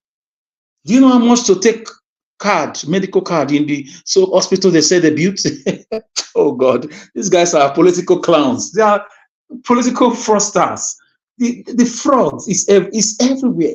Who built all those projects? The Bemodia, whatever, who that renovation, who did it? Which company? How much was it done? They don't care about accountability. They just go ahead to make speeches, open places, just like that. Like it's their father's business. Government house is not your father's house. You see, you are living now, Mr. Governor, and now you spoiled the road for Mr. Aswin. Aswin is going nowhere. Alex. Yes, talk do to you me. know the reason why I decided to start speaking on the parties now? I have listened to a PDP candidate. I will listen to other candidates. But as other candidates are not here now, I will start speaking on political parties. And bring their constitution. I will start with PDP. I will ask the people of Edo State how far. Because it seems that some people come here to demarket their own candidate. And when we say something, they will shout at us. Now I am tired. I'm not going to speak on any candidate. I'm only going to speak on them when I see them, ask them critical questions, then I fall back to my shell, go to the parties. Black Panther, Edo people suffered under this government. Edo people suffered. I know now. People We are going to bring the constitution. Edo suffered. And they will tell us what PDP and APC son. Do you know? I've done. Do you know there was a day Mr. Nigerians, I think he came to Benin unannounced. When he left Benin, the guy came online and said, he said Edo is like a smelling local village. He said it on one of the programs. He said, yes, I heard him now. He said it now. He even said with all the money, he said with him personally, with $20 million, he can turn Edo around. Mr. Nigerian said it because he was so angry at what he saw. Alex, did you see the pastor that went on roadside scene on the road where he was in a mud road filled with mud water? And that was supposed to be a state road. Did you see the pastor? My brother. So anybody that come and preach candidate, let him preach candidate. I'm not going to talk about their candidate. Anybody, any party. I'm going to base my argument. I don't want to offend anybody. I'll base my argument on the political parties now. My brother, so that Nigerians will choose wisely. No. God Almighty will judge me badly if I don't speak what happened in Obaseki's government, in PDP government of Edo State. Alex, you are wasting your time. Speak on the parties. So yes, that they will pick it. They'll pick it. Don't offend. Don't speak on the personality. That is where they will make you divert to another thing. They will divert you. Just speak on the political party. Leave the candidate alone. Let them settle themselves with the people. Mr. Blackwater, you know I've been on the party. I said I cannot support a party who produce a governor that failed to produce another person. Yes. You can't. A party that showed us shaggy in Edo State. A party that produced. Alex, you do me one help. Go and dig their constitution out and let us read it. No, read them. PDP so that when you read them finish, we go ask their subordinate and their subject. How far? Have you done what you said in your constitution? Why if you say I just started to talk, our brother will come out. Let them come out now. Why if you say I just started to talk, our brother just come out. Now because of say you know the secret of their party now. That is how they do. Now wow. Everybody want to sell candidate instead of selling your own party. No, is it Madam Rita or Madam Iris Finance also came to Nigeria one time and complained that no, Edo State, but about Edo State, they complained seriously. Madam Rita. Madam Iris Finance also came one time, by a year or two ago. I'm not sure. She also complained bitterly. I don't have problem. She's supporting anybody she wants to, but she also complained. So for me, people reason differently. That's why I like Nigeria was everybody's allowed to express themselves. It's not a dictatorial platform. It's not despotic or nepotic. It's not a coercive or a gagging platform. Alex, do you know why I respect your stand? And the reason why I will respect your stand is because you are not coming from what you hear. You are coming from historical antecedent, and you are laying your fact on ground. It's no matter of being convinced. There's no need to be convinced. You are bringing the fact to the table. You are bringing the party to the table, and let's talk on the party, not the individual. What has the party done? Because as a party, you should uphold your constitution. In every ramification, you should make sure that anybody that is there that is carrying your flag uphold the constitution of your party. Mr. Black Panther, why will Labour Party even win Edo State in presidential election if PDP was doing well? Tell me. Talk to the people. Talk to the people like that. If you are doing well, why will I come and over market you? If the party is doing well, why will I come and be fighting other parties? Sorry, Mr. Alex and Black Panther. Can you guys allow me? Yeah, go ahead, sir. Thank you, guys. Yeah. The next time that guy come here, the next time that man come here, from today, he ceased to be honorable on my own terms. I call him, I address him as Sam. The next time he come here. The next time he comes here, I will address him as Sam. That honorable that he just in front of him is a boogaboo. The reason why we they call them honorable. That's your own. You can address him. No, I know why you are saying that now. The next time he comes here, I address him as Sam. These guys are evil. They are evil. They are satanic. They are wicked and they are evil. You see, I first started pray for your leaders. 2 Corinthians 12, 2 verse 11, thereabout says, leave the devil take advantage of you, because we are not ignorant of their devices. God bless you, sir. God bless you, sir. Quote it for them. You think I'm just here to shout?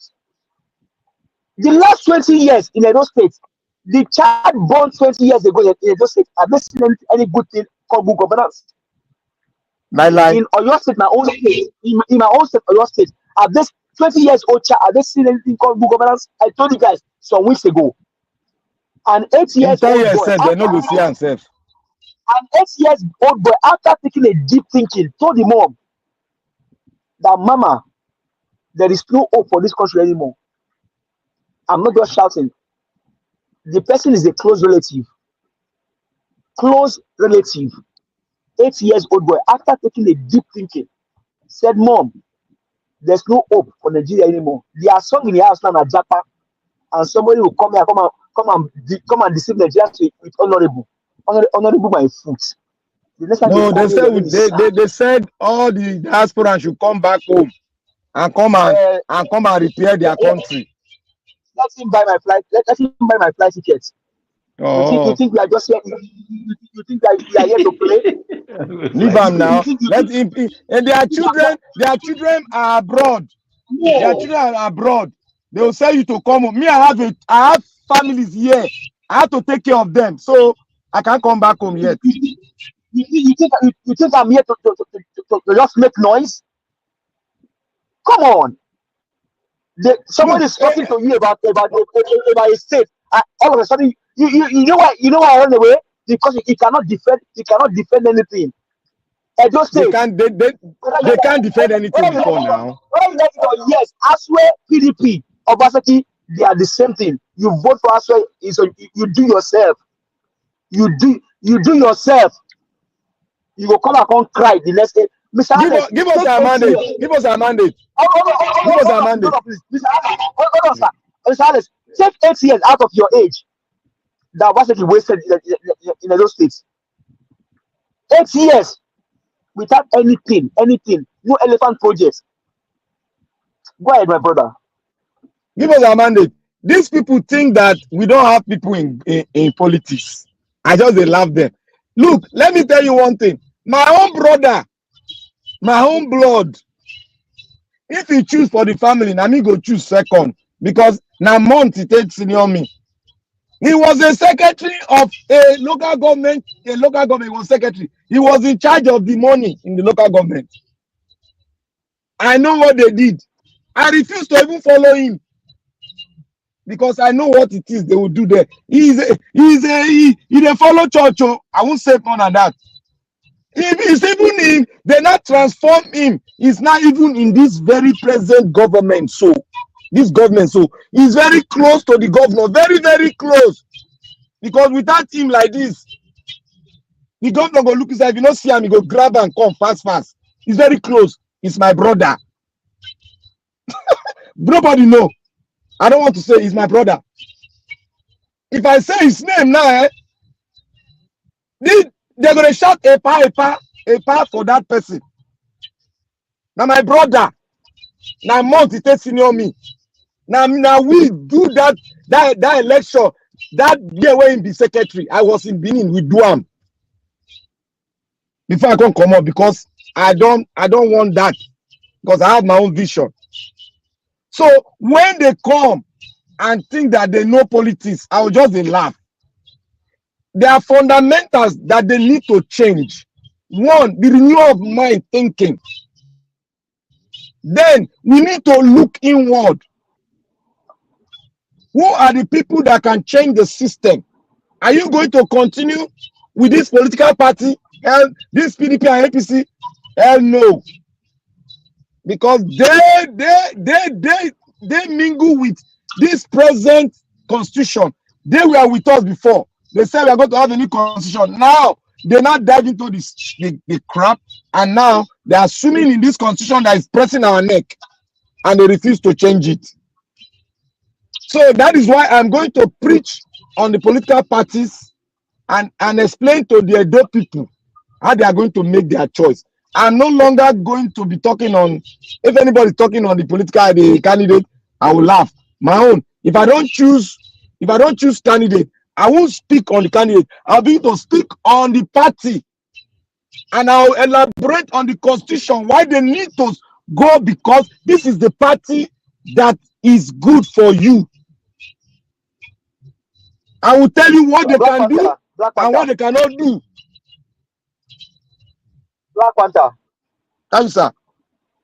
Black Panther. Yes, sir. Yeah, so now look at what OT is really in Abia State.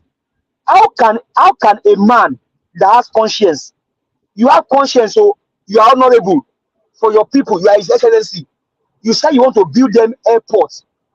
Now they are looking for the airport. And I should make a comedy during his speech.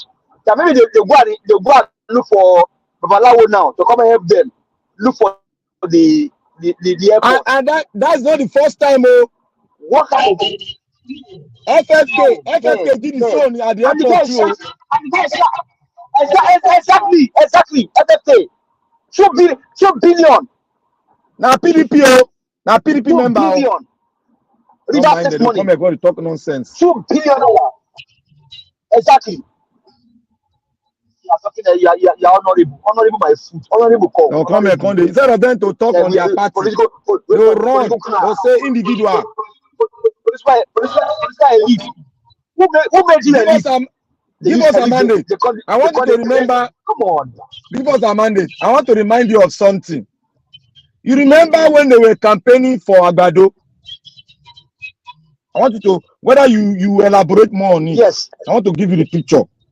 You remember when they were telling us that Agbado was telling us that he's not Buhari, he's Agbado, he's not Buhari. And the one coming and look at the individual. Remember, it was APC that started individual.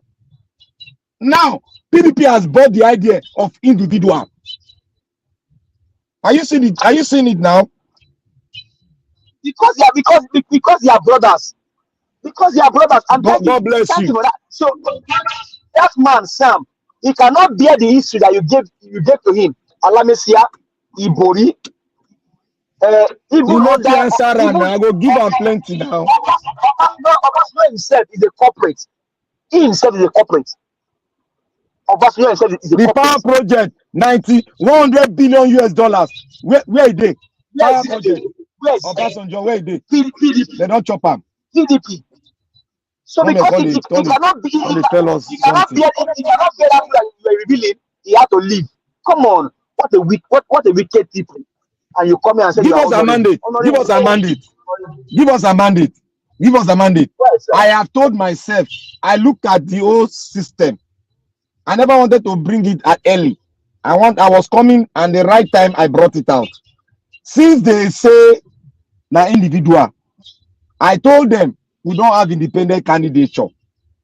I am not against your individual personality that is representing PDP. I'm not against him. He's a nice man, he's a quiet and gentleman. He has a very good idea about, governance and establishing good things. But look, wait. I know where they go. Okay. Don't be deceived. Don't be deceived. Don't be deceived, my brother. Is there anything they are telling you about Aswell that they didn't tell you about Obaseki today? No. You know why I'm saying it. You know why I'm saying it. You know why I'm saying this.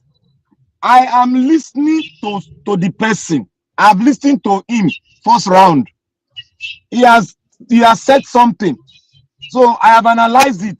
I'm still learning him to know him more better. But for now, I'm not going to throw words with anybody that have chosen his candidate. Or neither will I attack any candidate. I am going to begin to bring their constitution. And I'm going to elaborate it. And I'm going to explain it. I want to educate the Edo people. Before I finish that educating the Edo people on PDP and APC and Labour Party, I will now choose. Then they will know the reason why I choose the party where go rule Edo State. That is how I want to play my own politics. And nobody will say I am doing it wrongly, because it is not the individual that is on the ballot box, it is the party. So I want to respect every individual. Yeah, because he knows that he cannot defend Aswell with what Obaseki did. Now he can defend Aswell. He can defend Aswell, but he cannot defend his party. You don't know what they go on, my brother. That's what I'm saying now. That's what I'm saying. He cannot defend Aswell, so he will need something to be able to defend Aswell. I don't want him to lose his role. I don't want him to lose contact. The only thing he can do is to use the law of elimination. Okay. Yes. If PDP has a problem, let's eliminate PDP and stand on Aswell alone. But you cannot do that when it comes to politics, sir. You can never. That is what I don't want to argue with them now. If you go in there, you'll be arguing. So I want to stop my argument with them. I don't want to be their bad person. Let me be a holistic politicking. I want to holistically politic now by choosing parties, because it is the party that is on the ballot box. So whether they like it or not, the Edo people go choose the party where they want. He wants to bugaboo us with come on, Mr. Sam. I respect him, but all those bugaboo, I don't want to have altercation with him.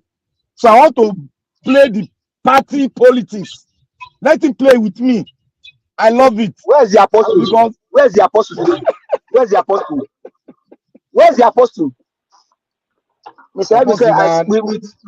We send you a message. Help us tell your correspondent to go to those videos. I will pay for it. I will pay. Where's the apostle today? No, the apostle has his own role now. He's a member of PDP now, so he has his own right. So I will not even argue. That is why I don't want to go into that candidate, because that's he go make, if I talk on it, then go the verse. I don't want to make people the verse. Maybe they do their work so that they'll be well paid. I don't want to get and not agree with anybody. I want to speak on the parties now, so that when I speak on the party, if you get power, can't defend them. Wait till I can't able the thing I'm say, now, okay, Obaseki borrowed money. Mr. Alex keep asking, the money that Obaseki borrowed, where's the money?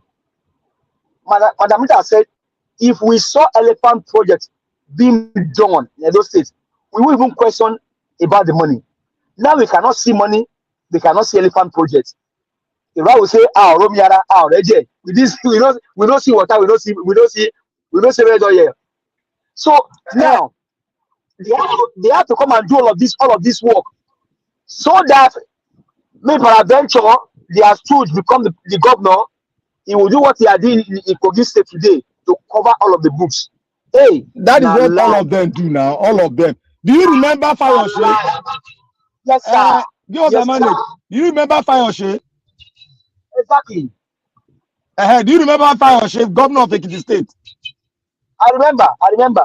Okay, he was a PDP man. He spent allegedly, not short, not be allegedly now. He spent over 2 billion in this, what do they call this fowl? What do they call this fowl farming? Poultry now, poultry. When the president, PDP leader, Obasanjo went there, he told him, he said, I'm going to deal with you. That was when he had fracas. That is PDP. He take fowl chop 2 billion for pocket. That is PDP. Because Obasanjo has a farm now, you forget? Obasanjo has a farm now. That is why I want to stand on PDP. Anybody that will stand with me on PDP, they will know, say, me are ready for politics. I'm not going to stand on that trajectory of their candidate. Their candidate might be good, but let them sell it. I want them to sell it so that I don't people will now choose. But I will sell the party. The party. I'm going to sell the party. Mr. Black Panther. If I say candidate, me I will sell party. Mr. Black Panther, for me. Now stubborn person. There is no how. There is no how you can tell me that somebody, a dignified doctor, a technocrat, before he was the chairman of Dangote, he was the chairman of Stanbic IBTC. How many Stanbic IBTC branch there for Edo State? His own community, where he grew up. How many Stanbic IBTC there? How many body this? You can have that. He has the record now. But me, I don't care about anybody's record. If you are a patriot and you love your people, you be a good candidate to govern your people. That is why I know. The minimum you need is your school start. 10 minutes, I'm putting up. 10 minutes. Okay. Thank you.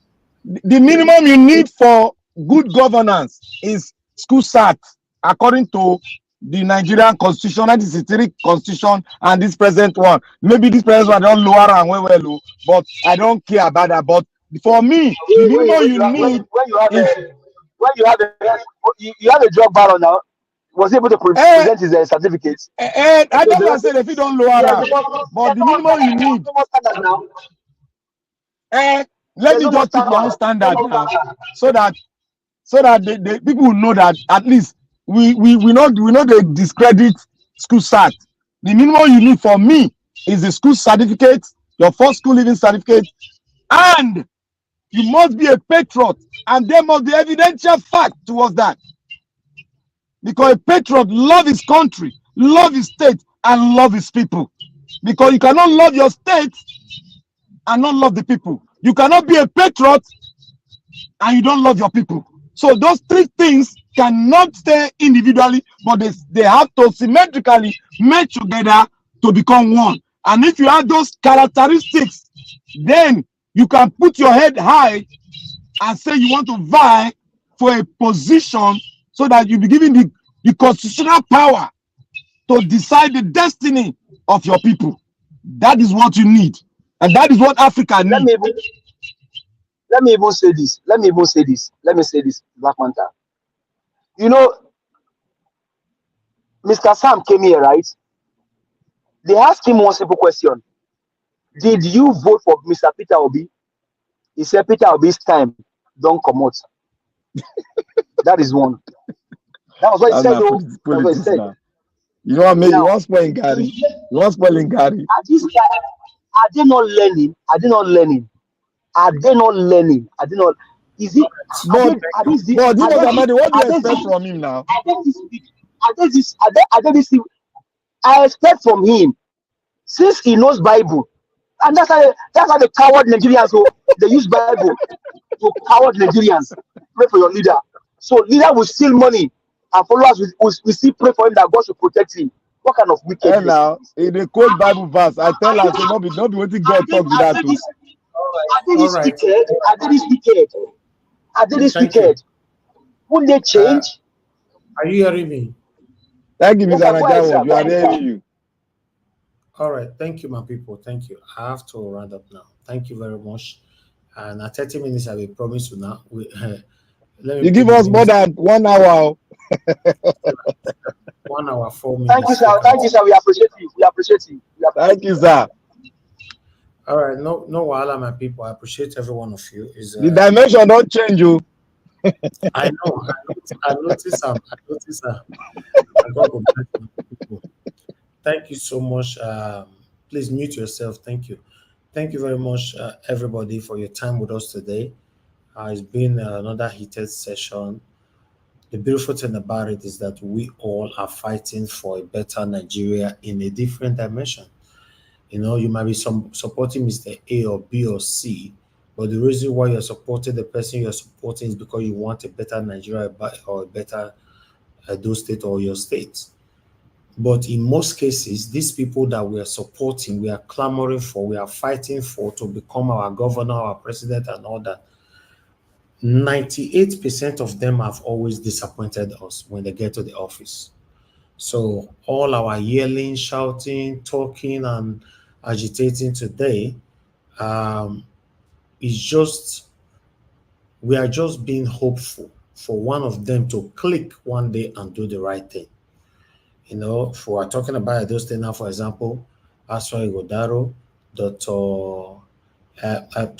Barrister Olumide Akpata, Senator Mode Okpewolo. To be honest, as of this moment, none of us is sure who will do the right thing. We are only just supporting the person that we think that can do the right thing. Until you get there, you are not sure, because many of them have disappointed all of us in the past. I personally supported Governor Obaseki with my platform, you know, in second term. See what happened. You know, there are so many other people that many of you listening to me right now that you supported in the past, but today you are regretting it. You know, so let's continue to fight for our candidates, whoever that you think that can be the right person. But I want you to be aware that these people, many of them are chameleons. When they need power, they become loyal. They come to your doorstep. They beg you to vote for them, to support them. They do everything possible for you to stick with them. But immediately they get to power, if you are calling them, they don't pick your phone. They don't even look at your message. For example, Governor Obaseki was communicative before he wins the second term in office. He was coming to social media to speak to us. He was responding to WhatsApp messages to me. You know, I remember asking him questions about land grabbing and many other that he responded. We talked. I got some directive and all that. But immediately Governor Obaseki was sworn in. No matter many messages we go give Obaseki, now only tick. If tick, double tick, now I can't see. No response anymore, never. You see, many of them are doing this. Not just Obaseki. I only use Obaseki as a case study. Many of them are doing this. If I have to start mentioning names now, I will offend some of you. Because some of us listening now, we are satanic. When we like somebody, when the person is doing wrong thing, you don't ever want to talk about it. But when you are talking about somebody else that somebody else likes, yeah, fine, you will be happy. You see, and like I've said, the only way we can have a better Nigeria, we must be able to iron everything equally, regardless of whoever that is involved. But when it comes to the person that you are supporting or you like so much, or you call His Excellency or whatever, rubbish or whatever, but when it comes to that person, you see you'll be mute. In fact, in most cases, you see some people like that don't know if you come to the panel. Say, this area where these people go, so I know you want to talk, put a beg. They not come panel. You see, you are now left, everything is now left between you and God, because you are being satanic, you are being deceitful, you are being biased, then you are practicing sentimentalism. You cannot call out other people's choice, but when it comes to yours, it becomes a problem. If you follow me for a while, you should know me. Maybe that's why politicians cannot have voice on me, because I don't collect money from these people. Doesn't mean because I'm richer than them or richer than you that is listening to me right now. It means that I'm contented and I'm happy with my life, because I want to be able to speak whenever I want to speak. I want to be able to express myself whenever I want to express myself. I don't want anybody to truncate me with money. And at the end of the day, when I want to speak, then it becomes a problem. A lot of things will be hindered. I don't want that. You see, that's why I'm different. You know, I can call out anybody. I don't care. If you hate me tomorrow, say I call out your principal. Oh, I was following this. It's just like some people were following me when I supported Governor Obaseki. When I started lambasting Obaseki, checkmating Obaseki, many of them left the platform. It's always like that. Because this set of people, they are following you just because you are pleasing them. Yes, you are singing their praise. The day you will touch their tail, it becomes a problem. We can't have a better Nigeria like that. We are not going anywhere when all of us continue to practice this kind of biasness. We must be able to call out anybody, regardless of whoever the person is. If it's your mother, call out your mother. If it's your father, call out your father. If it's your wife, your husband, your children, call them all out. Then we'll have a better country. But if you are not able to do that, and you are coming with a mask, oh, this, then it becomes a problem. I want to ask every one of you that is speaking today, whoever that you are clamoring for as your principal, if that same principal do anything wrong tomorrow, will you be able to call them out? Or are you going to be the one that will join that satanic categories that will say, oh, give her time now. Mr. F is your body to the heart. Give her time. Like they were saying when Obaseki got into office in the second term. That's what this same satanic set of people were telling me. Oh, he just got into office. It's not even up to 3 months. This Nigerians, I've always known you are a bad person. Because I'm a bad person. But when I was saying Obaseki must come, he must go, he was saying, Nigerians, God will bless you.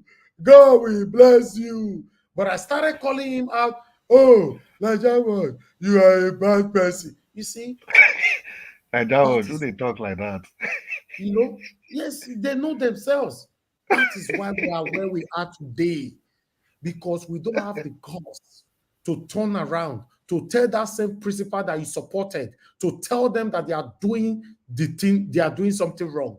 This is the problem. That's why you see that today, regardless of the current hardship we have in Nigeria, you are seeing a lot of people still saying, Tinubu is doing well. Somebody called the other day, Abuna Noyera yesterday, Tinubu is doing well, everything is fine. Everything, because that same satanic spirit that have inflicted them, they can never turn their car on reverse to say it how it is. This is where we find ourselves. Listen, guys, I want us all to know, in our time, you are alive today, I'm alive today, you are breathing, I'm breathing, you're hearing my voice, I'm hearing your voice. This is the best time for you to do the right thing. Forget about anybody that will be on your side. You shouldn't be interested. That shouldn't be your problem. That shouldn't be your care. Just call them out. If everybody wants to leave, let them go. Trust me, more people will come in that will succumb to your own ideology. But if you are not doing that, you want to continue to say, because I don't already call her my principal now, I know if you talk anything, I beg. I don't want to make people call to say I be a bad person. Then you are in trouble. Look, Nigeria is not working. We are talking about those things. Tell me which part is working in Nigeria. For me, I've dared Governor Oti the other day, even though we know he's the only governor right now in the whole Nigeria that is doing something, that is doing the right thing. But I dare him to probe your predecessor. You can see some satanic set of people come on the comment section that particular day. Stevie, why are you calling him? He doesn't have the right. He doesn't have the power to probe. That's how they were talking in the comment section. These are the people When you're just saying, oh, Mother Iris is the best, Mother Iris is the best, Mother Rehabua is the best. The day you just say, Rehabua did not do this one, hey, automatically you are not evil. That is why we are not going anywhere. Until Bible will not solve this problem. Prayer will not solve this problem. The only thing that will solve this problem is being truthful to ourselves. This is how I've always been. I did not open my media automatically and not turn to a different person. Go and find out. Why can't you? I'm a good researcher. Do your own research about me. I've been talking on air. Do proper in-depth research about me. They go tell you, say, now so they ought to born and now so you'll be right from time. Now so you'll be. Guess what? A lot of people don't want to be like this because they believe that if they are like this, they will not be successful. But let me shock you. Being truthful to yourself doesn't stop you from being successful. All my life since I was born, I've always been successful. I'm not bragging. I'm just telling you, by God's grace, I've always been successful. You see? So me saying the truth and everybody packed away did not stop me from who I want to be. Right? Listen, guys, we must work on ourselves before we work on the politicians. The day you tell the politician that I don't need your money, that bag of rice that you are sharing around, to hell with you and your bag of rice. That 1 million naira, 2 million naira, or 5 million naira you deliberately pay into my account. And I say, hello, Mr. Evans, how are you? How are you? Yes. Yeah, I was the one that paid that 10 million to your account last week. Then me myself, I'm not responding. Oh, I didn't know, sir. Good evening, sir. Because I was surprised. I received a lot. I was warned you pay 10 million in my account. I said, no, you are doing a good job. Good job. The day people will now want to talk about that same person here, not knowing that I've collected money, you now say I'll not be coming out. Oh, Black Panther, stop! Don't talk about this person like this now, Black Panther. Give us a mandate. What is all this? You no, say I don't collect 10 million. Guess what? In this satanic economy we have in Nigeria, tell me what 10 million naira will do in your life. Can 10 million naira transform your life? Even though we know we all need it in a legitimate way. But let's assume you got it in a satanic way. Tell me what you will do with 10 million naira. Because for me, just like somebody gave me super chat just now, comment up forward and go up. Let me look for it. Okay, Madam Stella Masavedo gave me this super chat. You see this super chat will give me so I go use this money well and I go breathe well. You know why? Because this is a gift without no single condition. I don't know if I'm making sense. But if a politician give you 5 million, 10 million, I don't even know how much they give all these people, whether they follow from one platform to another, they try to convince people to try to do this, try to do that. Elvis, you know, 50,000, 60,000, they give them. You see, I don't understand. You are rushing, you want to build a house, you want to buy a car, you want to listen. All these things are vanity. Even the one you legitimately acquired yourself, you've labored for, one day you will leave them. Talk less of the one that you've shed blood for. Oh, you are not aware that when you collect money from satanic people, automatically you are a murderer. Oh, you are not aware. Okay, maybe not the first time they tell you. If you are listening to me now, that 5 million they be all pay for your car. Thank God, though. This 5 million will still reach me and my wife till leave for the next 6 months.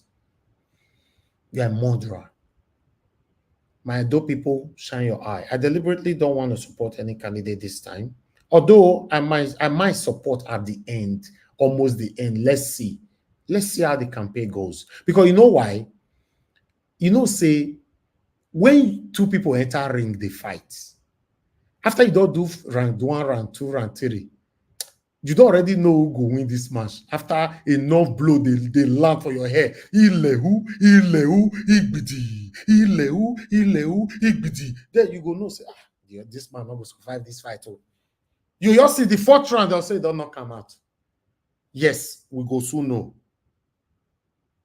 Then I'll come out, I'll say, I'm sorry, I don't want to apply sentimentalism into this. It's already obvious that the way it's going now, this person will win. Or even though I still don't want to show out who I want to put my voice into, but once whoever, any one of the three, whoever that emerges as the governor, I'll start supporting the person to do well in my state. But guess what? The problem we have in Nigeria is that because the person where you win, not the person where you support, people will be praying for the person to fail. Listen, even Tinubu today, I did not support Tinubu. And I can never dream supporting Tinubu. But guess what? I can never pray for Tinubu to fail. Because if Tinubu fail, now Nigeria fail. He not fail. He not affect him. He not stop the food where they eat. He not stop the looting. He not stop anything where they live. So why will you pray for someone that is holding the key to your nation to fail? How does that even make sense? That is what some people are doing. They want Tinubu to fail so that we can laugh. Say, we will not tell you that. Nigeria, everybody is dying. Everybody. No, I am not part of that. You see, if Namodo Beolo emerge tomorrow, I say, okay, they don't ring them. Come here, I know, say, I'm not vessel. Okay, I expect some people make the come. We still, I don't want to talk with you. I want to talk with them. They don't question me. They might say they come visit me again. When I know vessel, the only time we want to when I know vessel, who could I come? Who could I come? Hey, God, my mother they carry me. They go. Thank God, you know enter that place where you go. I for shout for you now. My mother they carry me. They go. You know, but the truth of the matter is, for us to have a better Nigeria, we must be truthful to ourselves. In case you don't know what it means, go and do your research. Talk to your wife. Talk to your husband. If you reach out, say, this man, they talk this thing. What is he talking about? Yes, we must be truthful to ourselves. Let me tell you something. If you are a man, woman, any woman that is listening to me right now, if you are a woman and your husband take person life for your presence, you can't gag everything, protect them, say, you don't want me, your husband go prison, right? And because you love him and your husband, the father of your children, you can't put that under the pillow. You are a murderer. Yes, you are. You are. You cannot cover such thing. In fact, one day he will sit by you. The same person will not buy once now, it not mean anything for them again, and they can buy anytime, any day. You are a partaker of that same evil. Exactly. You're a partaker. Listen, guys, we can't continue like this. We can't continue like this. Edo State election is coming, and I want to advise every one of you that already have your candidates. Please, campaign has started today, Thursday, right? Has started. According to them, I don't know whether they postponed, but that was what they proposed. It has started now. Okay, good. I will advise you all. Please, I'm hearing that noise of this thing. Mute yourself. Anywhere it's coming from, please. Thank you. I will advise any of you that already have your candidate, that is proud of your candidate, to start campaigning for your candidate. Let me tell you, if I give you 8 minutes, use 6 minutes to praise and talk what your candidate can do, and use 2 minutes to beat the competitor. But if you are now using your 8 minutes where I give you, can't use 7.5, they talk about that person candidate. It means that you are not serious. Let's say it how it is. That means you find other person's candidate as a threat. So you don't even have confidence on your own candidate. So let me use the whole 8 minutes when I just want to talk about somebody else's candidate. It doesn't make no sense. Because for me, I've put in the example before. I put in the work 100% for Peter Obi. I was using my voice, my platform, everything to campaign for Peter Obi here. Mr. Ives. The same thing, passing on an article. Yes, sir. Mr. Ives just said the campaign started in Edo State. That's correct. That's correct too. And you know the head of the Asweli Godalo campaign, now Baseki. So people that are now saying trying to separate them. I don't know how they want to succeed at that. Obaseki is the head of the campaign council in All right. Edo Okay, State. fine. Listen, sir. For me, I don't want to talk to Daira. You know, some people criticized me the other day. Who is the head of campaign? No, it's not my business anymore. Anybody you can spend your time doing whatever you're doing. I'm only giving a general advice now. You know that if I were you, I will spend, if not 10 minutes I give, I'll spend 8 minutes to promote my own candidate. Use 2 minutes destroy other person's candidate. But you using Sorry, can I say something, sir? yes, go ahead. Okay. Thank you very much. I mean, because I need to handle now my speech. I be deal. I be don't want more. I mean, I want commend you. Sometimes, you know, when we are about to close this show, some things you say are just moral lessons, and so that moral lessons are the reason why people will do everything possible to speak about Aswe Godalo. Make sure they run him down, bring him down. He can never go. There's nowhere he's going, because now, and the painful thing is the level of impunity. How can you say that you will continue from where Obaseki, you will start from where Obaseki stopped? All right. Thank you. I don't have the time. Yes, Apata is the name, man. Thank you. You know, see, now the minutes we talk, I give you 1 minute. You use 99 seconds to talk about as well. You can't use 1 second. Say, but oh God. Because I want them down. Nigeria was the marketing a part of campaign too. Okay. Yeah, you are right. That's fine. Go ahead, sir. Quickly. You don't come in this 10 million times. Not be all football match you go the attack. You get some, you go defend, you go play counter. So leave on. Even if we like use 9 minutes, thank you for your suggestion. But we know how we go take one. Okay. Any of I like that violence, man. You know say Arsenal beat Chelsea where. Yeah. Remember, say the problem that, let me come to my own state quickly, please, no suggestion. Remember that the problem that we faced in Governor Obaseki's second term, in fact, not we, the problem that the APC faced in the second term in office for Governor Obaseki was they were lambasting Obaseki. They were calling Obaseki different kind of names. Instead of them campaigning for themselves, they were so useless. APC and their candidate or whatever, all of them were so useless, focusing on Obaseki, that he knows how to speak Edo, he knows how to speak this, he knows how to blah, blah, blah, blah, blah, blah, blah, blah, blah. Obaseki win the election landslide. And many of you have continued that same hatred again. Mr. Elvis, please see the private chat if you can, if it's possible for you. You know, no, I can't show anything now. No. Tomorrow. I'm working with time now. Tomorrow, I'll keep it for tomorrow. You know, so you see, Obaseki, APC, Pastor Saige Izeyamu were focusing what you call him? Oshomole, all of them lambasting. If I mean, I still remember now, Obaseki, he can never, say, ungrateful person, ungrateful this, ungrateful that. After all Oshomole did, after blah blah blah, people now say, the beat whether they beat this guy, it's too much. That's why I told you guys that Obaseki won his second term based on pity. Yes. You never see whether they beat Winch for Nigeria. They beat Winch. Best way really be Winch. You don't buy Pepsi before, but the way people come to the beat her for street, they put tire for your head and everything. Because say people say, waiting. Regardless of what, you can't treat her like this. You can't treat him like this. That was how Obaseki came in second time. Because the beat hole and beat time was too much. Because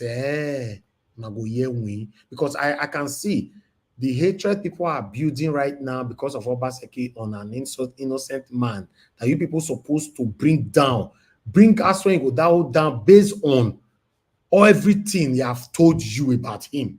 No, Obaseki is not contesting. Now I talk that day. Some of them say, no, Nigeria was not talking this one. Some people accuse me. Now that's why they support. Or maybe now this one they support. That's why I say maybe the person they come Sunday night, that one does still come. I start to the reference to all the time. I can't reference to any of the last two now. I can never see them for eye. I never come to my platform. So I will continue to reference to Aswin until the next person come here. You see? So, but it's left for you guys. Me, I'm happy. See, if you see the cool breeze where they enter my body now, because I'm still recovering from Peter Obi campaign where I do. I'm still recovering. I cannot jump into another campaign straight away. But I gave the platform for you guys to do that. Many of us now never know who now the support. Because if you ask me now, say who give us a money the support, I'll say Aswen. If you say I'm who Black Panther the support, I'll say Aswen Godaro. Who the support Aswen? Because only Aswen the year from the map now. Oga Naija Watch. Oga Naija Watch. Make I tell you something where you never know. Olumide Akpata is the man for the job. Oga Naija Watch is the man for the job. Oga Naija Watch. Let me tell you what you're supposed to know. Quickly. Events. Any event, any political event comes with its own wahala. So you don't treat political event the way you treat it the other year. So now, Oga Chris don't talk just now. So you can't treat some I'm people. Telling you. So me, until I hear the last candidate before I pick, and if I pick, I go begin to preach as what I said, the political parties one by one. I will start this week. For me, I support you 100% of that. At least one by one, so that they go know. So I'm looking forward to you picking and start speaking more of your candidates. Because maybe not come be like say for this panel. Some people don't become like people who support Tinubu, where they were not proud enough to say who they support. If they even come to our panel at that time, I remember where this noise they come from. Somebody go mute noise up for everywhere. Okay, F Emmanuel, noise too much for your side, please. Let's work on that. You don't unmute yourself if you know the noise on your background is not sorted. It just disrupt everything in the media. I beg. You remember I said some people will join this panel then. You ask them, they'll call me, they'll lambast Peter Obi, they'll destroy Peter Obi. Some of you now where they practice the same thing now. You were part of the people that were asking, who are you supporting? Tell us your own candidate. Many of you should say my mention and name now when they here with me. Give us a mandate, Black Panther, most especially Una too. Una will say, tell us your candidate. No, they call my name. You know my candidates. Don't be doing this now. No. Wait. Give us a mandate. You see, I give you ministry to talk just now. You use 99 seconds to talk about us. You can't use 1 second to talk about a candidate. So people know what I talk about us? What I talk about? If I ask some people now for comment section now say, give us a mandate, who be candidate or say us where you go down. Don't be doing this. You are politicking, and we know you. That first, we don't test that first. We go throw you. We go throw you down. We go throw you down with Akpata. We go throw you down with Akpata. Olumide Akpata is the man for the job. Olumide Akpata is the man for the job. Listen. Vote Akpata. You vote the I don't as an advisor through my own advice. Vote Akpata. You vote for good governance. Tomorrow I will announce who's coming on Sunday so that you guys can prepare for that. So thank you. Now you guys are talking. Let's not the yet different name now. Let's say campaign don't start. So sorry, these people will change. And they yet vote. Mona talk and again vote who? Hey, this guy don't tell you. I didn't ask. Mr. They set trap for all of you now. Elvis, I know your plan. Mr. Yes, sir. Please give me 10 seconds to give us our mandate and Mr. Chris one question. Please give us our mandate, Mr. Chris. If or when Olumide Akpata comes to this platform, will you ask him honest question, or will you romance with him because you are supporting him? Will you ask Exactly. him They will never. will you ask him critical questions? They will never. Or you will romance with him? Let me tell you what they will do. Hold on, please. The question is to us. It's to us. Let me answer for you. Give us a mandate to just say, you cannot answer. No, you cannot answer for me. You are not answering for me. How's the problem we have in Nigeria now? This guy, you know the grill. Anyway, don't worry. See, Mr. Jonathan, not throw people for under the bus. So the question you ask, they are meant to give their candidate a good question so that their candidate will propagate the gospel of what you want to do to the people. So it's going to be honest question. All right. Let me round up. Ladies and gentlemen, we've come to the end of the broadcast. We announce tomorrow, Friday, the name of the person that is coming. Even many of you are already getting. Oh, that your pot and soup. Please mute. We are tired of hearing spoon, this thing, a fry pan. So tomorrow a lot of people have been guessing and asking me questions privately. Tell me now they come and all that. No worries, it's just in the next 12 hours now, 6 p.m. does come. I'll announce it tomorrow who will be joining us, and the poster will be posted tomorrow as well. I will showcase it here so that you guys can prepare. Then at least you will have 48 hours to prepare your question, so at least I'm being fair, so yes, you'll be spending time with us. He called me yesterday, he called me again today. So, and that's one thing I also like about this person with the call show. If I say you're the carry for they call me, be like some of the. I know who they come. I know who they call. Put your money, I go talk out. Don't be like some of the way don't take me past Ukpemila. So I beg, I'm not free so far. Mr. Nigerian, you too get sense. I dare your nyash, they follow you with your sense. I tell you, some of them don't do me. Kai, God. Anyway, it's okay. It's all right. You hear the message of people, they look you there like say they blink eye. You say you want to become my governor. Me, they ask you questions, they answer me. And also you want to become the governor. Don't let me wear trousers for you. If I wear trousers for this man for some of you now, I go teach you how they do proper campaign. Hey, I'm not gonna let anybody talk. I'll the lambast you. Anyways, I'll let you do it. I'm you're doing. I don't get energy for that one.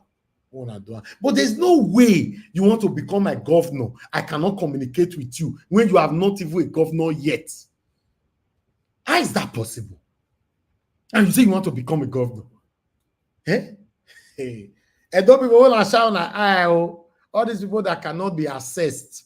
That is for me said because they get of billions, they are better than you already. You don't need them as a leader.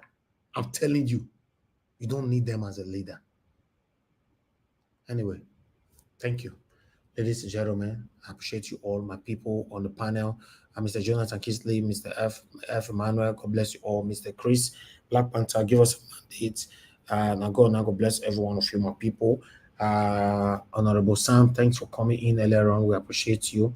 Thank you very much, Madam Ife, for coming in. Thank you, Abdul. Thank you very much, although your network was failing at the last minute. Mr. Odua, Dr. Ken, Oga Tun, and many others that I cannot remember. Yes, Oga Consign as well was with us. I appreciate you all, everyone through that came to the party because I did a lot of swapping today. And for those of you that called into the show, I appreciate you all.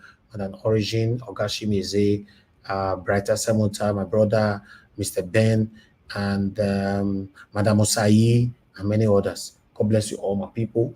Then, those of you that supported the channel today, I have 3 of you here. CXL, thank you very much. God bless you. I appreciate you. Thank you very much. Larry Depot, thank you very much. I really do appreciate you. Then, Madam Stella, Ima Sevedo, thank you very much. God bless you. I appreciate every one of you. I'm very, very grateful. My people right there on the comment section, started with Mother of All, Mommy Diaspora. Thank you very much, Mommy, for all you do. I appreciate you always. Thank you for being my backbone, always, always, always. Thank you very much, Mother Iris Finance. Thanks for being there. I appreciate you always. Abu Azi, thank you, sir. I appreciate you, Madam Martina Abasui TV. I appreciate you very much. I appreciate every one of you. Thank you so much, my people. I appreciate you, Madam Luke. Thank you very much. I appreciate you, man. Thank you, thank you, thank you. Thank you very much. Ray Abua, I can see right there. And many of you right there. Thank you, thank you, thank you. Make sure your name's not easy for this job. For this our work. Yeah, God. Covered Bebe. Thank you. Madam Ame Bright, thank you very much. And and many more. But let's just leave it as many more. Let's leave it as many more. God bless you all. I appreciate you all, my people. Let's round up. Before I lose my voice, remember, I'm training my voice for Sunday. Because that Sunday, now so waiting they do me that day. August CM will be my co-moderator. Waiting they do me that day where the task come. I know I may repeat itself again. Man. So we need to do a proper arrangement this time to prevent the story that tells. But meanwhile, I'll draw the curtain. Please like on this broadcast so that our voices, our submission, wonderful submissions today can go far. Help us to share. Subscribe to our channel. If you hear our voices, we are only calling our government to do the right thing. We are fighting for survival. That's what we are doing here. All Nigerians, all concerned Nigerians all over the world, we all are fighting for survival. We can't continue like this. Is 1960 or since Nigeria was created. Nothing good you can use in describing our country. The corruption must be zero tolerance. Until we find a leader that can give that to us, we'll continue to talk. Thank you very much, my people. I draw the curtain. I'll see you guys later on. Bye for now. I know they do competition with anybody. If I offend you, forgive me. Show me love. Go to Biza. Kama bara wa lo ninu ife kan akanbi. I know they do competition with anybody. If I offend you, forgive me. Show me love. I go show you love. Kama bara wa lo ninu ife kan. But I know they do competition with anybody.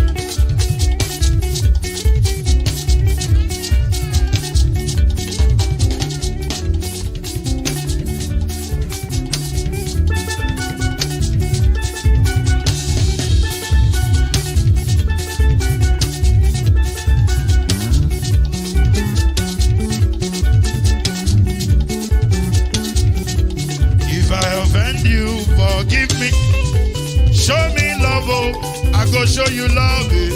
Kama bara wa lo ninu ife kan. I don't do competition with anybody. If I offend you, forgive me. Show me love, I go show you love. Kama bara wa lo ninu ife kan.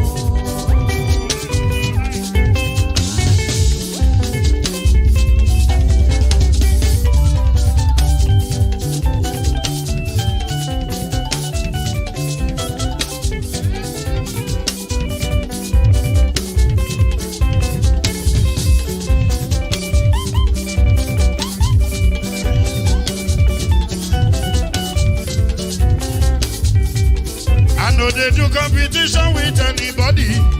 If I offend you, forgive me. Tó bá ti sanwó fún Ṣẹ́gun Nàbí o, ẹ fẹ́ jókòó.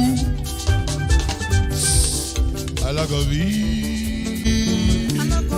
Ṣẹ́gun Nàbí.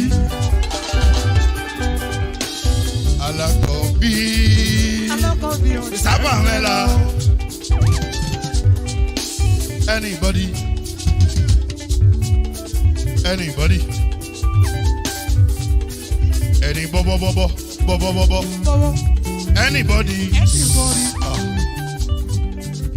Mo ló ń fọlú, ó gbà mí bó ṣe rí mi láti finishi. Délé mo ló ń fọlú, ẹ jẹ́ ń sọ̀rọ̀. Délé ó dé.